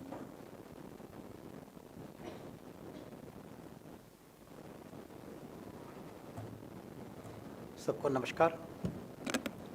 आज का जो point है, future of business from industry 4 to industry 5, तो मेरा कहना है, मानना है कि इंडस्ट्री 5 का जो मॉडल है ये सस्टेनेबल है और इंडस्ट्री 4 का नहीं। क्यों? थोड़ा विचार करें कि इंडस्ट्री 1 से हम चले 2, 3, 4 तक आए, स्टीम इंजन से हम इलेक्ट्रिसिटी पे आए, इलेक्ट्रिसिटी से हम कंप्यूटर पे आए, कंप्यूटर से हम आर्टिफिशियल इंटेलिजेंस पे आए। स्पीड बढ़ गई अपनी, सालों का काम महीने में होने लग गया, महीनों का काम दिनों में होने लग गया, दिनों का काम घंटों में, घंटों का मिनटों में, और समय कम हो गया। कहाँ चूक हुई? टाइम बढ़ना चाहिए था हमारे पास, टाइम बचना चाहिए था। आराम के साधन बढ़ गए हमारे पास, बेचैनी बढ़ गई। आज सुसाइड ज़्यादा हैं, मर्डर ज़्यादा हैं। क्यों? कहाँ चूक हो रही है? इसके बारे में मैं एक ही बात कहना चाहूँगा कि जो अपना इस पूरे थीम का 3 दिन का जो प्रोग्राम हो रहा है, 1 अर्थ, 1 फैमिली एंड 1 विज़न, जो व्यक्ति पूरा 1 विज़न का, पूरी फैमिली का ख्याल रखेगा, वही सस्टेन करेगा, दूसरा नहीं रहेगा। क्या हम वाकई 1 फैमिली हैं? 1 अर्थ तो हमारे को दिखता है। मैं बजाय अध्यात्म के आपको साइंटिफिक वे से बताना चाहूँगा कि क्या हम वाकई 1 फैमिली हैं। साइंस ने लगभग 137 एलिमेंट्स खोजे हैं पूरे। उन एलिमेंट्स के एटम डिफरेंट हैं, उन एलिमेंट्स के एटम डिफरेंट हैं, लेकिन एटम्स के अंदर जो इलेक्ट्रॉन्स हैं, प्रोटॉन्स हैं, न्यूट्रॉन्स हैं, वो सब एक जैसे हैं। सारे इलेक्ट्रॉन्स जो हैं, प्रोटॉन्स जो हैं, न्यूट्रॉन्स जो हैं, वो सब एक जैसे हैं। कहीं इलेक्ट्रॉन 2 हैं, कहीं 1 है, कहीं लेफ्ट की पोजीशन में है, कहीं राइट की पोजीशन में है, कोई हाइड्रोजन बन गया, कोई ऑक्सीजन बन गया। Ultimately we are the 1। Science ने प्रूव किया। अध्यात्म तो शुरू से कह रहा है कि हर जगह कण कण में भगवान हैं। जब कण कण में भगवान, तो हम एक परिवार के हो गए, हम सब एक हो गए। वेदों ने लिखा है कि पूरे संसार के ब्रह्मांड के अंदर 2 शक्तियां हैं, एक शक्ति आकर्षण की, मैग्नेटिज्म, एक विद्युत की। तो इलेक्ट्रॉन को जब आगे खोजा गया तो उसमें 2 शक्तियां मिली, एक मैग्नेटिज्म की, एक इलेक्ट्रिसिटी की। We are 1। साइंस ने भी कहा, अध्यात्म ने भी कहा। तो जो भी कोई चीज़ एक का ख्याल रखेगी, दूसरे को छोड़ देगी वो रह जाएगी। यही इंडस्ट्री 4 के साथ हुआ। हम पुरानी बात करें तो आज से कई साल पहले कम्युनिज्म फेल हो गया था और रशिया टूट गया था। 2008 के अंदर कैपिटलिज्म फेल हो गया, पूरे वर्ल्ड में मंदा आ गया। मेरे एक बहुत बड़े विद्वान इकोनॉमिस्ट से बात हो रही थी, doctor Subhash Sharma, international film के इकोनॉमिस्ट हैं। तो मैंने पूछा उनसे, सर क्या कारण है ये, कैपिटलिज्म भी फेल, कम्युनिज्म भी फेल। तो मैंने जो बात उससे कही उनको, उन्होंने थ्योरी बतानी शुरू की। मैं कहा साधारण भाषा में बात करें, आम पब्लिक समझ पाए। इंसान और समाज एक दूसरे के पूरक हैं, कंपटीटर नहीं हैं। कम्युनिज्म ने केवल समाज की केयर की, इंसान को भूल गया, और कैपिटलिज्म ने केवल इंसान की केयर की, समाज को भूल गया। तो वो भी फेल, वो भी fail. We have to take care of both, we have to take care of all. तो जो इंडस्ट्री 5 है, इसने ह्यूमैनिटी की भी केयर की है। इसने ह्यूमैनिटी की भी केयर की है। भगवान ने जब दुनिया बनाई तो इंसान बनाया तो देखा इंसान क्या खाएगा, ऑक्सीजन, छोड़ेगा कार्बन डाइऑक्साइड। साथ में वृक्ष बना दिए भगवान ने, वृक्ष का भोजन कार्बन डाइऑक्साइड, और वो छोड़ेगा क्या, ऑक्सीजन। तालमेल बिठाया। हमारे ऋषियों ने क्या किया कि पता है इंसान अगर प्रकृति से तालमेल नहीं रखेगा तो इंसानियत खतरे में पड़ जाएगी। जैसे आज के विज्ञान ने पूरे जलवायु को, वातावरण को ऐसा दूषित कर दिया कि इंसानियत का जीना, इंसान का जीना मुश्किल हो गया। तो ऋषि ने क्या किया, पीपल को देवता, तुलसी को देवता, नदी को देवता, पहाड़ को देवता, पशु को देवता, पक्षी को देवता, ताकि हम प्रकृति के साथ में सामंजस्य बनाकर रह सकें। इंसान भी जिए और प्रकृति रहेगी तो इंसान जिएगा। ये बात बड़ी क्लियर हम दुनिया से सीख सकते हैं। तो मेरा आज का यही मानना है कि इंडस्ट्री 5 के अंदर हम सब ज़िंदगी में जो भी कुछ करें, ख्याल रखें कि ज़िंदगी में कौन सी चीज़ बाकी रहेगी। शेर शक्तिशाली है, लेकिन आज शेर जंगलों में भी नहीं मिलते। गाय भैंस हमेशा रहेंगी, जो समाज के काम आएगा। तो हमारी सारी फिलॉसफी, आप चाहे विज्ञान के छात्र हैं, चाहे इकोनॉमी के छात्र हैं, वही काम कीजिए जो मानवता के काम आए। तो आप भी रहेंगे, मानवता भी रहेगी, आप भी उन्नति करेंगे, मानवता भी उन्नति करेगी। धन्यवाद।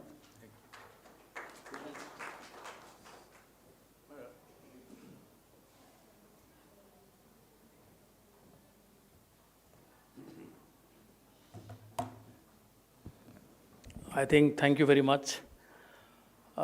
Ved Prakash ji summed up very nicely, started with, for students and all of you who don't know about Industry 1.0 to 5.0, he said, we started industrial revolution with a steam engine, right? That was in 18th century. And then came automation, that is known for Henry Ford's assembly lines, right? And then Industry 3.0 talked about computerization at the basic level. And then he talked about Industry 4.0, primarily focusing on the latest aspects like AI and all, and IoT. Industry 5.0, he summed up beautifully that society and all of us, we complement each other. We don't compete each other. But then transition from Industry 4.0 to 5.0 is a huge problem for a country like India. As what Naresh said rightly, that India is a country with huge diversity, and when we talk about industry generally, because industrial revolution, when we talk in the context of Western countries, we started with the idea of manufacturing industry. But if you see today, all sectors, because when we teach economics in the class, we talk about 3 different sectors: primary, secondary, and tertiary, right? So primary is mainly agriculture, mining, fishing, and all. And secondary is all about manufacturing. And tertiary, we talk about all services. But if you see the modern aspects of primary, secondary, and tertiary industries in general, the whole idea of calling industry as manufacturing is lost. So when we say industry, lot of practices in industries happening in agriculture also. And almost all the practices of manufacturing industries are replicated in service sector as well. So today, when we say Industry 5.0, we should understand we're talking about primary, secondary, and tertiary all. Yes, if you go by the textbook definition of Industry 5.0, it talks about keeping the idea of anthropocentric, human at the center, right? Because we should not be the medium, we are the end, right? And when we say we talk about all living beings. That includes plants, earth. So we see that Industry 5.0 provides a vision that reinforces the role of and contribution of industry to society. The focus is on human well-being, sustainability, putting people first, and aligning all the practices of all the sectors of production or output to sustainable development goals, which are 17 in total. But the point what Naresh said, that we have a huge informal sector in this country. And when we talk about informal sector, they operate at a bare minimum sustenance level. When we talk about SMEs or even MSMEs, it's not easy for them to sustain the society. Larger corporations, they can talk about ESG, they can talk about sustainability, just because they have got large amount of money, they can talk about CSR, but what about small industries? What about people who are selling a lot of things on radios and all these things? Informal sector, I'm trying to say. So in that case, it looks like a fad. It's looked like a fashion to talk about Industry 5.0 in the context of India's informal sector. Now, when I started reading about Industry 5.0, I had read one book long time back. And that was, I think, you must have heard of a futurist called Ray Kurzweil, right? Ray Kurzweil's book called Singularity is Near. So that means a day will come when the intelligence of the machine will surpass the human intelligence. So what will happen in that case? So when intelligence of the machine will surpass the human intelligence, all of us will face the real challenge. But again, in a country like India, that will happen to largely some people, not all the people. But you never know. The kind of technological development and the speed is so large, because if you see the time span between first revolution to second was huge gap of more than 100, 200 years. But then we are still discussing Industry 5.0, but my friends have talked about Industry 6.0 right now. Because then what we see that these changes will happen in every 5 to 10 years. Okay, that's the idea of this book. I will not talk much because I have got 3 to 5 minutes. I will just sum up 2 things about this transition from Industry 4.0 to 5.0. That Industry 5.0 will create higher degree of freedom to all stakeholders going forward. And second, I think Ved Prakash ji touched that point, but I want to reinforce that once the stakeholders will have a higher degree of freedom, the human consciousness will increase. Industry 5.0 can be summed up in just one sentence, that industry has to be successful, and more than success, industry has to be meaningful. सफल से ज़्यादा important है सार्थक होना. ये Industry 5.0 का मंत्र है. Thank you very much. Thank you, gentlemen. Really appreciate your setting the stage. In this next part of the discussion, I propose that we go a little deeper. I'm going to try and raise some provocative angles and issues. Rather than us discussing all 4 panelists on those issues, I'm going to try and direct that question to one particular panelist. And then I would encourage the remaining 3, if they have a very different point of view to debate, one of them to chime in, and then we'll move on to some of the other angles, just to kind of... So one of the things I was wondering if the audience was struck by, I was certainly struck by, was that most of these definitions sound far too utopian, far too, arey, bahut badhiya, to be, believable for the perma-skeptic. entrepreneur like me.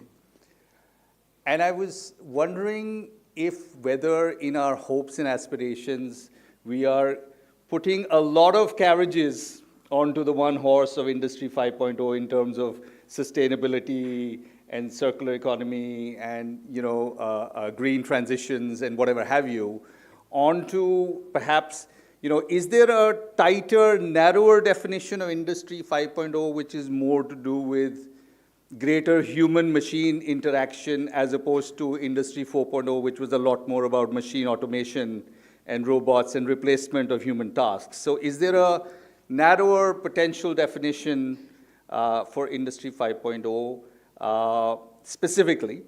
And if so, first let's just kind of get to this one question. Is there a narrower definition, or is this broader definition really the dominant discourse? So maybe if we could just get to that, and then the next question we'll get to is, what are some specific industries or examples where we see the plane getting landed to make a difference? So perhaps if I could start with Akhilesh ji for this first question. Sure. Thank you. So before maybe I attempt to define the narrower definition for Industry 5.0, perhaps let's see that maybe how the 4.0 has been kind of regulated, or maybe how it is defined or it is contained, or where we are, particularly in the Indian context. Sir mentioned that maybe perhaps 5.0 will be more where everybody will have more freedom. But I will like to take a step back. Perhaps we may have lesser freedom.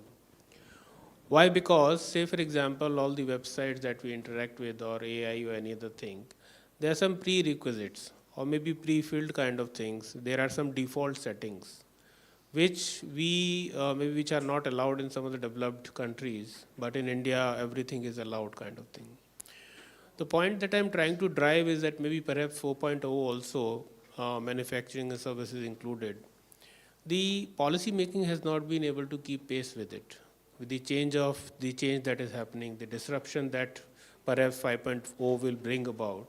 But then 4.0 also, maybe in government has not been kind of keeping pace with the requirement. For example, our e-commerce policy, that is in making for about 5-7 years, not yet out. Because the change, every time they come to a conclusion, the draft comes to a conclusion, there is a new disruption. So that also brings to, so I will maybe like to say that it will be a lesser freedom going forward, because there will be stakeholders which are impacting our life more so, and which are more invisible going forward. Okay. So Industry 5.0 definition, we can define, we can attempt to, but the government will have a larger role to play. And unless that comes into picture, I remember, I'll take some more time, is that 1986 there was a convention that sustainability will be taught in all the schools, class 8th onwards. That was a global kind of thing like COP28. And then India and all the developing countries, they implemented it very well. And that is why if you see the Pew Research and many other researches, the sensitivity towards environment in developing countries is at least 3 to 4 times higher as compared to developed countries.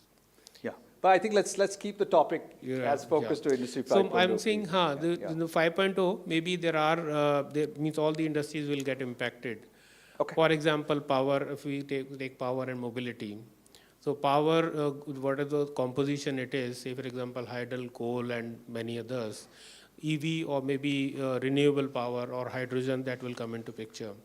So, but then again, if government has to define policies, rules, so that it becomes regulated. If we talk about telecom and media, there again, it is kind of free-flowing. OTT was not regulated a while back. So if government has to kind of come into picture, or maybe we will have more freedom as sir suggested, then those regulations needs to be in place. So all these sectors which are there, be it say for example urbanization.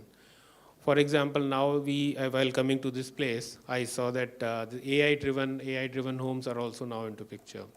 So those kind of things are there, but then perhaps government will have to play a larger role. No, I think the government role will come to separately as a separate discussion, but I think right now Would any of the other panelists want to take a point of view? Okay, Naresh, go ahead. On this specific question of the definitions.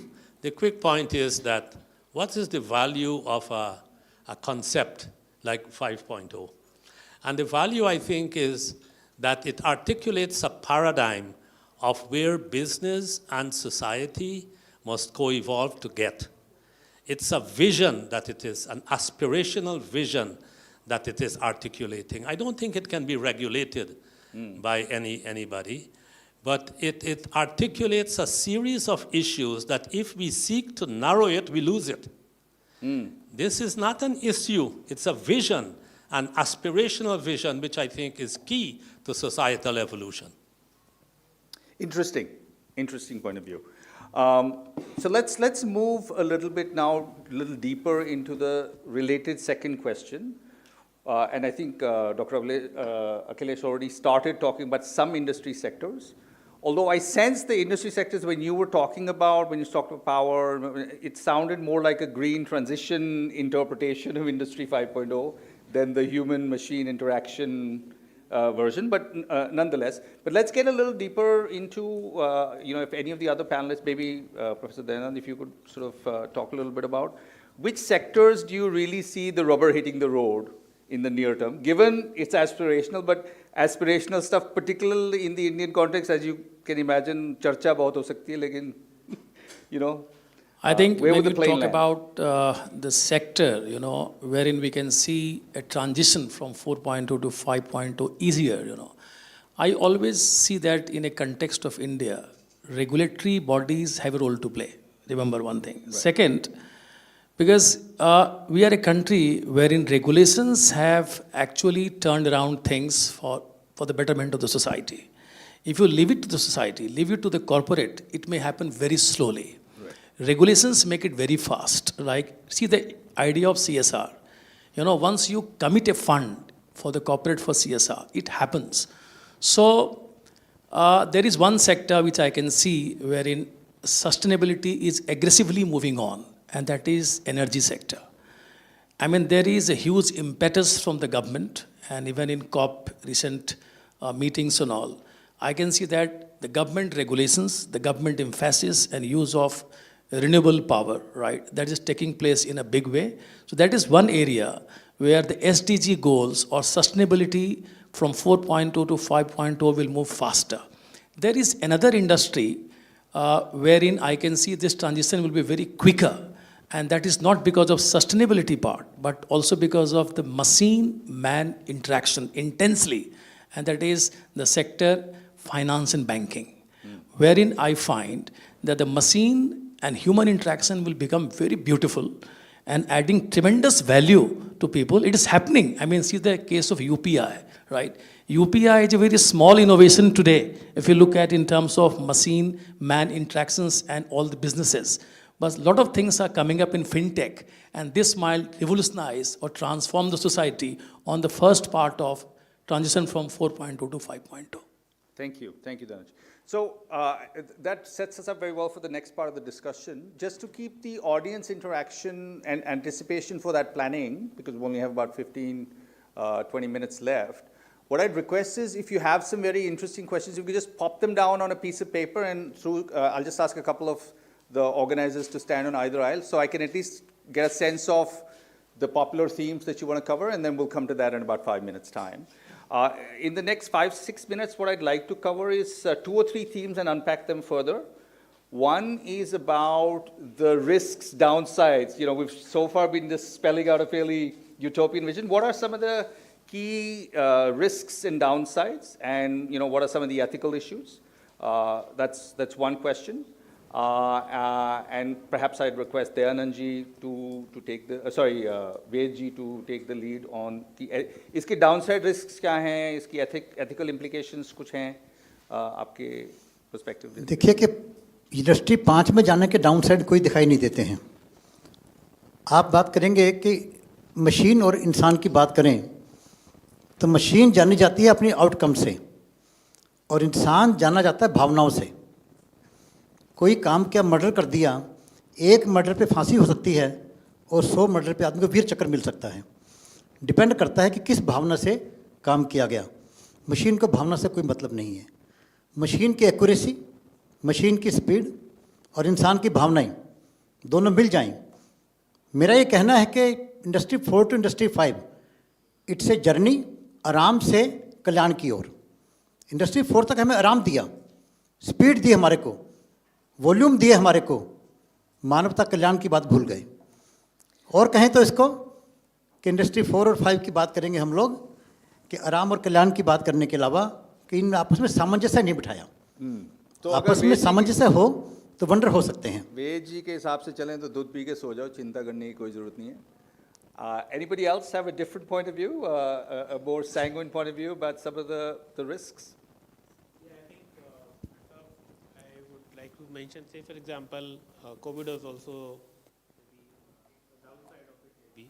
Going forward, if such innovations are not maybe kind of kept in control, or maybe it could be on either side, like the example that I was giving, that the nano robot who will eat up cancerous cells, but it may also have some negative implications over a long period of time.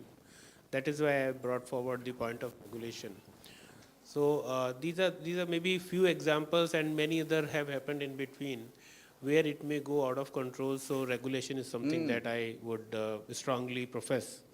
That will, as sir also mentioned, that will shape up. We have an example of CNG, where maybe if it was not a regulation but a court order that shaped up, and that is how we are breathing a healthier life. As you mentioned, risks, I think going forward there will be numerous risks. This could be classified as maybe a risk to human being or human race itself also. We have been seen in comic books, and whatever we have been seeing, some of it is also we are seeing from our eyes.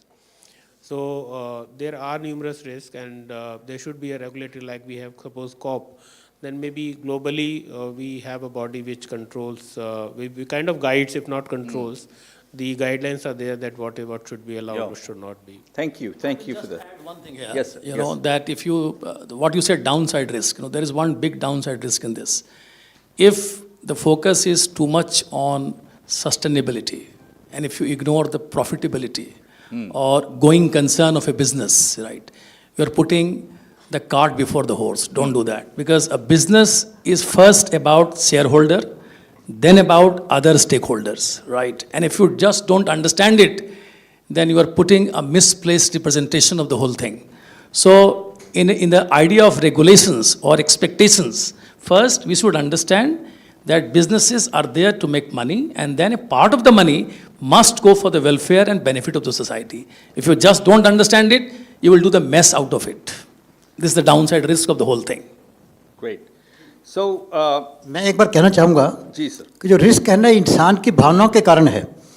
Anything in excess, there is nothing good nothing bad, absolute good और bad दुनिया में कोई नहीं है। कोई भी चीज़ limit से बाहर होते ही बुरी हो जाएगी, और जहर भी लिमिट के अंदर इंसान का जीवन बचा देता है। तो man has to take care of limits, and if the man is in limits, nothing will be bad. Thank you. Yes, go ahead, Naresh. Go ahead, please. See, it is going to be important if you use Business 1.0 definition and you expect to achieve Industry 5.0, clearly you can never get there. So yes, business used to be defined as maximizing shareholder return. That's the law of the corporation. The point I am making is that that is now behind us. Business has to be redefined. But if you feel that business cannot be redefined because we are schooled, we went to school and we got our MBAs and we know business must, only thing they must do is make money, then we will remain in business 1.0. And that's also okay, but know what you are doing. You have to redefine conceptually and in terms of the vision if you hope to get there.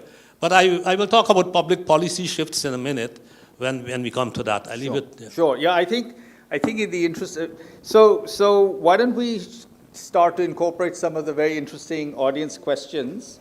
I think there's two particular dimensions here that are worth taking. One is the people development angle. I mean, you know, what kinds of sectors And I would request if we can make our conversation as specific to specific industry sectors and specific contexts, even at workforce levels, to be meaningful.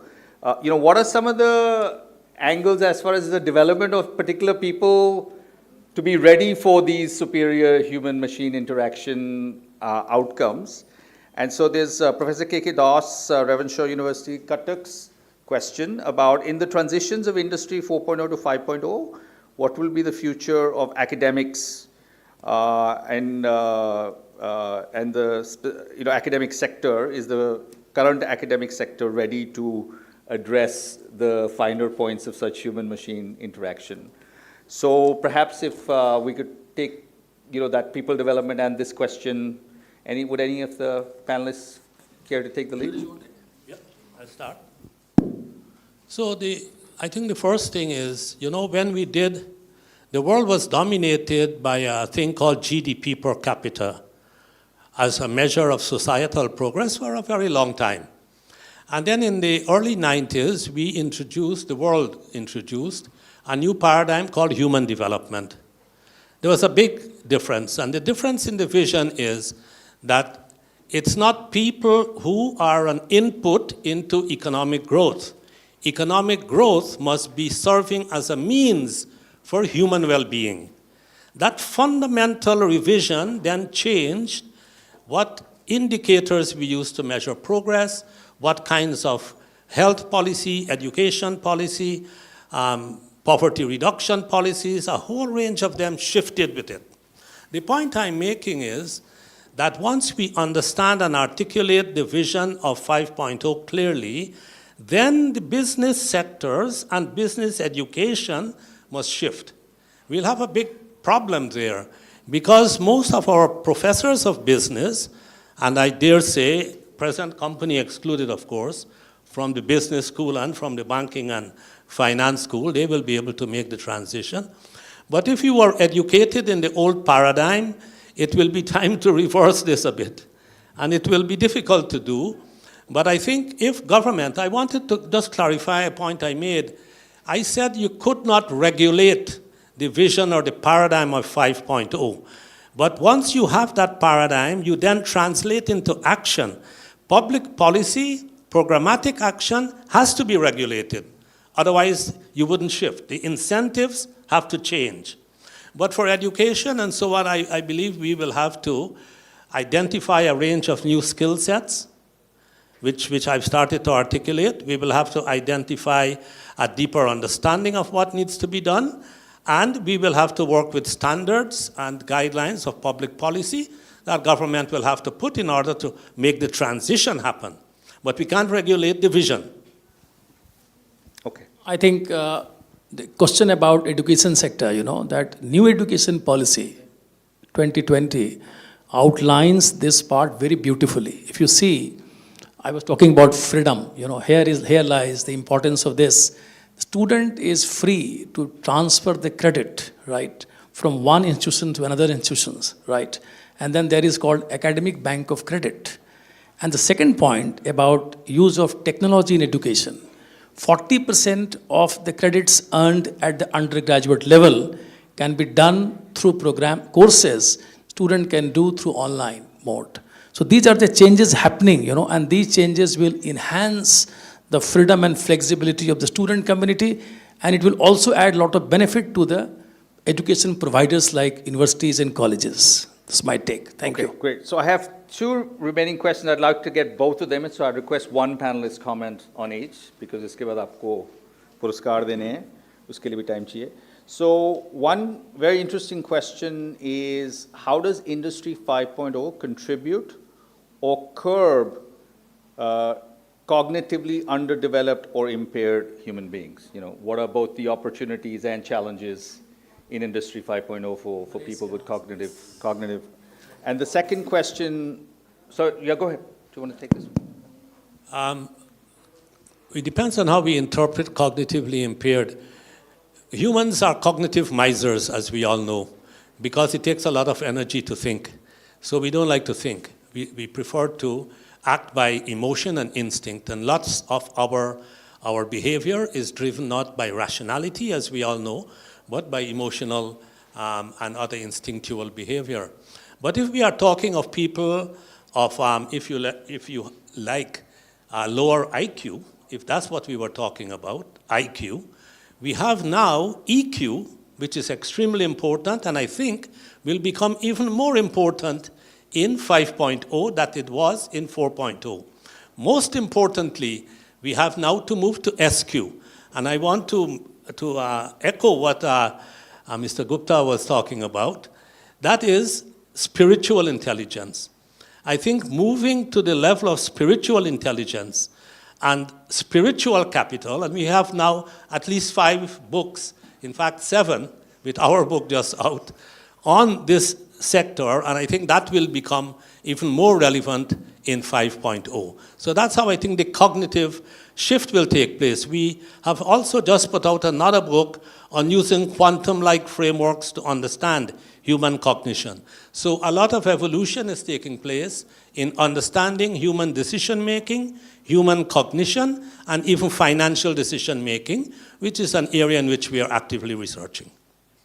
Thank you. So one final question, and then we'll wrap up. And again, one thing more I would like to add, कि जैसे मैंने कहा था कि 4 to 5 is journey from आराम से कल्याण की ओर. Similarly, this is also a journey from intelligence to wisdom. Please do read about this thing and do think about this thing, that it is a journey from intelligence to wisdom. Machine may be any intelligent, but wise will be yourself.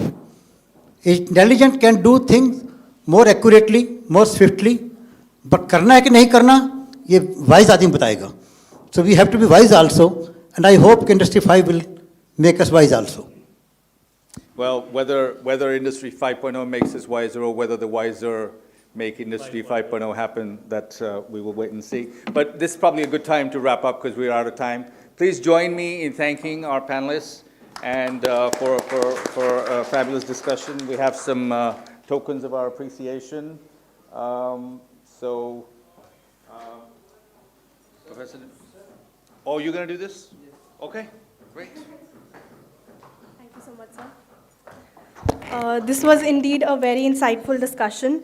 The contrast brought between Industry 4.4 and 4.5 was really impressive and thought-provoking. Naresh, sir, you brought forward the understanding of the 3 pillars in which society will operate within Industry 5.0, being human-centric and sustainability and the resilience, which was very thought-provoking for me. Then Ved Prakash, sir, summed up the meaning of one family, one value very clearly while taking the thought, like a thorough discussion, taking us through how the industry has transited from 1.0 to 5.0. Whereas Dayanand sir beautifully depicted that Industry 5.0 will create a higher degree of freedom to all the stakeholders. And you mentioned that safalta se zyada sarthakta will be the motive of Industry 5.0. So I'm taking definitely, I think I'm speaking on behalf of everyone here. We are taking a lot from this panel discussion. Thank you so much everyone for being part of this. Thank you so much everyone for being part of this discussion. Now I request Professor Tej Pawan to facilitate Dayanand sir. Felicity, yeah. He is the Dean of JSBF. Professor Dayanand, I request you to please felicitate Professor Tej Pawan.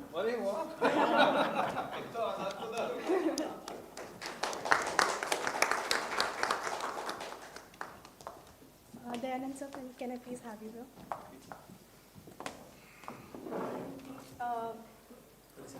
Felicitate Dr. Akhilesh.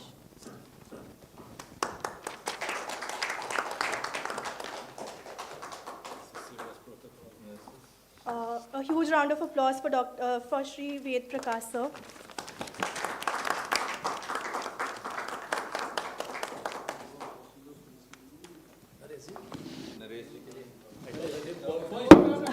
A huge round of applause for Professor Naresh Singh.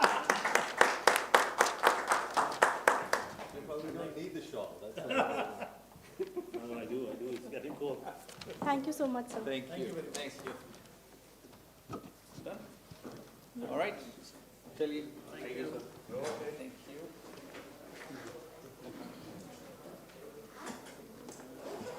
So you want any help?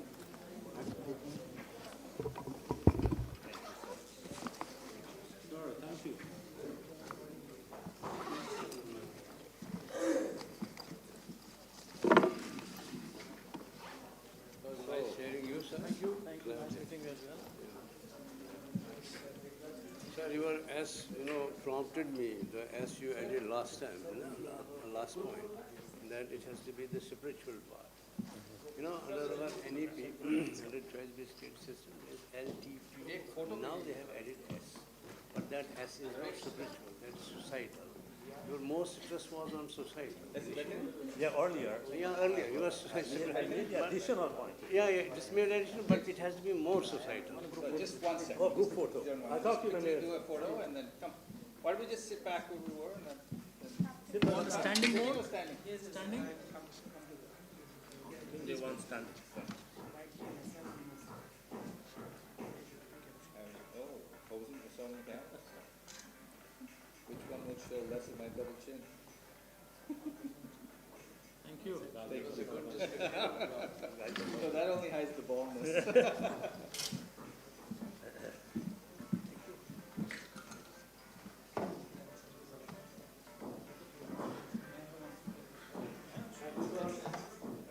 Good discussion, but a little bit tight. Yeah, unfortunately the time. It would have been more rewarding. No, I more, agree. more but- dynamic. But that I way. wanted the questions to come. Yeah, we have written, but we couldn't. Yeah, unfortunately the time ran out. So that was,